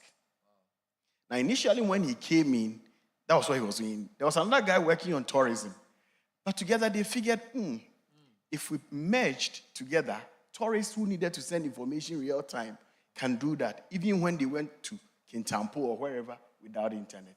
And today that young man won that team has won the Best Youth Africa Tourism Award. And those on the University of Ghana website would have seen it. So there are many of them that have worked together, working in close ties with many others. And the whole idea is that once you come together, you can work together to succeed. But I want to say something about money before I end. Prof had mentioned that money is something and it's not everything, and I so agree with it. But there is something about money that we need. Who is going to pay for the learning curve? That's what nobody wants to pay for. The banks want their money back, government wants a return. But when you have a young person, look, if you have a 19, 20-year-old who comes into your innovation hub, that initial seed capital to experiment, to play around, nobody wants to pay for it. And that payment now is coming from the development partners. And what that means is that they also then get to chart the direction within which our innovation ecosystem should go. And so what then happens is that in the end, the patent registry that you see from Ghana at WIPO is on average between 15 and 20 in a year. But it doesn't mean research is not being done or innovation activities are not going on. But the funders get to determine who gets to register. And in the end, the country as a whole, we pay so much to researchers and then we do not benefit from it. So those are some of the challenges. Thank you. I think I'm loving your presentation. Any final thoughts from Prof? You spoke about DBG and the problems you face. From a regulatory environment perspective, what do you think we need to do to allow our SMEs to thrive in innovation? Because I know you've done studies around regulatory environment. What are some of the things we need to remove so they can have the freedom to innovate effectively? Thank you, Bernard. Yeah, so I mean, if I look at the whole innovation ecosystem, I think one of the key things that we have to address our minds to is a lack of innovation culture, okay, among our SMEs. Most SMEs think that innovating is costly, or it's not necessary. So they don't want to really invest in innovation. It's key. If you don't see the need to innovate, you don't find the resources to put into it. And so, as Prof was saying about the fact that many SMEs do not grow, it's largely because they don't invest in innovation, which has to be done intentionally. You have to see it as part of your assets that you are building, innovations. And so, if you don't do that, what that means is that you are not able to, come out with new products, new business model, the technical know-how. And so you are not able to actually expand, and if you don't expand, you are not able to produce at a lower per unit cost, and because you are not scaling, right? So your cost of production alone is so high, which then doesn't make you competitive, to be able to penetrate into both the regional or the international market. And so you stay where you are. And the consumers are becoming more and more complex with respect to their demands, with respect to their taste and preferences. And so if you want to remain financially sustainable, you want to remain relevant in the market, we have to be very intentional about innovation, right? Now, your question as to how do we encourage this innovation spirit in our SMEs? For me, the individual or the firm has a role to play. Much also is the government has a role to play. The individual one is, sort of supporting the individuals, providing digital literacy programs, and then also improving access to digital tools that help them to adopt technology. High vintage technology is key. But government can also promote innovations by even introducing innovation grants, because you need to be able to incentivize innovations, by providing some sort of tax breaks for businesses that innovate. And so elsewhere in a study that I read in Indonesia, the government has this innovation tax incentive, right? That every year they measure the productivity growth of firms. That firms that increase or enhance their productivity get some amount of tax returns, tax breaks. So we have to be very intentional about that. Okay. We have to be able to support businesses to innovate. And of course, the private sector providing the necessary financing. It's not every financing that engender innovations. Right? Okay. Because innovation itself is costly, as I mentioned. Technology is costly, and you cannot use short-term financing to finance technology, which is a fixed asset over a period of time. So we have to make available medium to long-term financing to support innovations. The last question for the panel goes to Eunice, and it's a two-in-one question. The question was asked by your colleague: who will pay for the learning curve? Will GIZ pay? Number two, how important are things like marketing, branding, packaging? Because some people feel like those things are not really necessary. But we are talking about after, access to markets. So there must be a certain quality in the way the product looks. Is that something development partners promote at all? If you can address those two. All right, so I'll start with the second one. I think that's much easier, right? Okay, so in terms of branding, packaging, marketing, these are two more than relevant for SMEs, in the sense that you could have a good item, but if nobody sees the item, nobody buys it. And we are actually in a very global age where, if you don't market yourself, nobody gets to. And through a lot of the support measures that we've had, now we've seen a lot of SMEs actually come out with very good products that they had. The other level of support we've also added is with certification, because you'd find that they have the very good products, but they are not certified by anybody at all. So you can't guarantee any level of, security when consumers are actually using it. So that's one aspect. Then on the part of packaging, I spoke earlier about going green, or what we call just transition.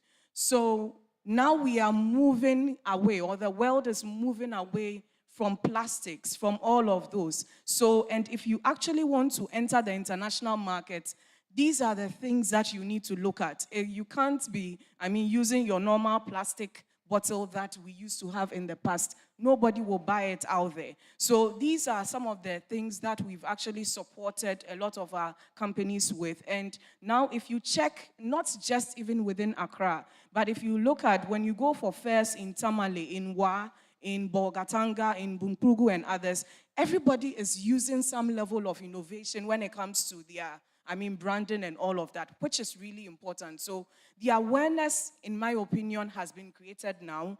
And so it's up to us, all of us to do more, actually. There's a lot that would have to be done in there.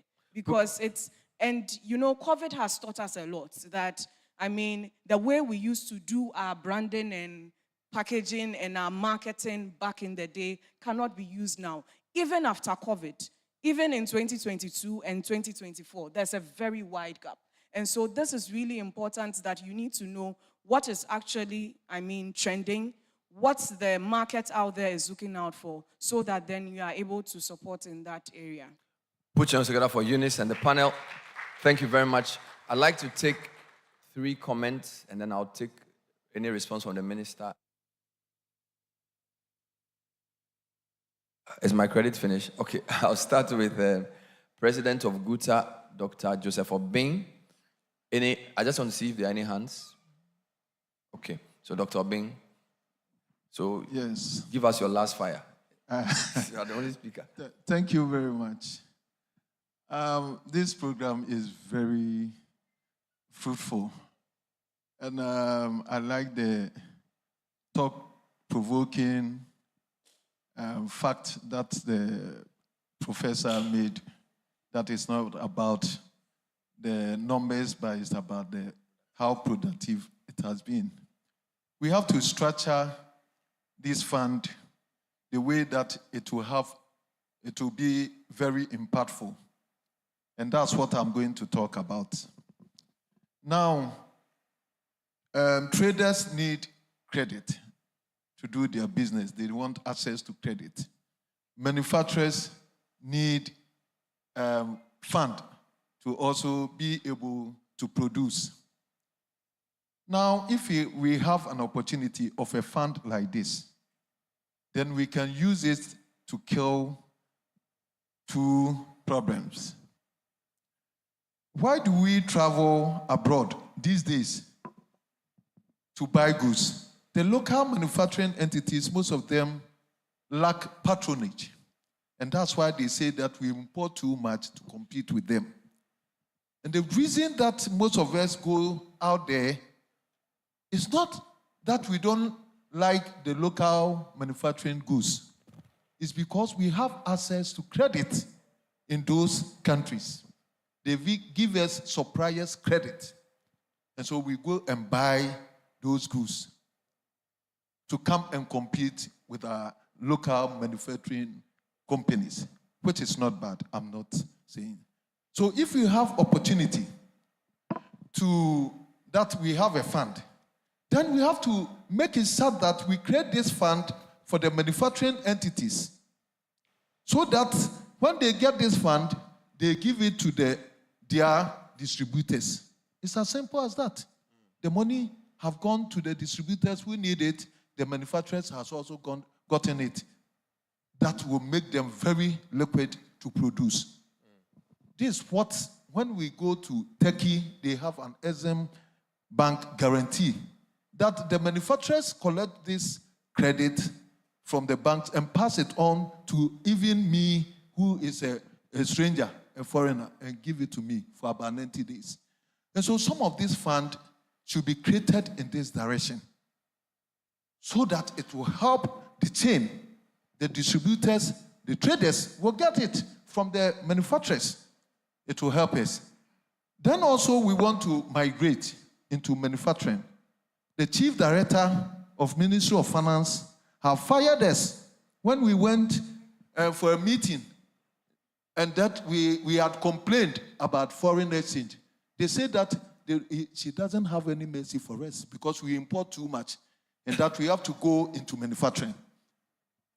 This has actually gingered us, and most of us have started thinking in that direction. But where go? For me, I wanted to make my factory on the line of what I do, the electrical business. Now I'm going to clear so many acres of my land where I could have easily gotten an industrial park where I will start.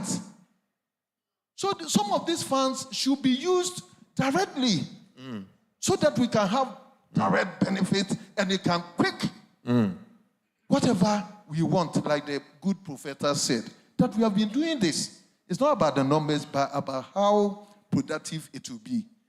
And Thank you. If you go this tangent, then we go. There is food for thought. The minister himself is here. Yes, sir. And I want to provoke him to fund a fund. Yes. That's, we call it a tripod scheme.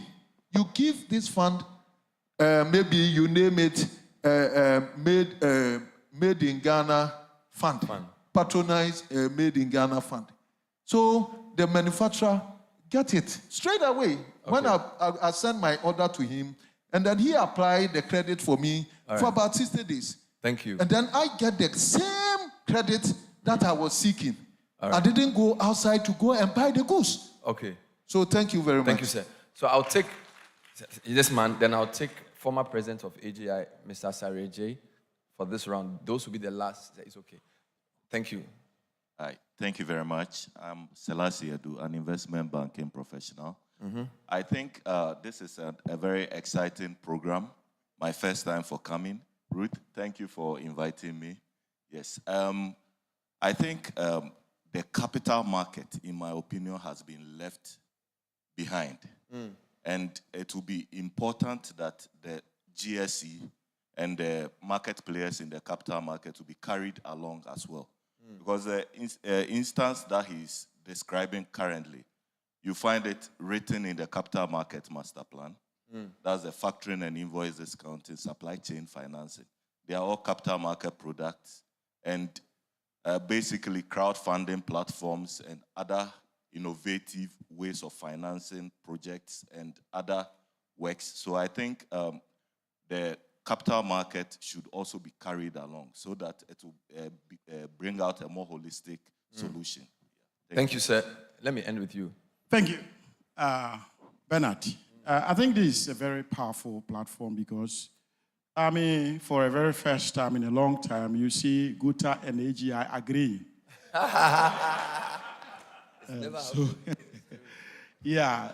think he made a very wonderful sort of intervention, and I believe that that is what we're looking for, so that, I mean, manufacturers can be supported, to produce what we need in the country, and then our traders will also take it out from there.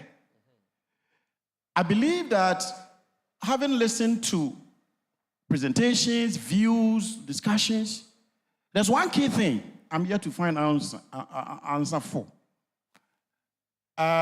We know that DBG and other institutions involved in this laudable project of giving funding to SMEs. But as to whether the players, those who are supposed to benefit, from this funding, are also at the table in the implementation. So, for example, AGI can bring about, let's say, 500 credible SMEs with their background checked. So it reduces that issue of default. Now, we need to be at the table. Guta, any other business association tried and tested must also probably be part of implementation, so that we are looking at the entire chain. You know, we don't want to repeat what we've done before and failed, such that we are here, receive the funds, and then we go on. So my request is that, Honorable Minister, I think we've worked with you on a number of issues, but we believe that if you can find a way of bringing in some implementational plan so that the real beneficiaries would also be able to contribute effectively, you know, to the success of this project. Thank you. Thank you so much. Put your hands together for him. I know there are more questions, but we also want to be judicious with time. Let me just give the last word to the ASSI. We have GUTA, we have AGI. So I'll give you 1 minute, give you the mic. So small-scale industries, to make a final comment. Then I will give a woman at last. Okay. I'll take your comment. Yes, sir. Thank you very much. The president of GUTA has just nailed this on the right direction. You could see that the organizers of this program, they were insisting as we should come in numbers. I really came with them because I have a case to make out. Where are your people? Traditional caterers, where are you? Please rise and let's see you. Traditional caterers. GNTD, National Tailors Association, they are here. Can we see you?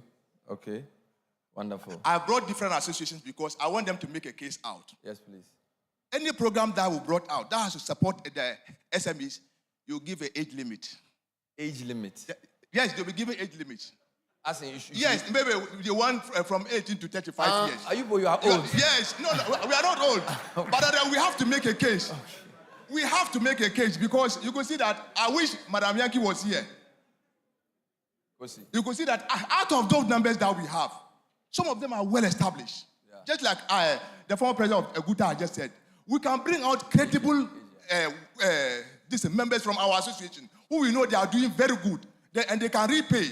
But most of the time, because we feel like we are sector associations, we want this category of people. Meanwhile, you can see that if some of them have completed their universities, they come to us for the experience because we have the experiences. Yes, sir. The experience, we hold the experience. They have to come and learn from us. The theoretical aspect, they do that at the universities, but they have to come up. But we don't have any capacity. The support we don't have. We don't have any training. Just because of the age limit. Meanwhile, the experience is with us. I'm urging my brother. The minister. I'm urging my brother, the minister, who was my economics master in 1993 at Bisco in Tamale. Yes, he asked me to be my economic master. Yes. The man has done a lot for us in Northern region. He goes around from school to teach us economics, this man. Yes, wow. He has done a lot for us. Wow. So we want to make him, we are appealing to him. The associates most can, we really need their support because the association will be abandoned for a long time. Any program, intervention that comes, we want from 18 to 35 years. So we need their support. We are also Ghanaians. Thank you very much. Wow. Wow. Last, Manili. I hope you pass economics when you taught. You pass. Last comment. Thank you. Okay. Thank you for the platform. My name is Mariam from MCAG, Microcredit Association of Ghana. And we are under Tier 4 for the financial services. And when it comes to credit, the whole issue here is money. All the enterprises which my brother was making a claim on, they need finance, sources of funds. And they have been, how do I even put it, blacklisted because of their age limits. Now, the government cannot do all. That's why the Tier 4 microcredit enterprises, we are available. But we also have a problem. And that makes the cost of credit expensive. Now, when you come to the microcredit for loans, no microcredit will give you loan without collateral, except quick credit. And excuse me for mentioning them, but people too don't want to go to them because of the way of collection of the money. So now if we come and we ask for collateral, you don't have the collateral. And we give you the loan to develop your business or to grow your business. And when it comes to repayment, the customer will tell you, I can't pay. If you like, take me to court. we, the institution, we know the problem or the challenges we have with the court system in Ghana. So I'm pleading with the Ministry of Finance to have a joint conversation with the legal institute in Ghana to assist we, the microcredit, because we are really bleeding. We are really, we have a lot of our capital stuck with customers or SMEs that we were willing to support, people who the big banks failed. We have come down to support them, but now, because of the legal system is weak on our side, we are bleeding. Thank you. Thank you very much. Thank you so much. Put your hands together for her. I want to finish the program, so I'm going to take 1 minute comments each. Then I believe the minister will say something, and then we'll take a comment from the organizers. So, Doc, you have the 1 minute. Any response or any concluding remark? Thank you very much, Bernard. I want to say two things, and maybe they are all directed at the minister, unfortunately. Number one is that any support to the sector, there must be an insistence on a throughput. I don't know if that's the right word to use. But when government gives support to a manufacturer, there must be an insistence that those subcontractors beneath are also Ghanaian. Yes. And that's how the MSMEs can come through the value chain. So there must be an insistence. They cannot take the government of Ghana's money and still buy from outside. And that's not fair. So to add to what Guta is saying, when the manufacturers take, yes, it goes to Guta, but in terms of the production side, that must happen. Now, I'm so happy that Madam Mens insisted that they produce in Ghana. I'm happy about that. But he's talking about Technology Park, and I know that the Ministry of Finance now is supporting the university with the Digital Youth Hub. But I think that we can go further than that in terms of the shared spaces that are available. The TVETs are available with resources. The universities are available with resources. But the current national qualification framework is such that it's either you are in the GTech lane or you are in the CorpVet lane. So the shared resources that could have come together to support them doesn't happen. I don't know whether the ministry can pay for R&D institutes like they have in Denmark. They have about 9 of them, where there are R&D institutes that are dedicated to that. And I, for instance, work with one of them in maritime, for instance, where it's just dedicated to maritime. So can there be R&D institutes so that you don't have to worry about the new technologies are coming up? Because otherwise, you are producing what China is already good at, what Malaysia is already good at. How well can you compete? So maybe that's what I would end, but I'm sure we can take up the discussion. Thank you. Professor Osei Sibe, your final comment.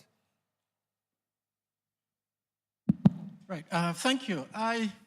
So I'm just wondering what is it that I can add. So I'm looking at, let's admit that anything that is not known cannot be measured. And if it cannot be measured, it cannot be changed. Why am I saying that? I think we all know the importance of innovations and productivity growth and others, but we don't know the data, the extent to which Ghanaian enterprises innovate and then the productivity growth. And therefore, what I'm saying is that we have to be very deliberate about being able to measure innovation within the business setup and then productivity growth.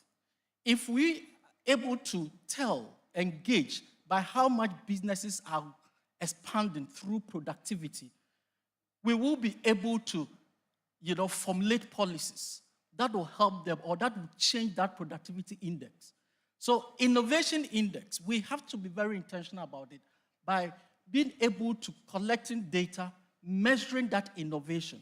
And if government knows that firm A is innovating more, as I mentioned, some form of incentives, tax incentives, innovation grants can be introduced when we know the level of the country's innovation and where we want to go. So data is key. Let us leverage the power of data to be able to propel and enhance our innovation. Wonderful. Thank you, sir. And the final word to Eunice. All right, thanks so much. So I would want to end with what my emeritus professor ended with, that we need to look back And for me, maybe I would add that we need to look at the way we've been looking back, because we've been looking back a lot, and yet we seem to be talking about the same issues. So these are some of the things I think we need to look at. Getting very targeted with our interventions, I think it's really important.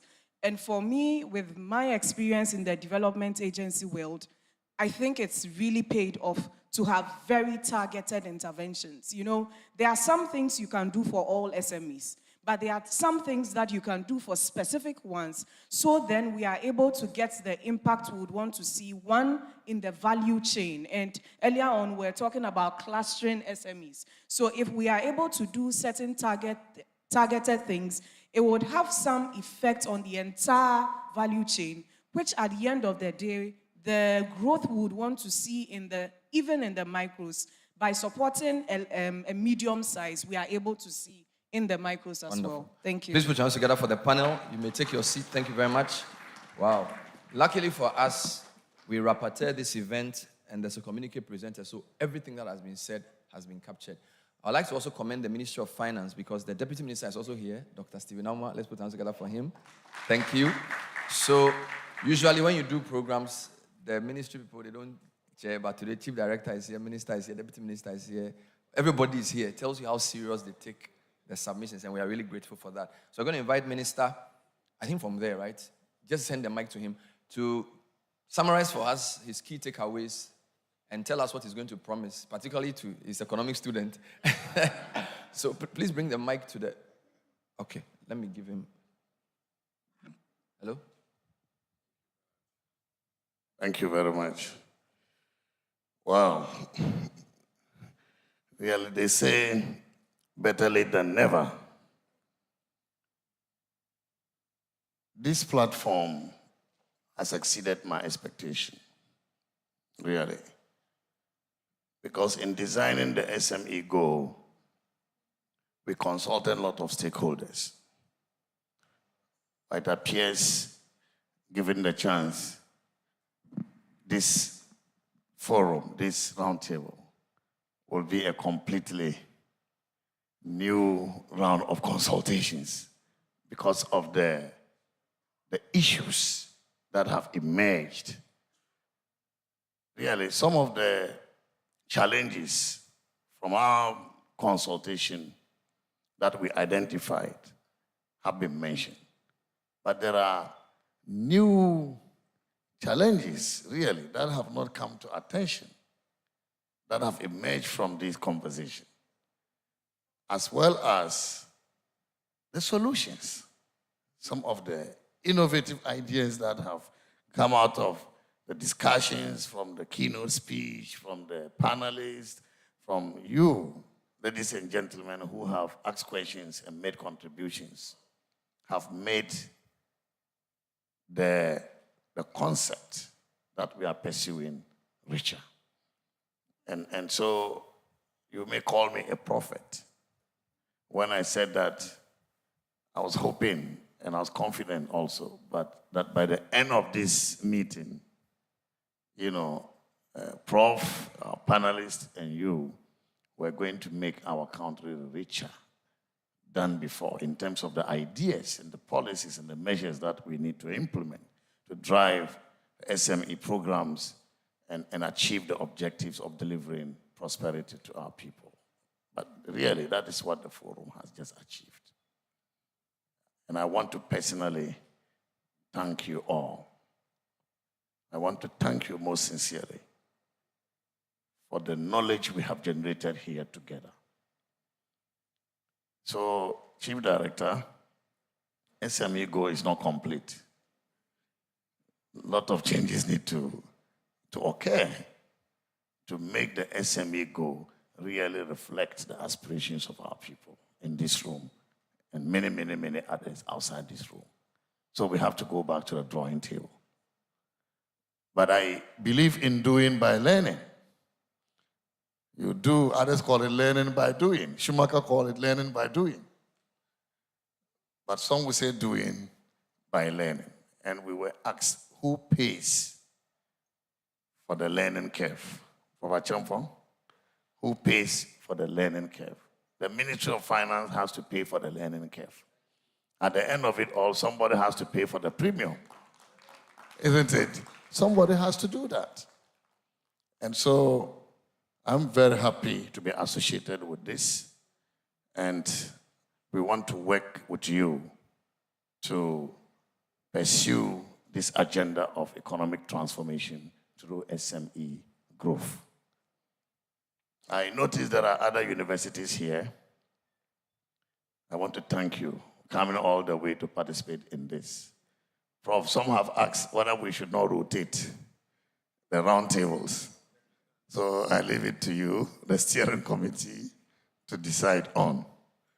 But what I can assure you, the other universities, not all of you, is that we've heard about the youth digital village we are doing, hub we are doing here, in the University of Ghana. I've directed that we do the same for KNUST, for UCC, and for UDS Tamale.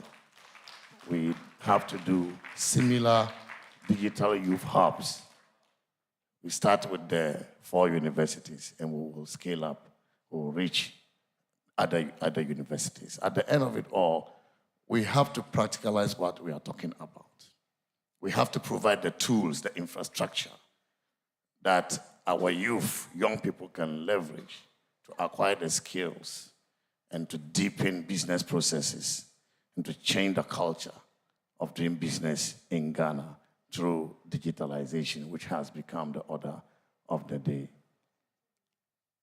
Having said this, let me, without trying to summarize what I have heard, let me assure you that I've taken note of a number of issues that will help with policy making.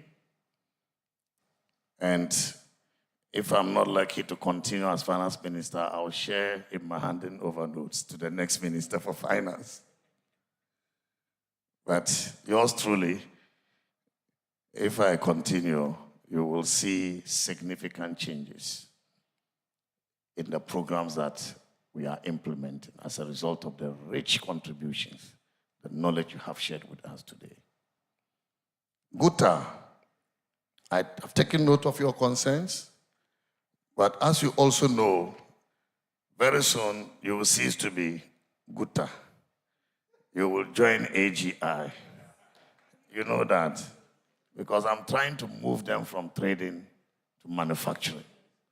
And so I've been discussing with them how to do that. I've actually found some money to support them so that they can move from trading to manufacturing. And so very soon, through this initiative, Guta will cease to exist. And then AGI will expand. So I'm very happy you are both here, agreeing with each other. And so continue to work with each other. We will continue to facilitate how we can work together to build a Ghana we all desire for ourselves. But it struck me, really, when Prof. Corte showed the number of days it takes to pay contractors. It really struck me. Because I know people complain about delays in payments, how long it takes for them to be paid. But the numbers I saw here really were revealing. 123 days.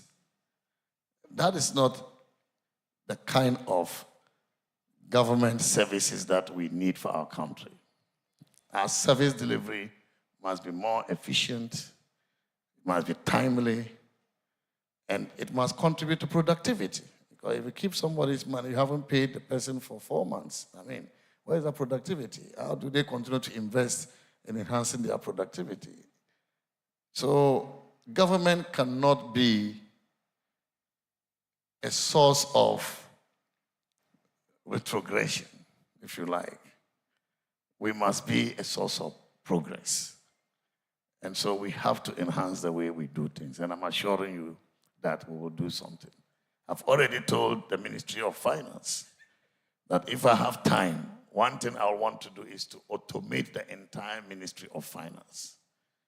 Because some of the delays are coming from requests for signatures, requests for approvals, and directors traveling here and there, They are not here to approve things. And when I went to the Ministry of Finance, then I realized that we need about 8 signatures on a memorandum approving payment before it gets to me, the minister. 8 signatures. And so, if all those who have to sign are busy doing other things or their files have accumulated, by the time it gets to the minister, it is even more than 123 days, Prof. So, this I am determined to change. We will change it such that a director who is abroad can approve a memo or request for payment whilst doing something for the country elsewhere. We cannot wait until he comes back. This we will do, Chief. And I'm committed to starting the process before the end of the year so that we can build an efficient system. Because at the end of it all, the Ministry of Finance sits there in the middle. All other things happening end at the Ministry of Finance. And so if the center cannot hold, things will fall apart, isn't it? And that is exactly what we are seeing. So we are going to change this. I took note of the VAT, the various components of Ghana's VAT, and we will discuss with you, Prof. Already you have done some studies in this area, and I'm happy to discuss your findings with a view to improving on the VAT system. But when I also talked about delays in paying contractors, we have negotiated an arrears clearance plan with the IMF, which we have started implementing. And we want to be able to clear all arrears of contractors. This year alone, we've cleared close to 11 billion Ghana cedis of arrears. And we are going to continue to implement the arrears clearance plan until nobody has his money, with government. We will do that. But the sanction system is really what we need to work on. Ministries and ministers and MDAs award contracts without budget. They award contracts without budget. The law does not require any minister to award a contract without a budget. But that is what we see in all ministries, in all MDAs. And so, when the contractors deliver and they bring their request for payment, even in spite of the 9 signatures I need before I approve for payment, there is no way we can pay those contractors. Even if all the nine signatures approve, there is no way because there is no budget. Now, we have a law that provides sanctions for ministers who award contracts without budget. But can you imagine me, the Minister for Finance, taking my colleague ministers to jail for awarding contracts without budget? But that is what the law is asking us to do. And so, by the end of the first quarter, I would have taken all my colleague ministers to jail. Who wants to be finance minister to do this? I'll hand over my position to you. But really, on a more serious note, we need to look at the law again and make the law more practical in a way that we can implement it. That is why it's not been implemented. Since 2016, the law was enforced, but it's never been implemented in terms of the sanctions. And so MDAs, ministers, continue to award contracts without budget. What do you expect the finance minister to do when the contractors are requesting for payment? There is no budget to pay them. Particularly when you're under an IMF program, that you do extra budgetary spending, and then you violate the fiscal target that you've negotiated with the IMF, and then the country fails the program, and the repercussions are so huge for the country to bear. So these are some of the challenges I face at the Ministry of Finance. Prof, not that we don't want to pay. We want to pay. But once people go through the right process, and this brings me to you, contractors. Why will you take a contract when you have not confirmed that there is a budget for that contract.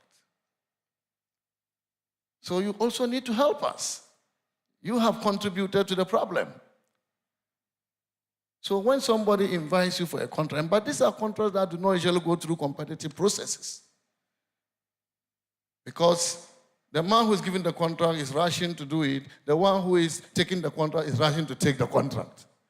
And so no regards for processes.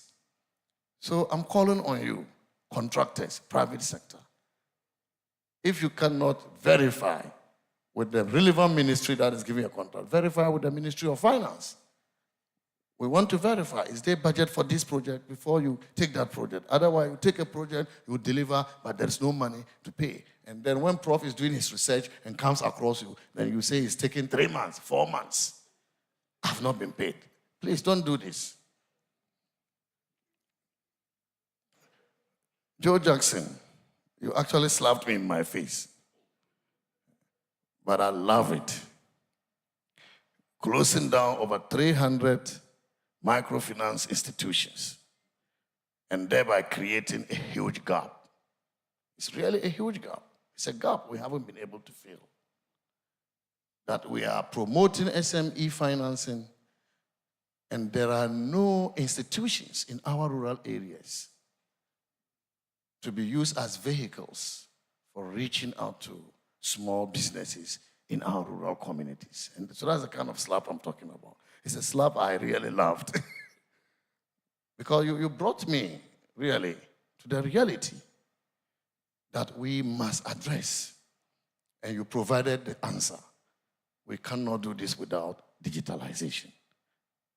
And so we need not open up institutions in the rural areas. We can still work with the institutions that we have, but through digitalization, reach out to SMEs who need financing. That is what I took out of the issue you raised, and I thank you very much for that. Then we talked about collateral. And thank God we are doing the Citizen app, which was launched today, which is providing digital identity to everybody. We've done the digital property, which you also need to take advantage of, so that you do not accept any collateral somebody is bringing if it hasn't been verified digitally. I've also taken note of the proposals for us to set up innovation hubs and also to institute innovation grants and also tax incentives for innovation. That was very powerful. The capital market, we are told not to leave it out because we need to be able to identify innovative ways of financing SMEs. And so we've taken serious note. I don't want to bore you, as will be presented with a communique. But finally, I also understand that age must not be barrier to business successes, to becoming rich. So my former student, we've taken serious note of that. We want to create rich young people in this country. And so age should not be a barrier. I want to thank you once again and to assure you that this platform will continue to be a rallying point for us to have discourse on the development efforts of our country. I see it today as an intersection of policy, industry, and academia. When we are able to build consensus among these three key stakeholders, our country will move forward. Our country will move forward. And I'm looking to the days when we will all come to terms that we cannot leave any of these stakeholders behind. We must move together and move our country together. Nobody will build Ghana for us. We have to build this country for ourselves. Nobody. And so, whatever you are doing, let's bring our minds back to that common purpose of developing a country that we want to live in. Nobody wants to go and live elsewhere if your country is in a better shape. So let's build it together and live in it and enjoy it. And posterity will judge positively for all of us. I thank you. God Thank you bless very much. Put your hands together for the minister. Wonderful. Wow. I'm sure if I were voting in Karaga, by now you have my vote already for the things you've said. We have a very few important announcements. I don't know if Professor Kote, you also want to say something, because the finance ministry has spoken. If you don't talk, it's like they pay, they talk. So you will say something small, very short. Yes, because it takes two. So university, you to tell us something. Yeah, thank you. I'm between you and lunch, so I'll be very brief.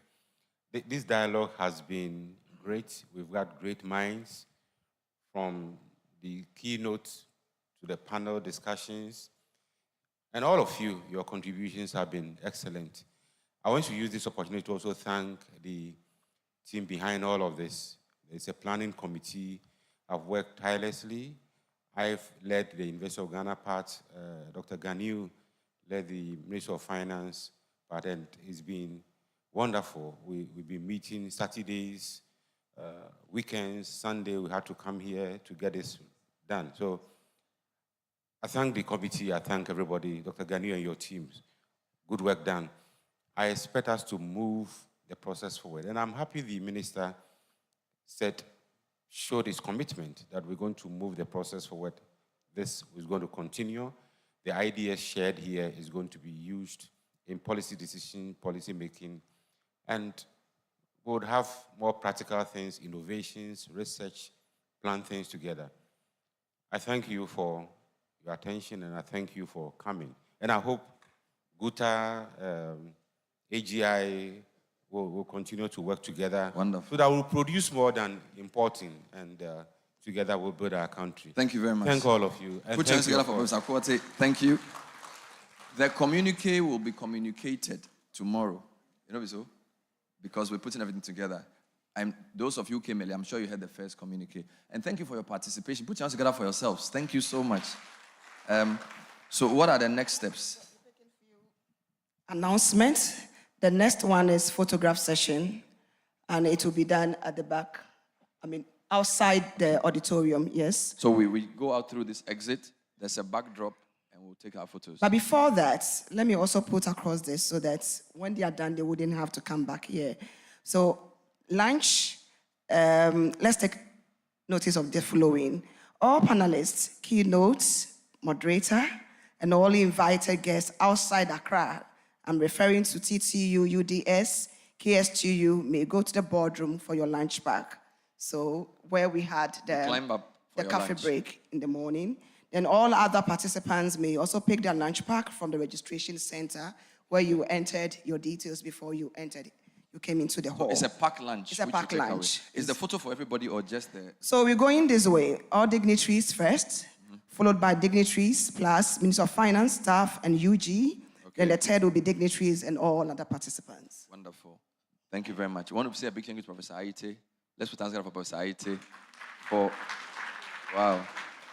What can we say? We're so proud of you. Thank you so much. Thank you for being on the program. We're streaming live. Share the videos so that more people can watch this on social media as well, so that the next round will be more impactful. We'll see you next time. Have a good afternoon. Bye-bye. Bye-bye.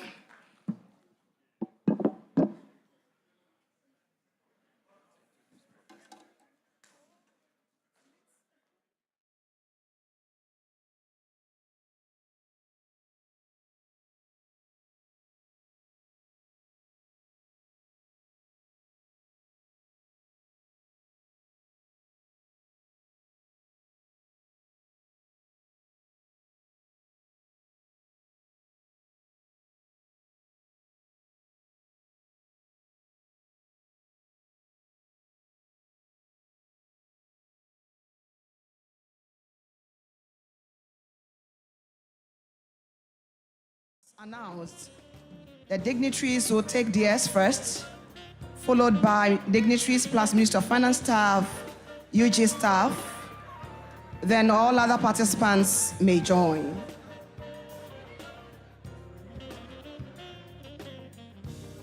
On your way out, pick a packed lunch at the registration center.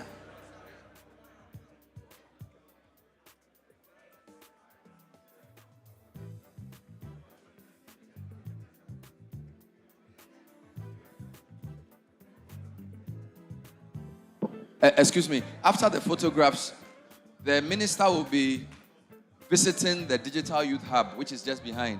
So we invite guests to. Okay, so the media, please follow the minister and his team